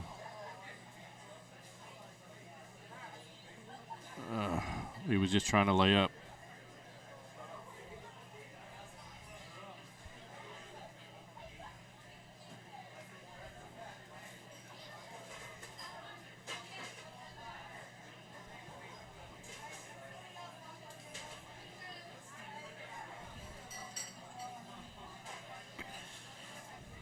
Have played a couple games here where if you go to the, this is really good, Puff, really good. It was really good. Man, that was very unlucky because that looked really good. There is a look that you put it in the middle of the fairway. You could possibly have a, oh, good hole out, Colton. Way to finish. you can have a 5 hybrid full back into the green. Something you got to play around with. It's about one of the only times or shots I've seen that if you don't think you can make it through because of the wind, but this hole is definitely a game changer. It's the one where it could be where everything could be decided for sure.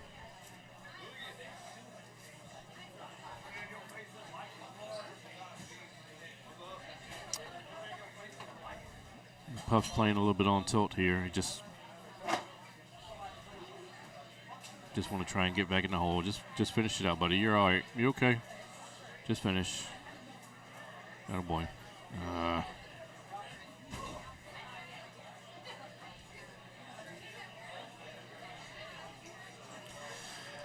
Like Paul and I were talking about earlier, we both think that 21, maybe 22 on Gunnison's going to be. It's going to be tight. If you can get to 20 on Gunnison, I think you're doing pretty good. Puff was on a roll right there and just kind of got screwed on 17 and 18, but so he was on a 26 run. So it's there, but we'll see what some of these other guys do a little bit later on. There was a good chip there by Al. Didn't really like the way it didn't roll out, but anyway.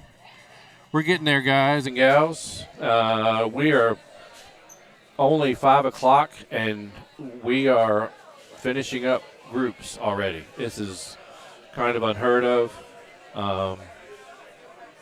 Testament to the PEGT group for bringing all the machines, Russ and Steve and Paige, and getting everything together. And like I said, the amount of people that are here, the guys are doing a great job.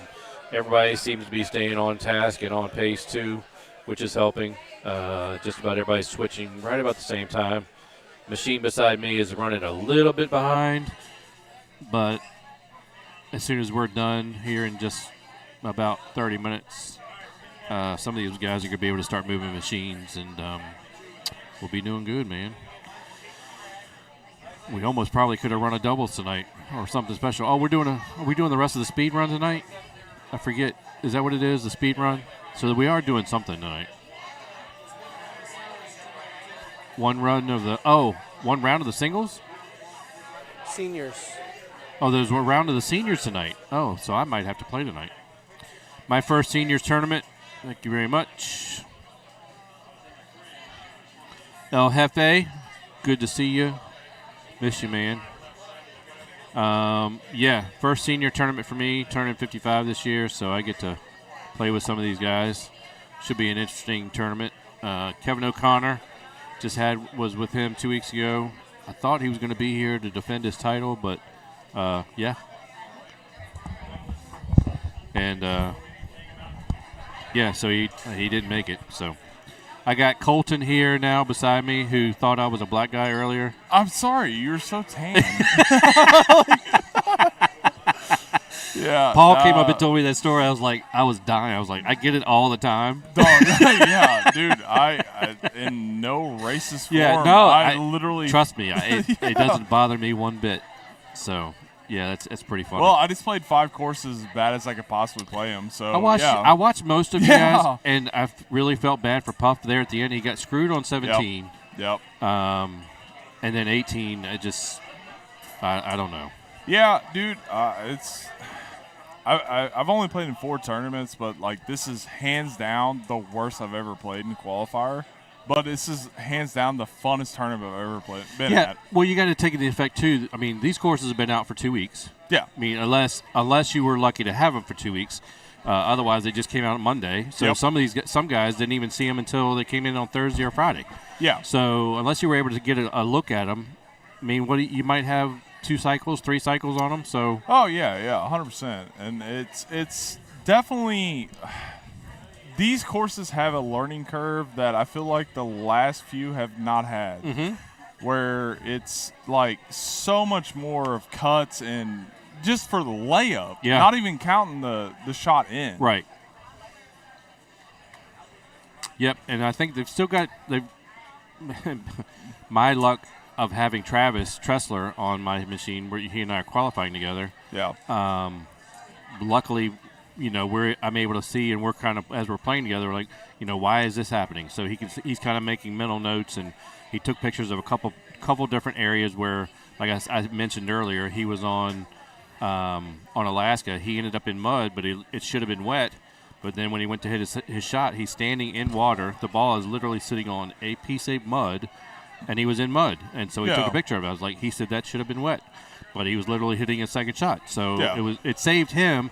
But at the same time, if you're looking at that, you're like, okay, that should be, you're in the water. Yeah, exactly. Like, Alaska eats me alive anyways, but I'm just being honest. But overall, like, I love the courses. I really do. It adds a level of difficulty to it. But it's like, especially like only playing it for a week and a half, per se, for me. Right. Like, I got ate up. Like, but go back to what I was saying. They still have a few glitches that they got to fix. Yes. The play on Hawkeye, where everybody now knows that you can hit it in the middle of the cornfield. Yes. And it plays out like dirt. Yeah, right, that gets rid of you putting the water and or sand. That I hate to tell everybody, but that's not going to stay there. Yeah. Well, I didn't even know that shot until I got here. Right. Like, and I didn't either until I was watching Dwight and those guys play behind me, and he goes, "No, just hit it in the middle of the cornfield." I'm like, "What?" Yeah. He goes, "Trust me," and I did. Yeah. And then I taught 12 other people after that. Yeah, exactly. Like, like, what are you doing? I learned that last night when I did it. From my buddy Ben Russell. Yeah. And he learned it from Evan Gossett. And I was like, if Evan says anything, I'm going to listen. Like, is there any more? Yeah. Ben, you were something else, man. Yeah, I was vibing, dude. I at some point, man, like, after the first course, I was like, all right, I'm definitely not making main. So I'm out of that. Alaska, I was terrible on. And I was like, I'm gonna vibe now. Yeah, like it is time. And you looked like you were having a good time. No, dude. Yeah, exactly. So it was like, yeah. I told myself I'm not gonna drink any alcohol at all. And then I got about a course and a half in. And I was like, I told my wife, I said, please get a bucket of beer. I need it now. Time to go. Yeah, it's time to party. That's right. Well, that's awesome. And I will say this, like, and I've only been to St. Louis once. I've been to Nashville twice. This is by far the most fun I've ever had. Good. Like, this is amazing. So I've talked about. This is the 7th annual. I think I have only missed. I missed the COVID year, and I think I missed 1 year after that. But I've been here most of the others, or all of the others. Yeah. And it's just a quaint, really good tournament because the guys know how to take care of everybody. The staff is 1,000% on top of everybody. Yeah. Sherry's been giving out swag all weekend. I don't think there's anything left in the warehouse now. Yeah. Between koozies and T-shirts and golf towels, and I don't know how many golf balls that I'm going to have ice cubes now. Yeah. Did you see one? Those are the coolest thing. I got one too. So I'm going to fill my freezer up with golf ball ice balls. So. Yeah. I'm not real sure what I'm going to use them for, but I will have golf ball I don't drink bourbon, ice cubes. so yeah, same here. I'm a beer drinker. Yeah, I'm going to be drinking my Pepsi with golf balls. Yeah, but no shit. Okay. So anyway, as you guys can see, we're finishing up here. 10 after 5. I heard Steve just reiterate what Andy told me. There is one round of seniors playing, so I will play at least one game tonight. You're that old? Yeah, man. Man, you look like you're 45. Besides the fact that I am very dark. Yeah. Dude, I still feel fine. I am 55. I still feel so bad. Yeah, no, like I said, it happens. I get it all the time. You're a very well-complected man. Yes. Let's just put it that way. Yeah, well, I'm outside playing golf a lot, so. Yeah. But yeah, 55 this year, so I get to play in this beautiful tournament. Awesome. It's going to be I think the senior tournament's actually going to be tough this year. It's going to be. There's a lot of good guys here. I got Jody Palmer and. They said you're a bunch of stuff. Hey, you're black from the waist Yeah, down. I know. Ben's talking a bunch of crap. Oh, crap. Shoot. But Hefe, again, if you're still on, man, miss seeing you. Down at the Baja Bean, back in the RIC. This has absolutely been a blast for sure. Is this your first time here? Yes, it is. Awesome. From Missouri. Welcome to Columbia. Yeah, me and my buddy, we drove Awesome. About 11 hours. Okay. Yeah, it's been, like I said, I will drive this 11 hours, no complaints. This is the greatest tournament I've ever been to. And obviously I'm going to have some type of love for St. Louis because I'm from Missouri. Right. But I will say, if I had to pick one or the other, I would come here before St. Louis, and that's crazy because it's an hour and a half from my house versus 11 hours. You'll have to plan on the St. Cloud tournament too. The Florida tournament in February is just as fun. Yeah. Chris and their staff down there do a great job. But Chris, a really good friend of mine, as a bar owner, and he's kind of helped with Bill Muse and Mike Muse up here. And those guys are great. By the way. Right? This is my first time meeting them. Yeah. And I promise you are not going to find a more fun, better two people in the world, dude. They're amazing. They brought the breakfast truck back this morning that they had from last year. Last year was the first year they had it. They brought the group back this morning, and the food. Let me tell you. Did you have anything? I did not, dude, personally. I had a breakfast bowl. It was sausage, eggs, and cheese, and breakfast potatoes in a bowl. Yep. Beautiful. And then they had biscuits and gravy on the side. Unbelievable. I'll be having it again tomorrow. That's awesome. So. Yeah. Good guys, man. Good guys. I want to stress to anyone watching the stream, if you think you're a certain amount of good, when you play with them lights on your face, I promise you're going to be worse. Yeah. Unless you're you being on the stream machine, yeah. No, unless you're an absolute banger, that's I'm not even talking about them, but for an average player, before I got here, I was a 26 handicap, and I literally was shooting in the teens because I was so nervous, my hand was shaking so bad. I missed probably 9 putts today. Yep. And that is so weird. So you got Dan Gillard. I don't know Mr. Wright's first name, but Dan's a really good friend of mine. Yeah, Dan. I talked to him earlier. Lieutenant Dan. Yeah, he's a great guy. He is I think he's a past champion. I think he's won the purple, maybe the pink. I know if he hasn't, he's been close. Yeah. But really nice guy. Yeah, I'm being from Cape, I am super pulling for a couple of guys like Hap, Craig Sander. I feel like he is destined to show the world that he is one of those guys. I'm really hoping that this tournament portrays that for sure. It's going to be interesting. Paul and I were talking earlier about what the cut line is going to be. We both think it's going to be somewhere around 119 to 124, which so which is very low. It's but very low. you're gonna have that with brand new courses, everything like that. I'll be honest with you. I'm honestly just hoping that purple cut line is good enough because it's awful today. We'll see what happens.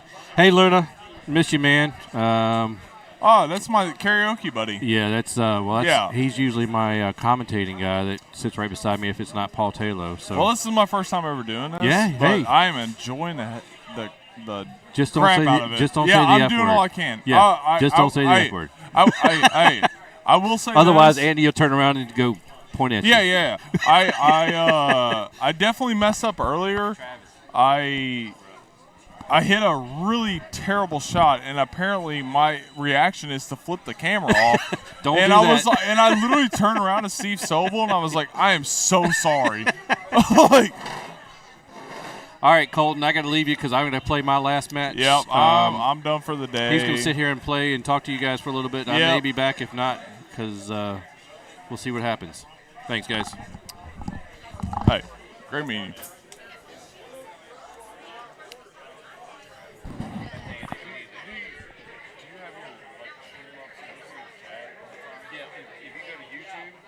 pull up YouTube and find the stream. Yeah. And that way you can see the Yeah, I'm probably the worst commentator that's ever been, but you know what? We're going to try this. Oh, I just turned my phone off like an idiot. Just answer that.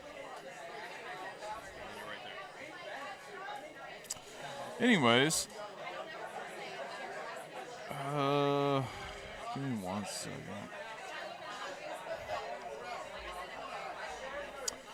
Anyways, yeah, talking about the patch. So, I was lucky enough to have the patch a week early, and I'll be honest with all you guys, like, I feel like it was almost detrimental to even have it, because you learned a way the ball cut, and it was so much more extreme that you, like, coming into this tournament, they patch it Thursday, so therefore it goes back to what you know. But in the same sense, like, I spent a week and a half trying to learn the cuts the way they were. So honestly, I wish they would. I love that they had a quick change on it, but in the same sense, like, it kind of is. It was hard to adjust to, I guess, is what I'm trying to get at.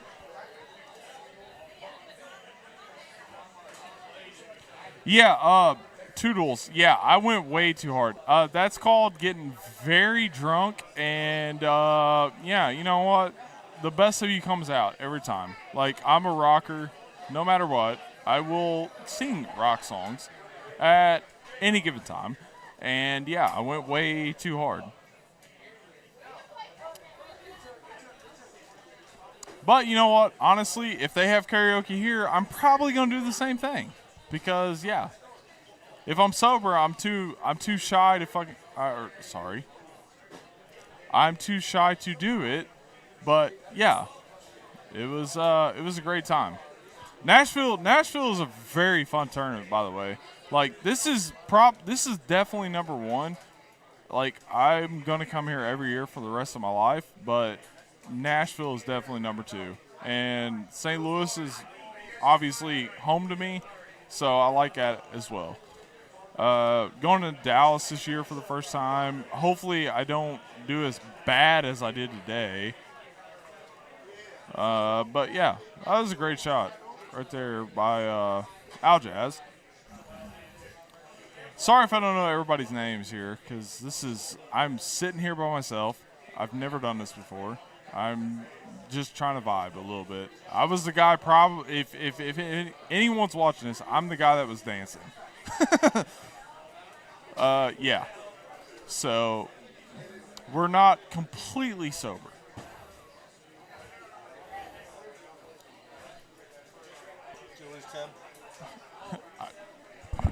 I'm doing all I can, dude. I have no idea what I'm doing. Oh, man. Yeah, I'm not real. Dave was talking about earlier the cut line maybe being 119. That's absurd. I mean, I get it for the new courses, but that's pretty absurd to me. I feel like it's gonna be a hair higher, but I've also not watched anyone else play besides myself, just hitting balls into the water. So I don't know.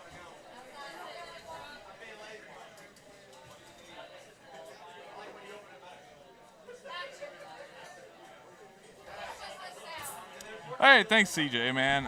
Dude, this is my first time, so I'm literally winging it. And by the way, that's awesome coming from a banger like yourself. And yeah, Toodles, man. I mean, at the end of the day, I can't wait to see you again. Like, let's go, dude. My biggest problem is being too much of a party.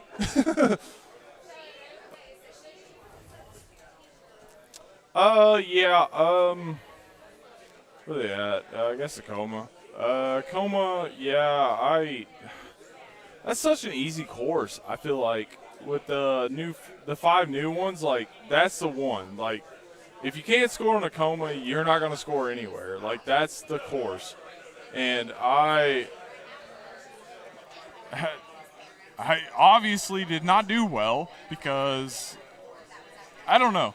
Like I said, I cannot stress enough putting the lights on a guy like me, where I'm a 25 handicap, putting lights on a guy and it's like, hey, you got to play in front of anybody watching. Like, have fun and do your thing. It's like, no, dude. Like, every time I went up to putt, my hand was shaking because I was so nervous. And like, I got the greatest partner to play with. I got to play with Puff. I absolutely adore that dude. He's amazing. And we've played money games prior to this, and I literally still was like absolutely shaking in my boots every time.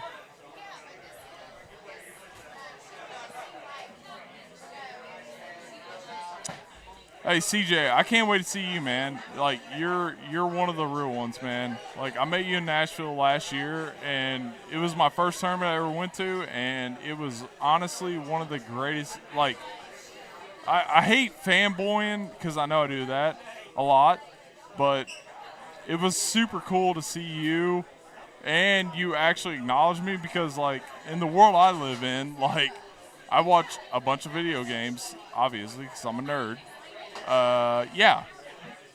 Like Call of Duty. Like, if I walked up to the best Call of Duty player, he's not going to be as nice as you were. You were freaking amazing.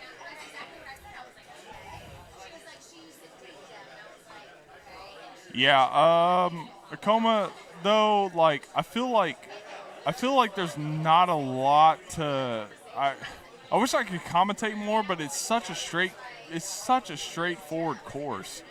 Like, just don't mess up. Like, and like, I was on Alaska, which by far I know everybody's saying Gunnison is the hardest course, but I will put money on the line Alaska had worse scores. I hate that course. And I absolutely just cannot figure that thing out. I mean, I get with a couple of months, everybody will figure it out, but it is just brutal. Like, I can chip about anything in, but that thing right there, like, I can't even get it to chippable content. Like, it is so bad.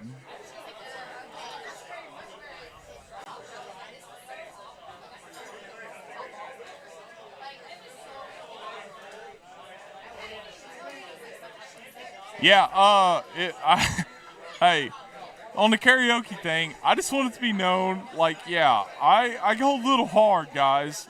Like, everybody, just letting you know. I'm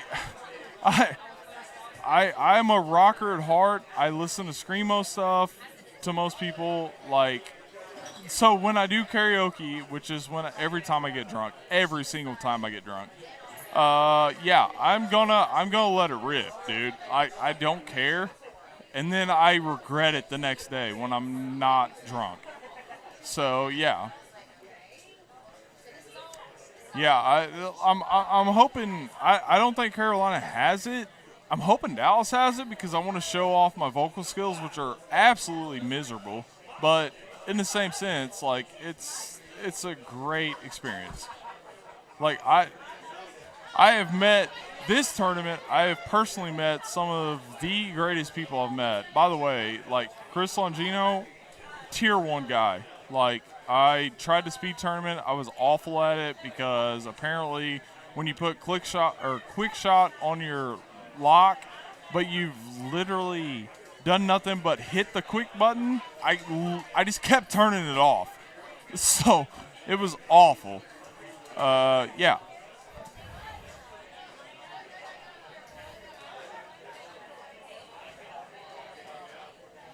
CJ, I am a diehard Call of Duty guy. I was. I'm not extremely happy with the route they've went.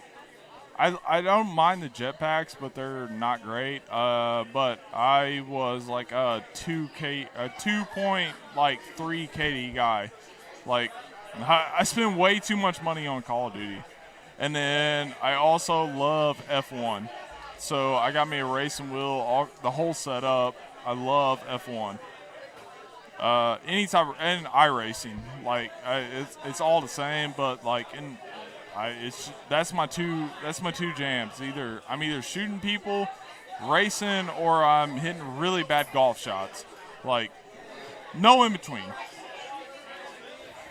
And that's a great hole-in-one. Holy smokes. Dude, oh my God. If I hit that, I was getting $5 from my bar.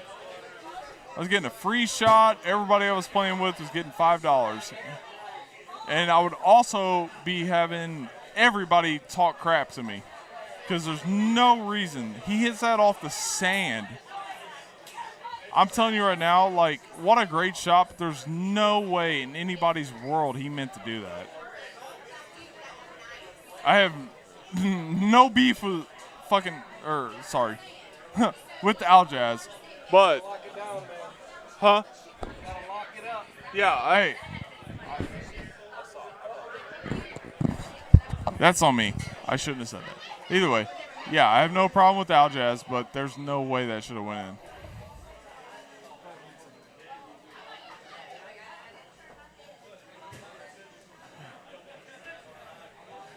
Battlefield 6 looks amazing, by the way. If no one is looking into that, the last Battlefield that I was diehard into, like playing it consecutively, was Battlefield 1, and it was amazing. But yeah, I think that's a great chip. That was a great chip by I am so new. I don't even remember most of his full names. I think it was Gillard. But yeah, Battlefield 6 is amazing. I think it's the first time that Battlefield might overtake COD for the first time ever.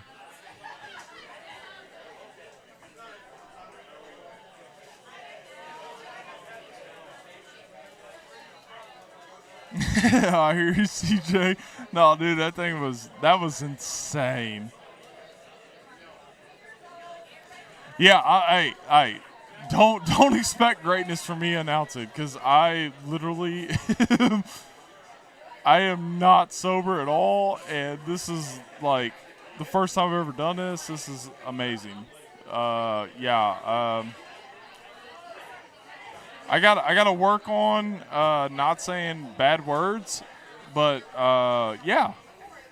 This is I wish I had someone to talk to, because I feel like a psychopath just talking to myself right now about video games and everything. Yeah, Dan Gillard. Yeah, I talked to him earlier. That's the first time I ever met the guy. He was awesome. He's one of my guys now. I appreciate him all the way. He enjoyed me click chipping for bogey all day long.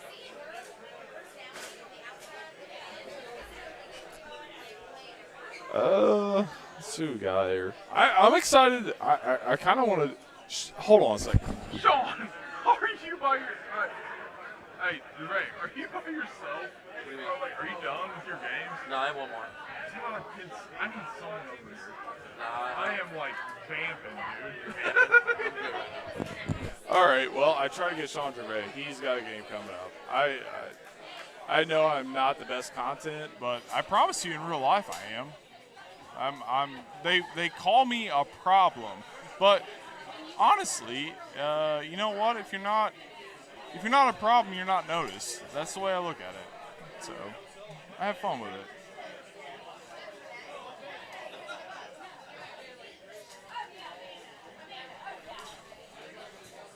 Sorry, I'm reading the comments right now. I'm not trying to be a deadbeat here. Yeah, these guys that are playing right now are like, I don't know how you would say it. They're a mile in front of me in skill. Like the Harris Rule match is absolute insanity to me. Like the first time I ever played a coma, I scored a 30, and then every time since, I've literally just been praying to God I don't hit a 22, 23. Like. It's such an easy course, but I get way too aggressive, which is definitely my downside. Yeah, hey, thanks, Toodles. It means a lot to me. Dude, I am doing this on the wing. Like, this is, like, I do not do this sober. Like, let's put that way. Like, if I'm not sober, I'm not talking on this mic because this is terrifying to me. But after playing all day on stream and letting the world know that I'm awful at this game, I was like, you know what? I'm going to go over here and talk to people and tell them how awful I was. Hey, I got someone. Thank God. I've been vamping for a while, dude. Yeah. Going all right. Well, I got you. All right. Hey, it's Dave Sandmeyer. What's up, dude? Yeah, so, yeah, we got, okay. Wait, it was Dan? Oh, I don't think my mic's on yet. We had a couple of them just, like, absolutely banging it out, and then, which I guess they all are, but. Okay, there we go. Oh, sweet. I'm here now. Hey, yes. Yeah. How you doing, man? No, I was watching you click chip like a maniac a little bit ago. Yeah, well, that's what I was telling them. I was like, yeah, I can click chip, but when you're click chipping for bogey every time, it doesn't matter. Like, that's the only reason I didn't average an 8. It is a little easier when you're, Yeah. The first course, Machu, like, I was so nervous, I was shaking, I couldn't even hit the ball. I whiffed on the ball 3 times because I was so nervous. And then Alaska, I was absolutely terrible. And then after that, I was like, you know what? I'm just going to get as drunk as I can get, and then we'll figure it out from there. I mean, that's one approach. Oh, yeah. Well, I had a way better time. Like, I was definitely vibing. If anyone watched the stream when I was playing, I was definitely vibing. Oh yeah, I was watching you do the little gun and some dancing back there, and yeah, I dude. Well, that's my go-to. Like, whenever it's going bad, I'm gonna definitely go straight to just vibing and dancing. Yeah, that's why I swear to God, dude, if they have any type of karaoke, it's a problem, because I will pretend in my brain that I'm the greatest singer ever and be awful. You know what, though? If you say it in your brain, that's all that matters. Yeah. I love myself to a point. That was a great chip. Yeah, Dan and I'm not sure who Mr. Wright is here, but Dan's a good buddy of mine. I play with him down in Texas from time to time. Can you give me another beer? Sure. It's under Krista Downey. Krista Downey. All right, so we got back to the double screen because it looks like they're firing away on their last course. Hey, have fun. Have fun on Gunnison. Yeah, let's just put it that way. I literally, I was awful on it, but either way, Andy Haas was right in front of me, and he shot like a 20, and I was like, oh, okay, so I can shoot a 10, and I might be all right. Yeah. Oh, there's Jimmy.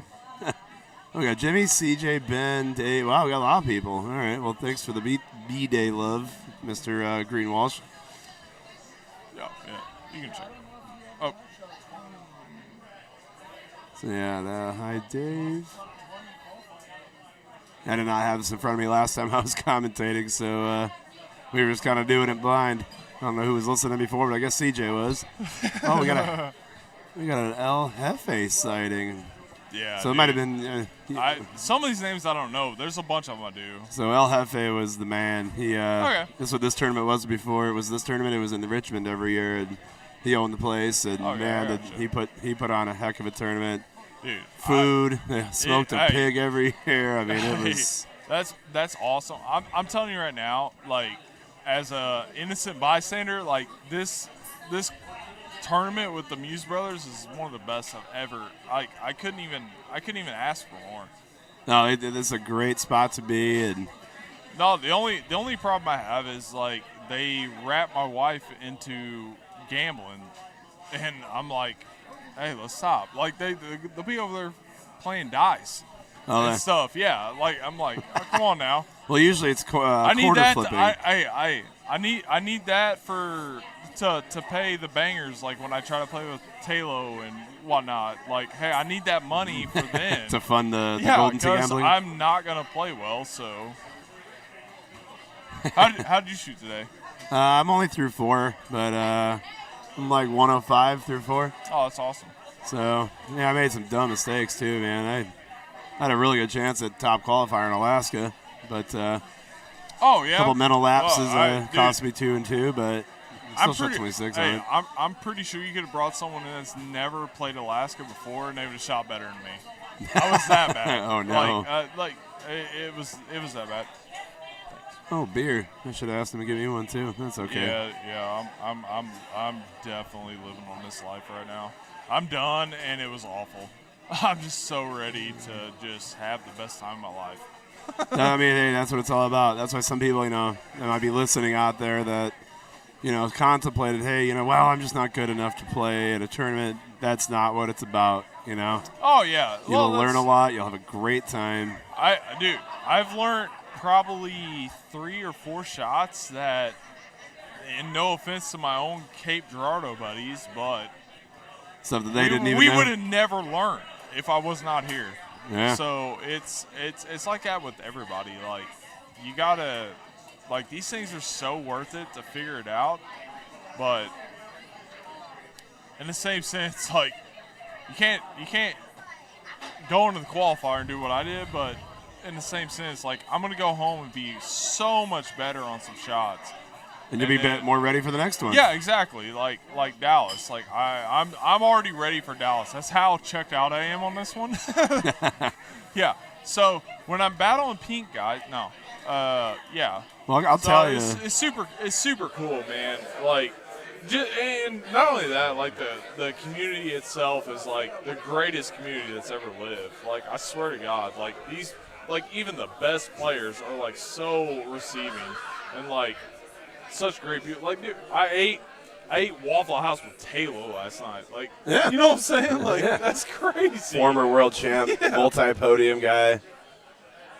Yeah, sooner they're gambling while their man plays tee never works out. Oh, and then Jimmy's asking, how am I still sober? Well, I've been sipping all day, Jimmy. I've stayed away from the shots, but I am going to do my customary buy shots for my qualifying partner before our last course. So I will have my first one here in about 15, 20 minutes. What kind of shots are we talking? I haven't decided what I want to shoot just yet. Probably JMO.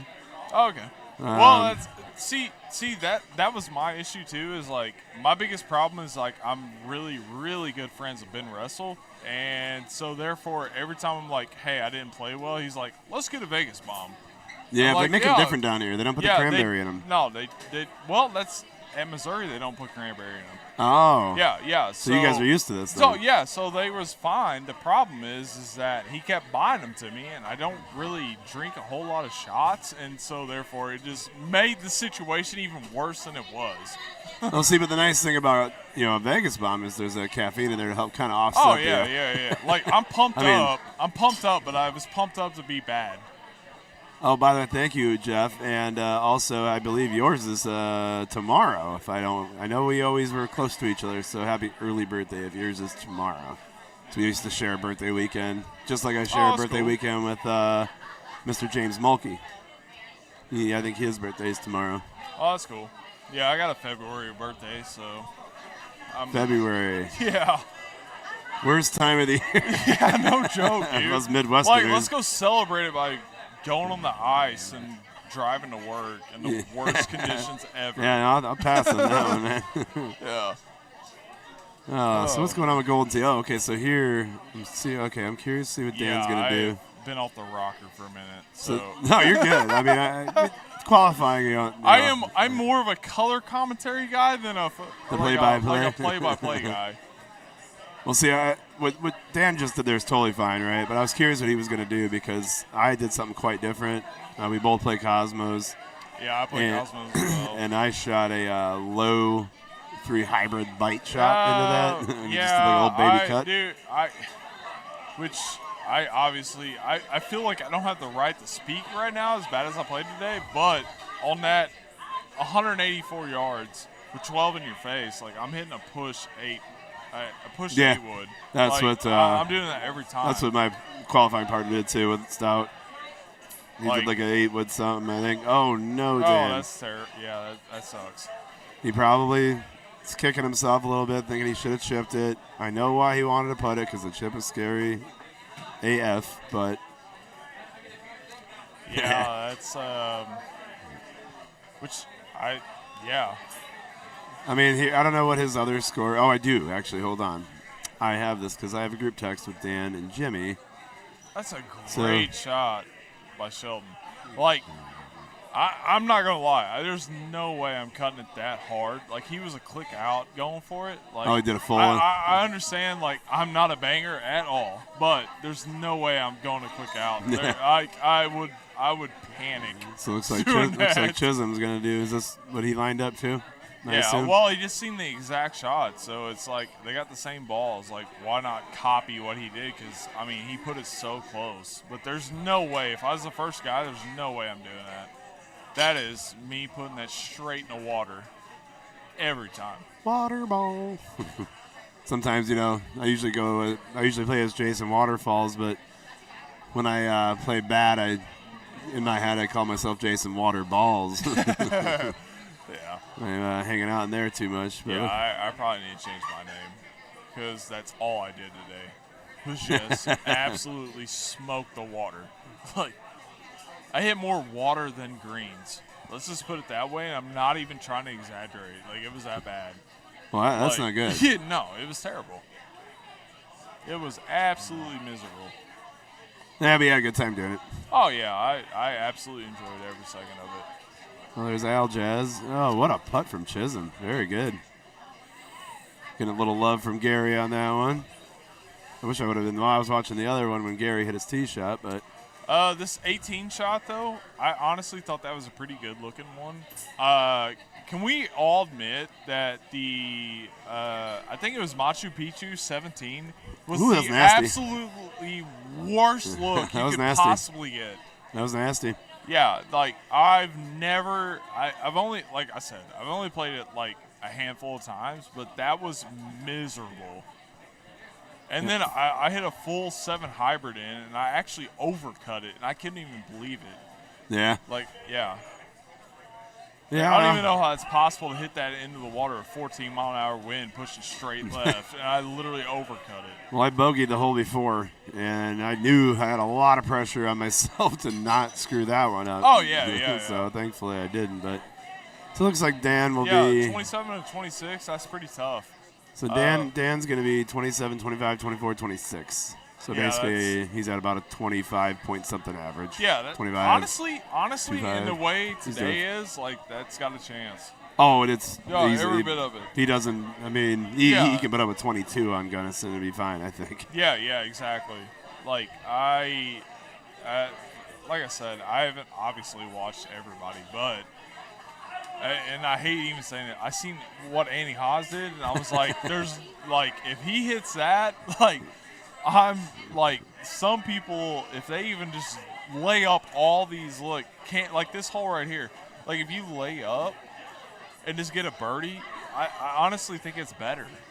But I mean, I watched Haas. Which, by the way, before we get further in this, watch when you go into canyon holes because he's showing 268.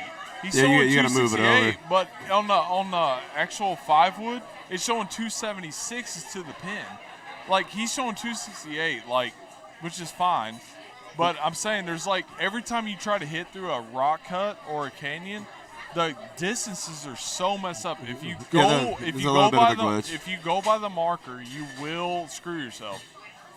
Like, he's obviously seen it because he went up more than what it shows that you should. And he hit an amazing shot, Chisholm did. That's great. But on this course only is what I've noticed. It's anytime there's a cliff or a canyon. Anytime you're hitting through any type of rock and or canyon, your shot feedback is showing that you're going to be way either further. Mostly further. I guess I've only had it once where it was shorter. But, like, it would show, like, because I play with a 2-iron, and it would show my 2-iron at the hole.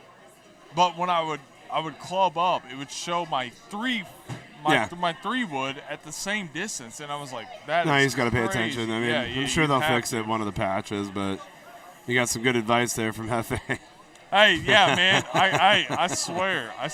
And thank you, Pence. I appreciate you, man. I swear. I at this point, I have to pretend there's water at the bottom of it because I found every body of water there was. Like, I honestly almost rented a pontoon today. It was terrible. I would have got a speedboat, you know, if you're going to rent it. Oh, yeah, 100%. It was miserable. But you know what? I come out for a good time, and that's what I'm having, so it is what it is. That's what matters. Yeah.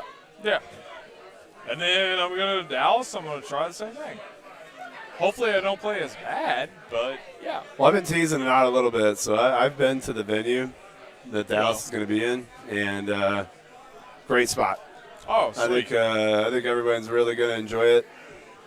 I believe everything's done. I mean, it's been announced, so I believe that's where it's going to be. And yeah, they've got a really, really good setup there. Yeah, because they're changing venues this year. Yeah. Right? They're not? Yep. Right. We're going to be. I believe the place is not too far from the old place, maybe 20 minutes, but closer to the airport. Yeah, sick. For everyone, which is good, and it's got food. 2 bars inside, big patio out front. All I need is food and a bar. I'm good after that. Yeah, absolutely. So now it should be a lot of fun there. Looking forward to that too. And yes, Jimmy, you are right. There's no way that's not a top 32 score from Dan. I mean, it's I'm still sticking to my guns on this. I haven't looked at the scores, and I said going into this though, like I said it last night, 115's the cut. It might be a little higher, but yeah, and it's the same thing with like the purple. It's like everybody's going to struggle on this course, especially, but like it's there's no telling because the to make the main is absolute the lowest it's ever going to be. It has to be. It has to be. I would think so. Yeah, these courses are nuts. And we barely know them. Yeah, exactly. We have to install. Ken's.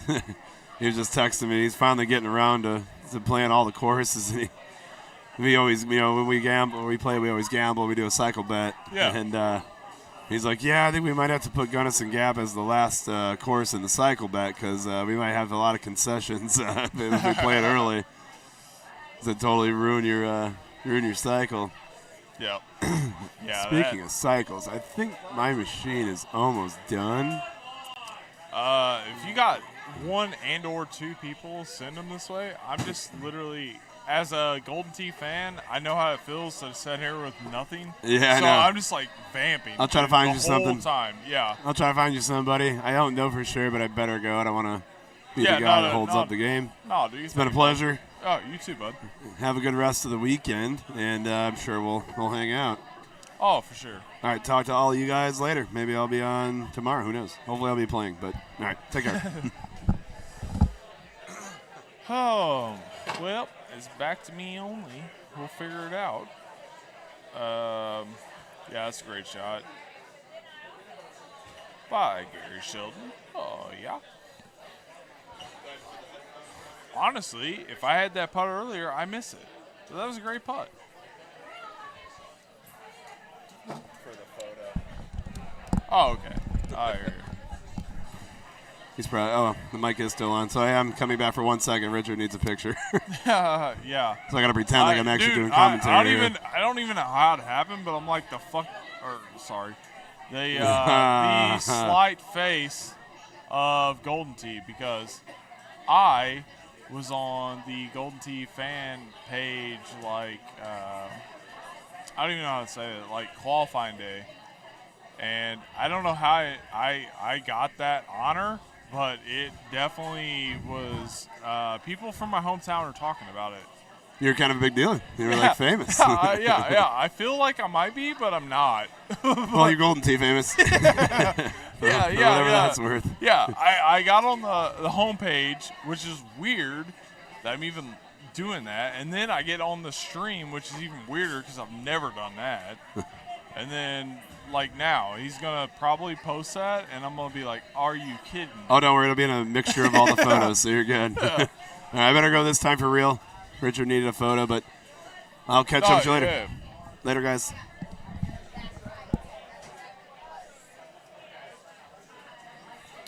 CJ, why are you not here? I feel like I don't even mean this in a negative way to nobody at all. I feel like there's so many of you bangers that's not here. Like, this is the tournament to do it. You know what I'm saying? Like I said, no disrespect to anyone here, but with Luna not here, Evan's not here, you're not here, like, what are we doing at a point? You know what I'm saying? Like, I feel like you should be here to just absolutely kill it.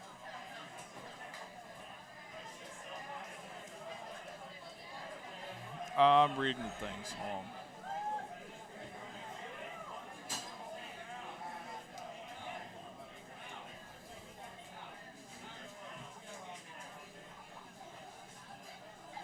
on. Okay, no. I absolutely get the I get the travel. Yeah. I get that completely. I mean, we drove, which was absolutely. I can't even put in perspective how miserable it was to drive 11 hours.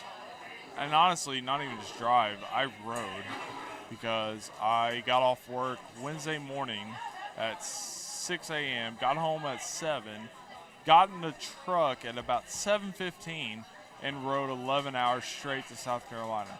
It was absolutely terrible, but in the same sense, like, for some of the tier 1 players that we have in this game, which there's, like, literally just a handful of them, not much. It confuses me why you wouldn't, at least because of the simple fact that, like, say a Luna is not here and Evan's not here. Like, I feel like this is your chance to absolutely, which you do normally, but it's a better chance for you. So, Miller, get on here. Oh, okay. Sorry.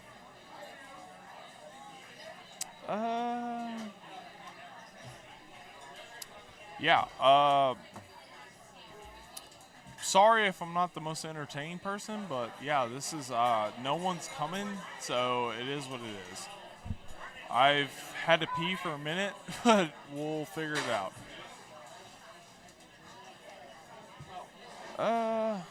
Oh, thank God. I have someone back.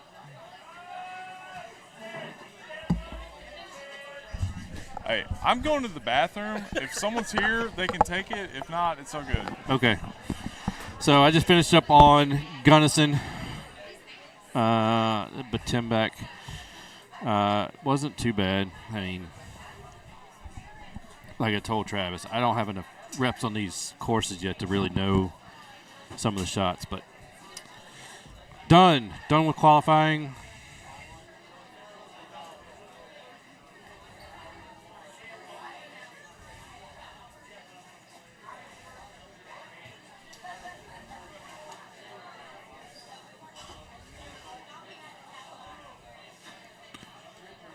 I'm going to see where I finished.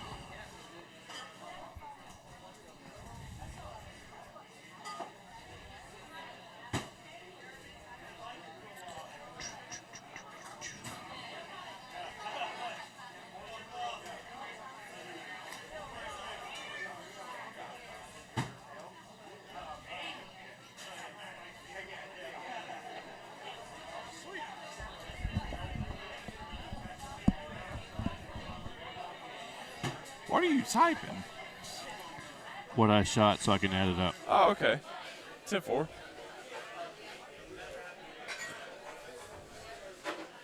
It's like I feel like I'm gonna see you in the pink bracket. You might. You might. Did not finish the way I wanted, that's for sure. Oh, you're good. Dan Gillard, personally, I'm hitting probably a 3-click 8-wood on that. I know everybody's clicks are different. That's just the way I would do it. And honestly, I wouldn't even be worried about that. I feel like that's one of the easier ones to hit.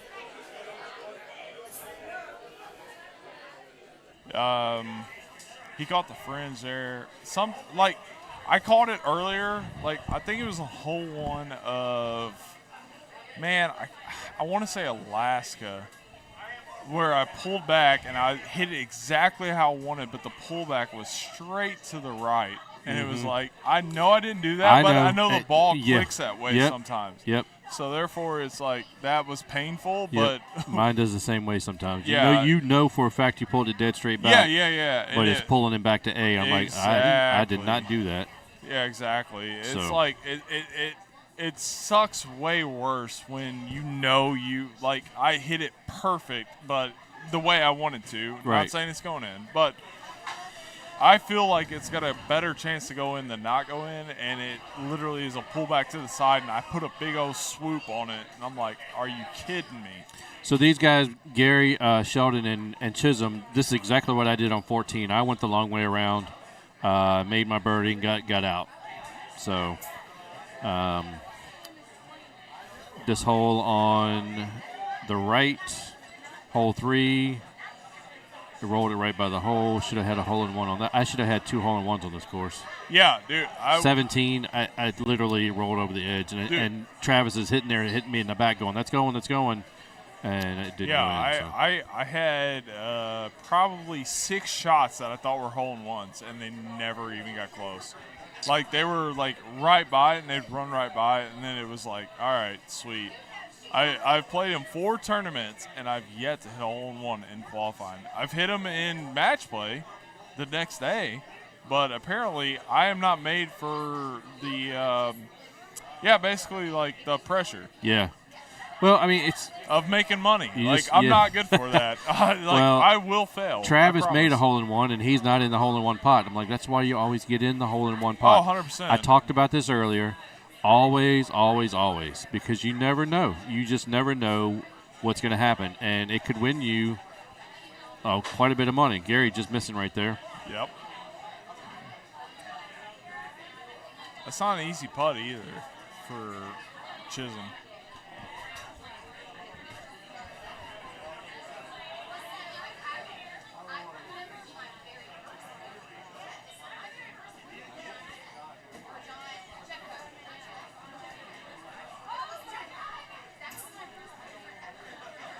He's obviously taking his time too. And he banged it. Yeah, he's that's what we're talking about. He's a very deliberate, I guess is a good word to use. I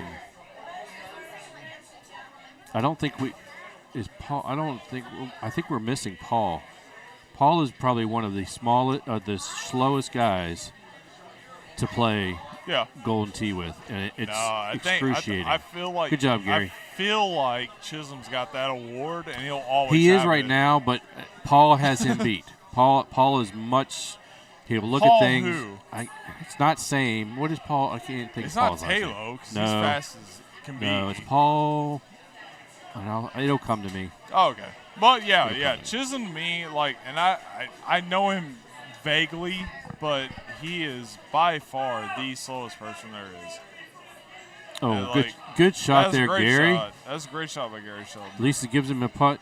Yeah. I got over here and it banged on the wall a couple times, and I'm right behind the hole, and I was playing around with my 8-iron, and I didn't mean to hit the ball. Yeah. I pushed up on the 8-iron and hit it into the water. So let's put it this way. Travis what happened? I was like, I didn't mean to hit that. Yeah. Previously, when we had the old, last week, when the balls were over-cutting, you could hit, an absolute cut 7 hybrid, and it would be on the green every time. And then they fixed them, which they should have, and I'm glad they did. But it lost the shot for me. Right. I tried to overcut an 8-iron, and it was a miserable finish. Let's just put it that way.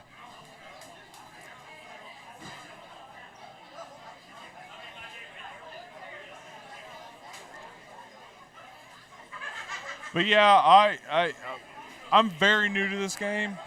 This is my second full season playing the new courses. I have to say Gunnison, to me, is personally the hardest Jensen. course Thank you, Ben. I've ever played.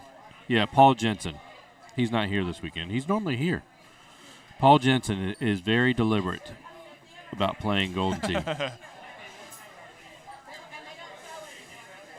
Good shot there by Dan. At least you're on the green. as you guys can see, we're winding down both these screens. Both these stream screens are on Gunnison. Right machine is on the B group, so that machine's almost done. I'm pretty sure, actually, both machines are on their B group, so yeah, well, we're on the downside of it. Are they streaming the 55? The over? senior? Yep. Yep. Okay. Yep. Yeah. Well, I just got to put it out there. I hope Jeff Poole wins. That's my guy. Oh, thanks. I appreciate that. Well, are you in it? Yes, I told you. Man. Remember, I'm 55. No, you look like you're 36. Like, I would never. That's my wife. Is she here? Yeah, she's right over there. Oh, does she know you're over here on the stream machine? No, not at all. Oh, okay. She's looking for you, dude. Yeah, I know. I need to answer that probably. Yeah, I am. Okay, give me 1 second. Yep, you're good, man. Yeah, so we're winding down here in the qualifying events. Paige has been walking around, moving people as needed. So like I said, both the stream machines here are finishing up. The one on the left, machine number 1, obviously a hole and a half from being done. Dan and those guys, his partner over here, are on 6. So 12 more holes to go for those guys, and then they're done. So we're looking probably within the next hour, I would hope. So we maybe get the first round of seniors in by maybe 7:30, 8 o'clock, which would be great because we can get one round in.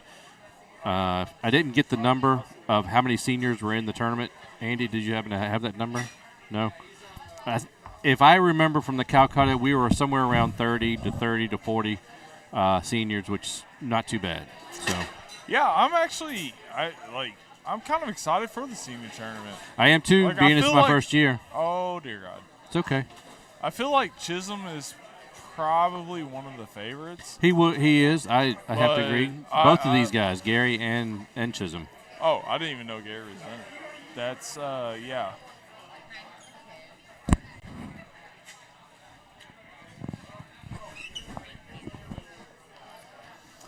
All right, well, I've settled up with my wife.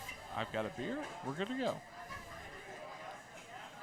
No, I'm very excited for the 55 tournament. I think that is such a cool thing that this tournament brings is that tournament. That and the speed tournament. Like, I tried the speed tournament last night with Chris. Yeah. Like, I qualified.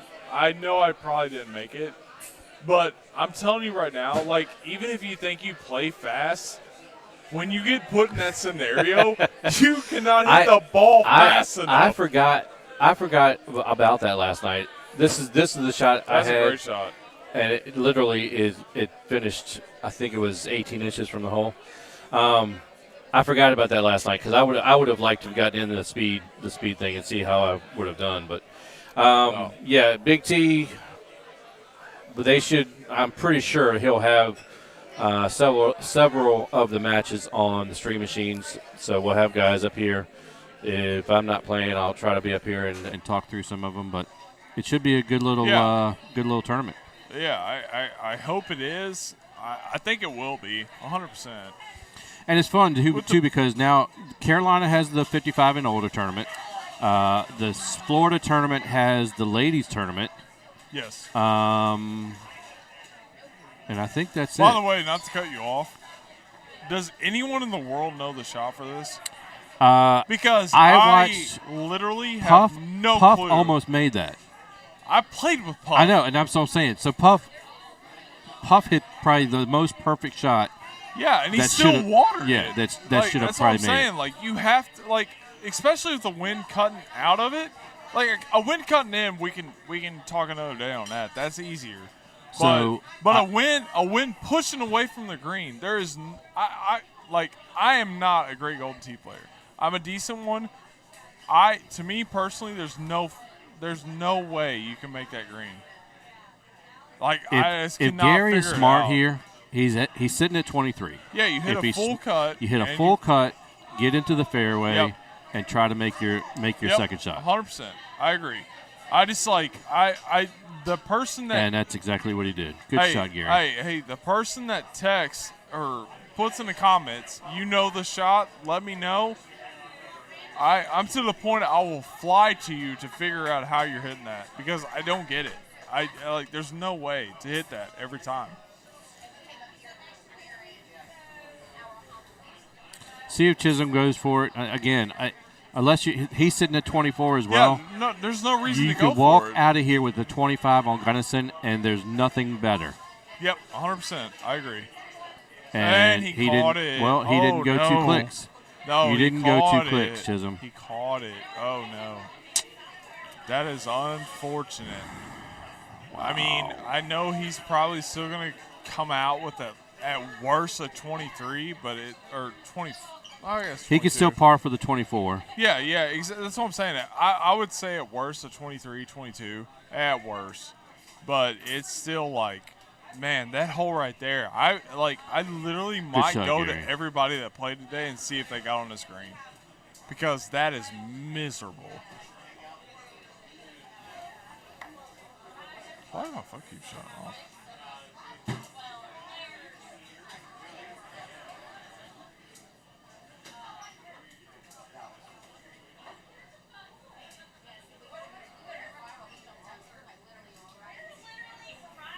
Yeah, if that was a bounty hole, I'm telling you right now. It is. All the par 4s are a bounty hole. Yeah, so. yeah. That bounty hole right there, I mean, let's be honest, Evan will probably win it, but in the same sense, like, that is ridiculous. Like, that hole has been ridiculous. Like, if you catch a wind that pushes to the right at the green, you have a chance. You can actually play that to a good point. But when that thing points to the left, 24.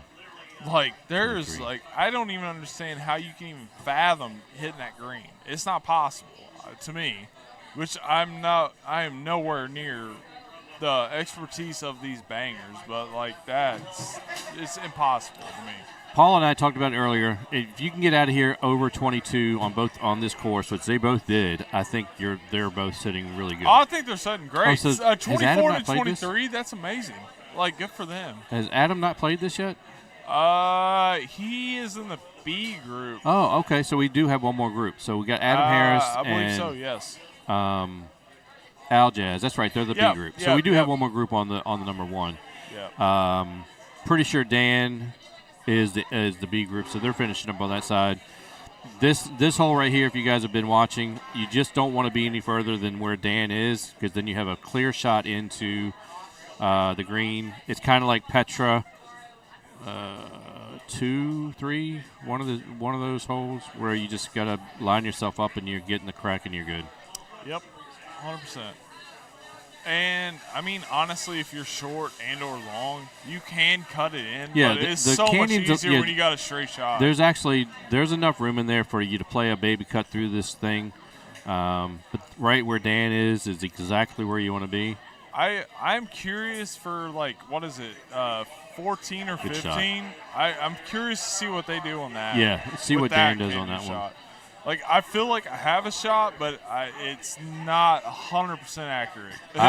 I was actually a little bit shorter than where he is, so I actually had to play a little bit of cut, but it ended up perfect because of the outwind and playing a cut. It took the distance off, and was great. Just like this is going to be really good. Good shot. Oh, yeah, 100%. Hopefully these guys can putt, because I couldn't today. I think I missed 7 putts, probably, which is not ideal in a tournament setting. It was miserably bad. Yeah. I mentioned earlier, Dan and I played doubles. We played doubles here, I believe. It was like 3 years ago, and we won the doubles tournament. Yeah. It was a lot of fun. Oh, that's awesome. Good guy. He's a good guy to play with. Are you playing doubles tonight? Doubles was yesterday. No, they got another one tonight. Are they? Yeah. I guess we'll see. I have talked to my wife to make sure if I should be able to play it or not. Because I know they're starting the seniors, so we'll see if they do another doubles. Then yeah, I'll get into it. Oh, that's awesome. But I'll also be in the seniors, so I'll have to see how that plays out. But here, Steve's usually pretty good about that. Let me make sure, because I'd hate to quote it and then not be it. Ooh, 115 there, Al Jazz. Yeah, 7:30. Blind draw double Saturday, 7:30. Yeah. Okay. Cool. That's what I'm saying. Yeah. This look here on 10 is definitely gettable with the 8 wood.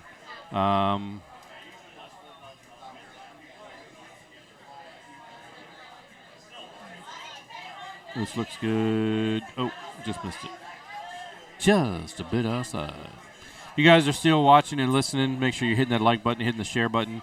Andy's doing a great job here. He's solo here this weekend. Didn't have PJ with him. Came in, set everything up, and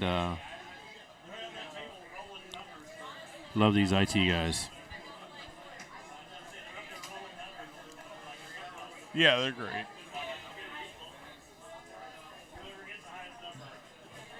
I'm a huge Richard King fan. Most people are. Yeah. Most people are. Nashville, he won me over by far. Good job there, Dan. Lieutenant Dan. Yeah, it's such a layup style course. Like I don't know, man. Layup seems to be the definite play on 90% of the holes. I did not lay up, which is why I shot awful, but yeah, it seems amazing.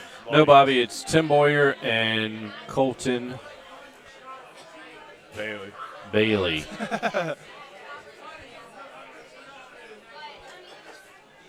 Hey, Jeff Poole's my boy though. That's our road. Yeah, Jeff is still over there playing. He's playing with Brandon Robinson on my By team. the way, like I'm not like this is off the wall here, but Jeff Poole and there's a guy that's here. His name's like Brett something. I'm not 100% on his last name. They look exactly the same. Like, it's crazy. They found their doppelganger. Doppelganger? I swear. Dude, like, I literally walked up to that guy and thought it was Jeff. And I literally rode down with him thinking, like, I thought it was him. Like, they walk the same. They use their glasses, they put them on the top of their head the same. Like, it is insanity. CJ, are you back from your 30-minute break, or did you never leave? Yeah, CJ Qualified Jeff in St. Louis. Yep, Jeff is definitely a good dude. Yeah, dude, Jeff's again, amazing. Good guy to be with. If you're new, I don't know, Dimitri, I saw you were watching earlier, but if you're new and haven't been to a tournament, try to make your way to one of the tournaments, the PEGTtour.com, PEGTtour.com. Has the list of all the tournaments for every year. I believe they've listed, I think Steve has out the first several for next year. I know Florida is always the second week of February. Wisconsin is usually the second weekend of April. And like I said, every other month after that is when everything goes through. But first week in October is always Carolina. You can count on that. First weekend in December is always Dallas. You can count on that. So, yeah, that's what we're looking at.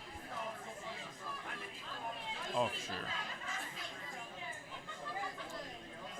I ain't gonna lie. I kind of want to. I kind of want to get those two guys and put them over here and put the camera on them so everybody can see what I'm talking about. It's the most insane thing you've ever seen. That's funny. Like I literally, we're sharing an Airbnb, and I've walked up to the wrong guy because I was like, literally being like, hey, whatever the case may be, and I'm like, oh, you're not the guy I was trying to go for here. Black Santa. It's absolute insanity. My boy Mark Tate winning. We were at Leesburg 2 weeks ago, and my boy ran through the field, played very, very well. Was there to witness it. Miss you down here, buddy. You and Kevin both. I thought Kevin was coming, but anyway, miss seeing you down here. I will say this: commentating is way more easy than playing the game. Like, I love this. Like, I might be the worst one ever, but I love this. No, it's fun. I love doing this. Hey, for the simple fact that I'm not the one that has to hit the shots. Yeah, that's right. And I've commentated on like 3 out of like 100 of them.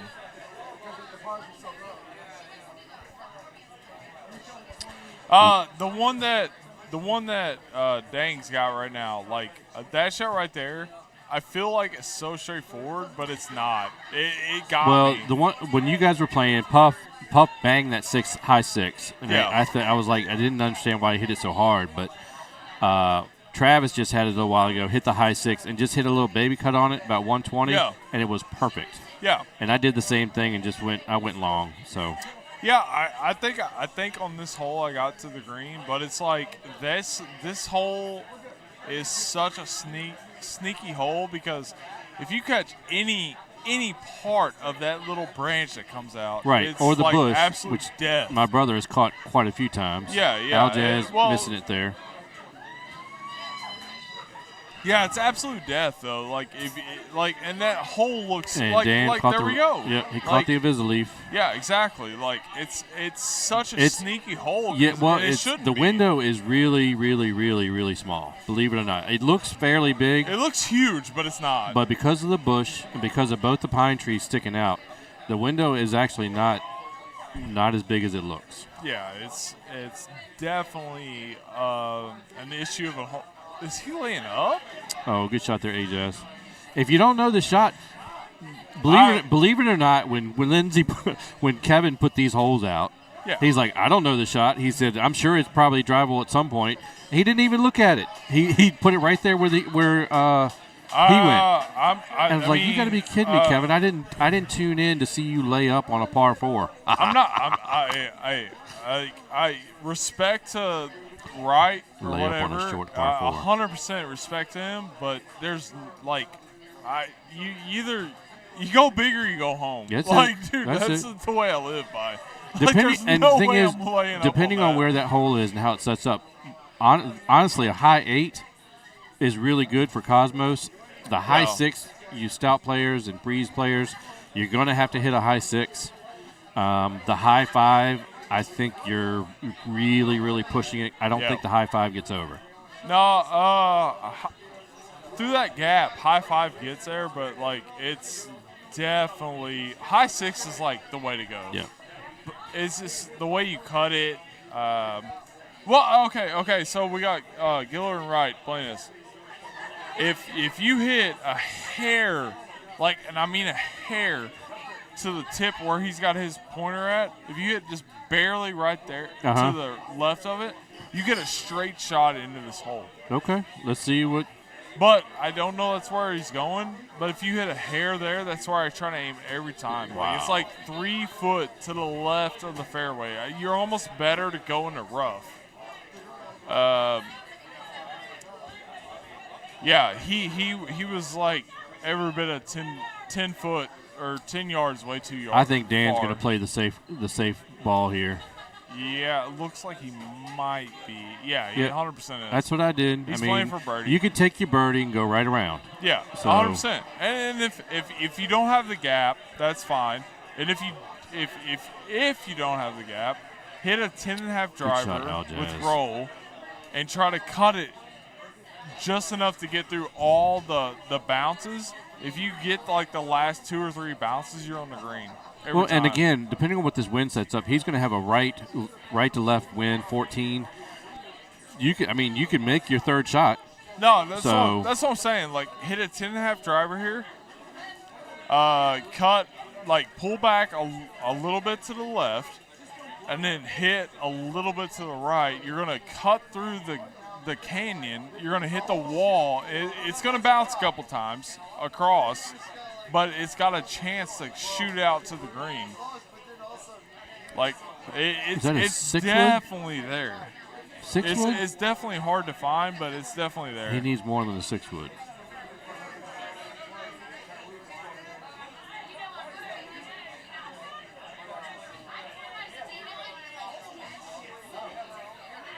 Yep. All right, so you guys are going to see, we talked about this a little earlier. Actually, he ended up dry. This is what happened to my brother the other night. He bounced on the left side and stayed up on the grass, and he's dry. And when we go back to him, he's probably going to have a clean shot to the green. Did he stay dry? Yeah. Oh, I didn't see that. I looked away. Yeah. That's crazy. I just only assumed. Good shot. Ooh. Good shot there by Dan.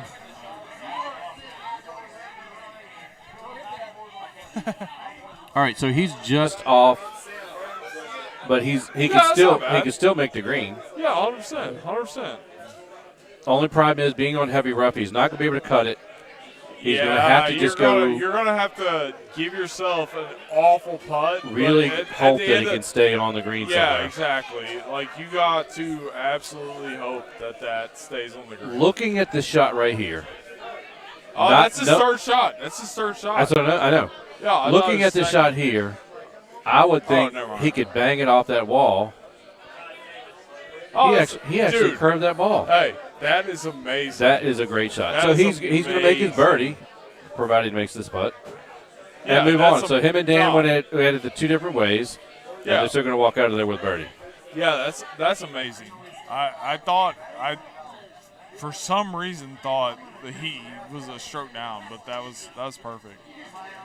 But that shot, for instance, is like, why you can either go for it, or if you're comfortable clicking or even regular chipping, like, at least try it. It's an all or nothing hole. Yeah, exactly. I mean, like, if you're you get either lucky gonna- and get you're through either- there, then you'll have a chance. You're either but- going to gain one or you're going to lose one. Yep. Like, that's all there is to it. Yeah, Quentin Gunnison is course number 5. So as you can see, these guys are both B groups finishing up. Dan and Kevin finishing up on the right side. Excuse me.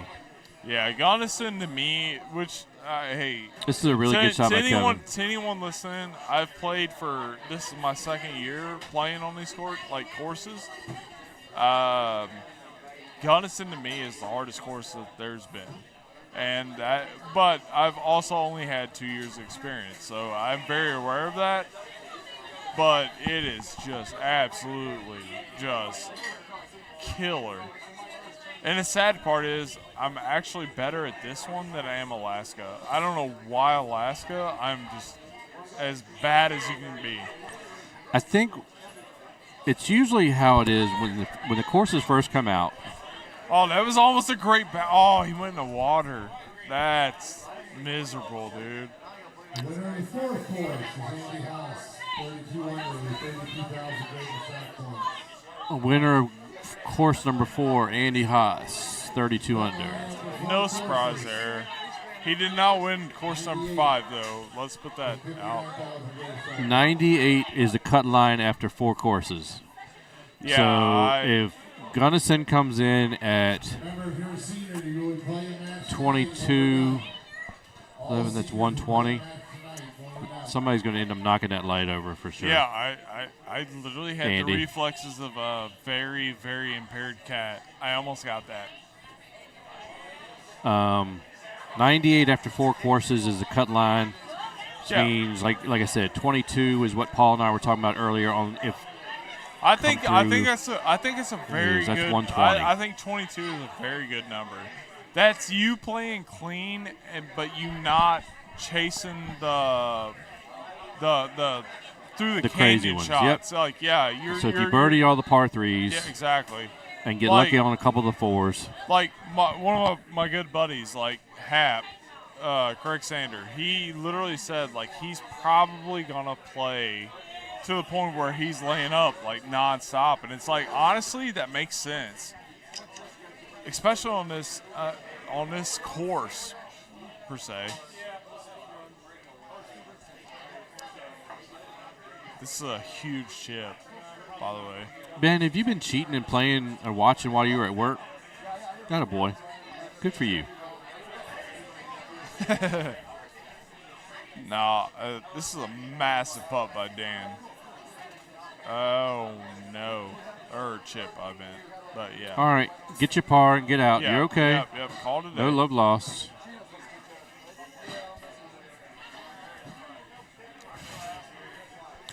Again, guys, we're at Callaway's in West South Carolina. PEGTtour.com. Should be able to see courses played, leaderboard, that sort of thing. You can go to the website, PEGTtour.com. Hit that like button, hit that share button.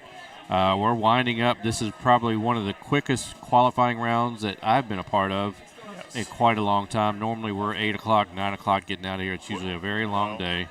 But you guys have done a really good job. There were about 4 guys. There were no more than 4 to a machine.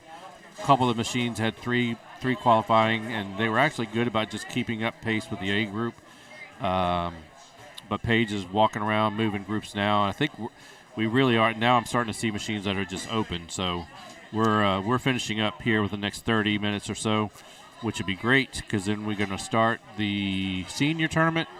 And I think some more of the speed round or doubles. Are we doing the doubles, Andy, or not? Because the doubles has been doubles next. dead. Okay, Doubles that's dead. what I kind of thought that because we played it yesterday. Well, the speed round later for sure. Okay. All top 8. Have they announced the top 8? Okay.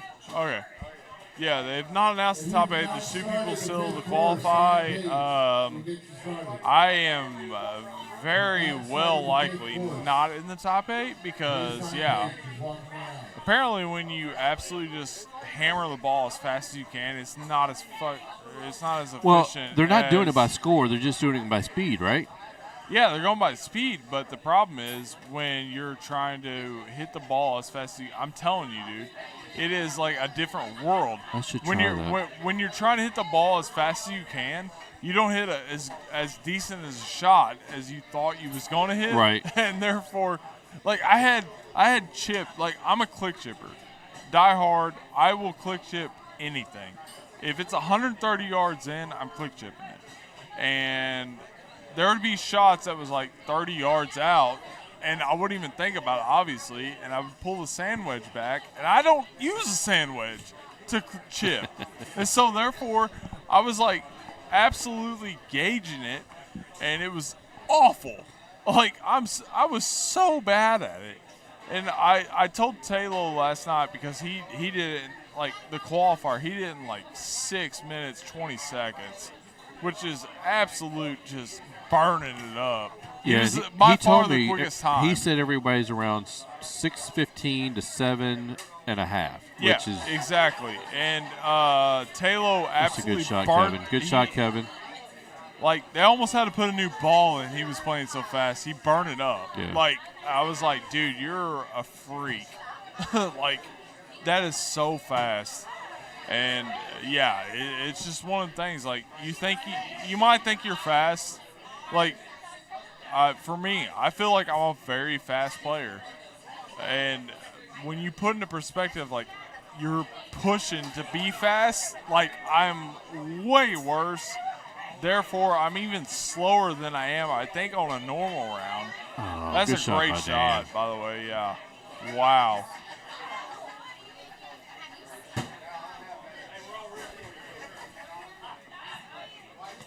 So Adam helping get some words right there from Al Jazz before he hits that shot. And Hole Troll gets that one and brings it in. Oh, yeah. So I love that dude. Good shot.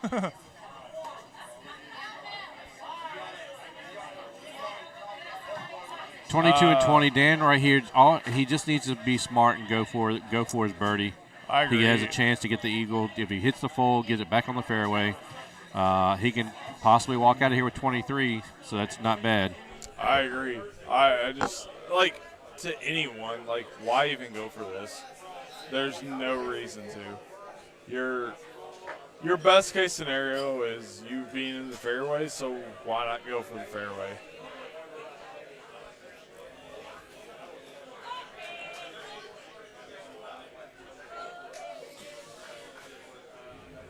So, Al Jazz and Adam are on the hole we were just talking about a little while ago. And Al Jazz is literally exactly where you want to be to see a clean look through that gap. Yes.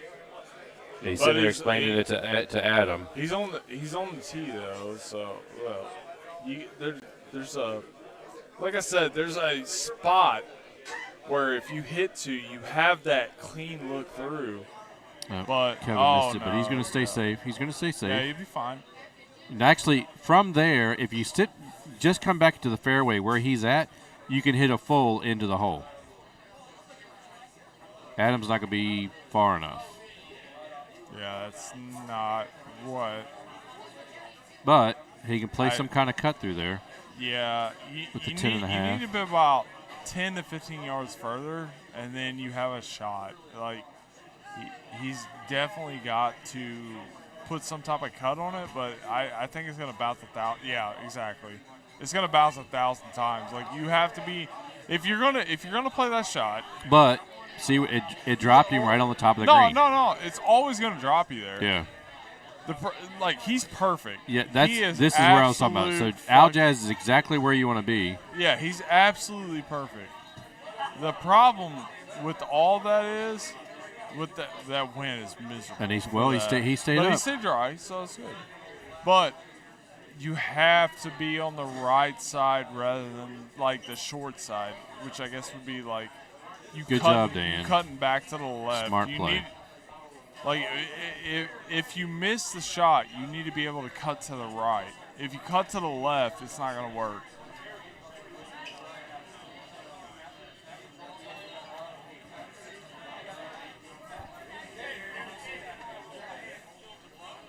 With this outwind, it may be a little bit hard for him to play this full cut back in.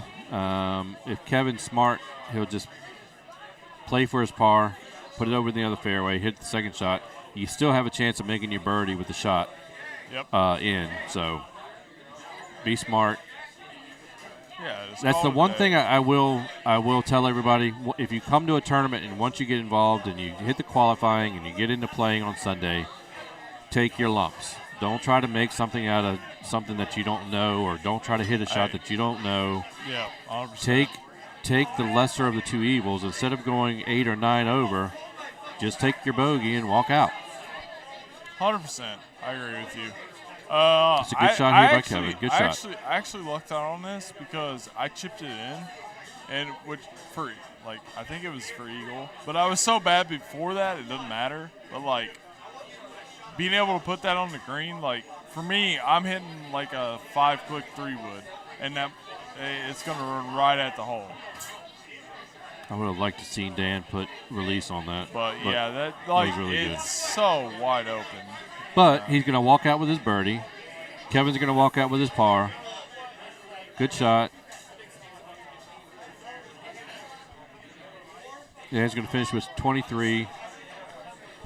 And again, like I said, anything over 20 on Gunnison, you're doing pretty good. Oh, 100%. 100%.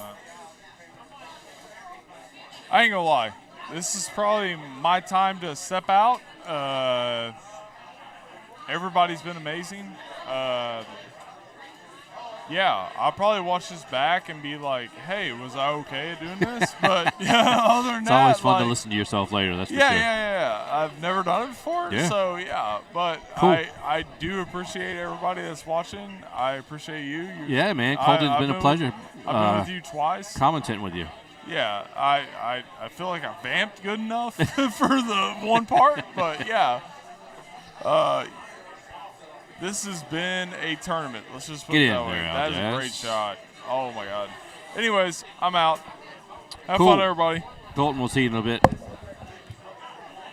Nice job, man. Yeah, Colton Bailey there playing. He qualified with Puff, Steve, and Kramer. So as you guys can see, we're finishing up qualifying. Adams on 2 holes to go. Good shot there, buddy. He's going to finish up Aljaz right here, his putt. So they got 3 holes to go, 16, 17, 18, as you just saw on the right side. So not too bad a setup.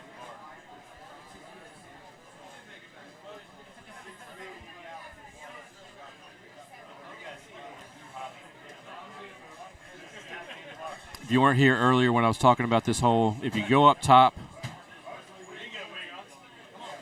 you have an easier way into the hole. It's a little bit more level. If you stay on the bottom level, it's like Bonnie Moore 15. It's all uphill. You got to be sure you're almost at the edge of the fairway so that you have a high five, not a high five, but a 5-wood or a 6-wood. Your brother should be banned from Golden Tee forever. Jade is Mike is picking you up. Jade is still upset about the shot we took earlier. I am emotional. My back still hurts from throwing up. Yeah. Forever. Yeah. So those of you that missed it earlier, Jade and I were on the stream earlier, and my younger brother decided to bring us warm tequila shots. And when I say warm, they were below room temperature warm, and they were not good. And sent Jade running. I was able to stay, but suffered through it. But Jade has told Terry he is not allowed back. So, anyway, Al Jazz going up top. Was it Jade's first shot ever? No, Mike. Of course not. But the funny thing is, and you weren't here earlier, but we were talking about it. Jade said that he used to do pineapple juice behind the tequila shots. And he said it cuts the taste of tequila. We were just talked about that. And it was me and Terry and Jade sitting at the bar. And, of course, once Jade and I got on stream, Terry decided to be funny and bring us 3 warm-ass tequila shots with no pineapple juice. So, no, it was not fun. Let's put it that way. I don't think anybody got the picture of my face, but the bartenders were very well amused. So, it was something. So this is the look on 17 I was talking about to you guys. Again, it's been 50-50 for a lot of the people I've been seeing. It's a high, not even a high 8-wood, but it's an 8-wood pretty much straight at it. Let the wind bring it back. You can either leave it naked or put bite on it. I'm kind of surprised that Adam's looking at the 7, but see what he's going to do. He's going to have to hammer this. And that's not bad. Not bad. Yeah, Mike, it wasn't good. It was not good at all. Just putting that out there. So, see what Jazz does. He doesn't have the 7 iron, so he's got the 7, Jazz got the hybrid 7 bird, so he's probably going to have to, he's going to hit the 7. But 114, that's going to have to, okay. That's not bad, man. Not bad at all. I wasn't sure if that was going to get there or not. So these guys are going to move on to 18, as you guys have seen the last several rounds or last several holes for the other group. Al sitting at 26, Adam sitting at 25. The safe shot is just to full over to the other fairway and play for your possible eagle run for your second shot, but definitely making your birdie. We'll see what these guys decide to do, but this is not an optimal shot for 18. When you get the in wind into your face or from left to right, it's a little bit easier because you can kind of throw a cut into the wind and it'll bring it back to the green. But let's see what Adam decides to do right here, because this is going to be an interesting shot. And again, I'm not really sure that he needs it, so I'm hoping he's going to be. We'll see what he does.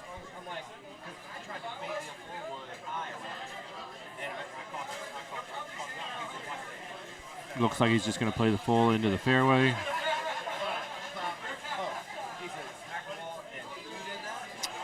Oh, Adam.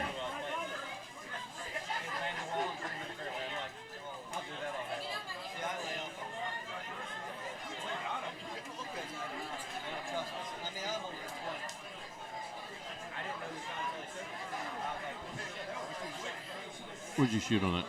What'd you shoot on it? I got you then. So what'd you finish? What'd you finish? 89.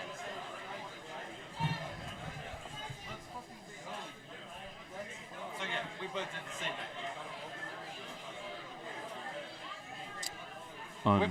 thing. Unbelievable.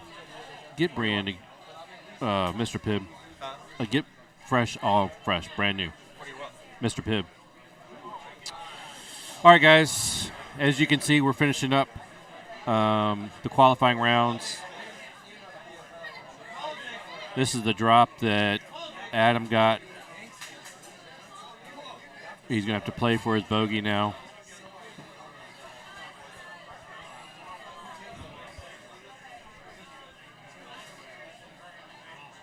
Al Jazz made the fairway. This is the 5 punch, which is interesting because I haven't seen this. 7. Oh, no, he changed. Okay. 8. I like the 8 with the release. Or nothing.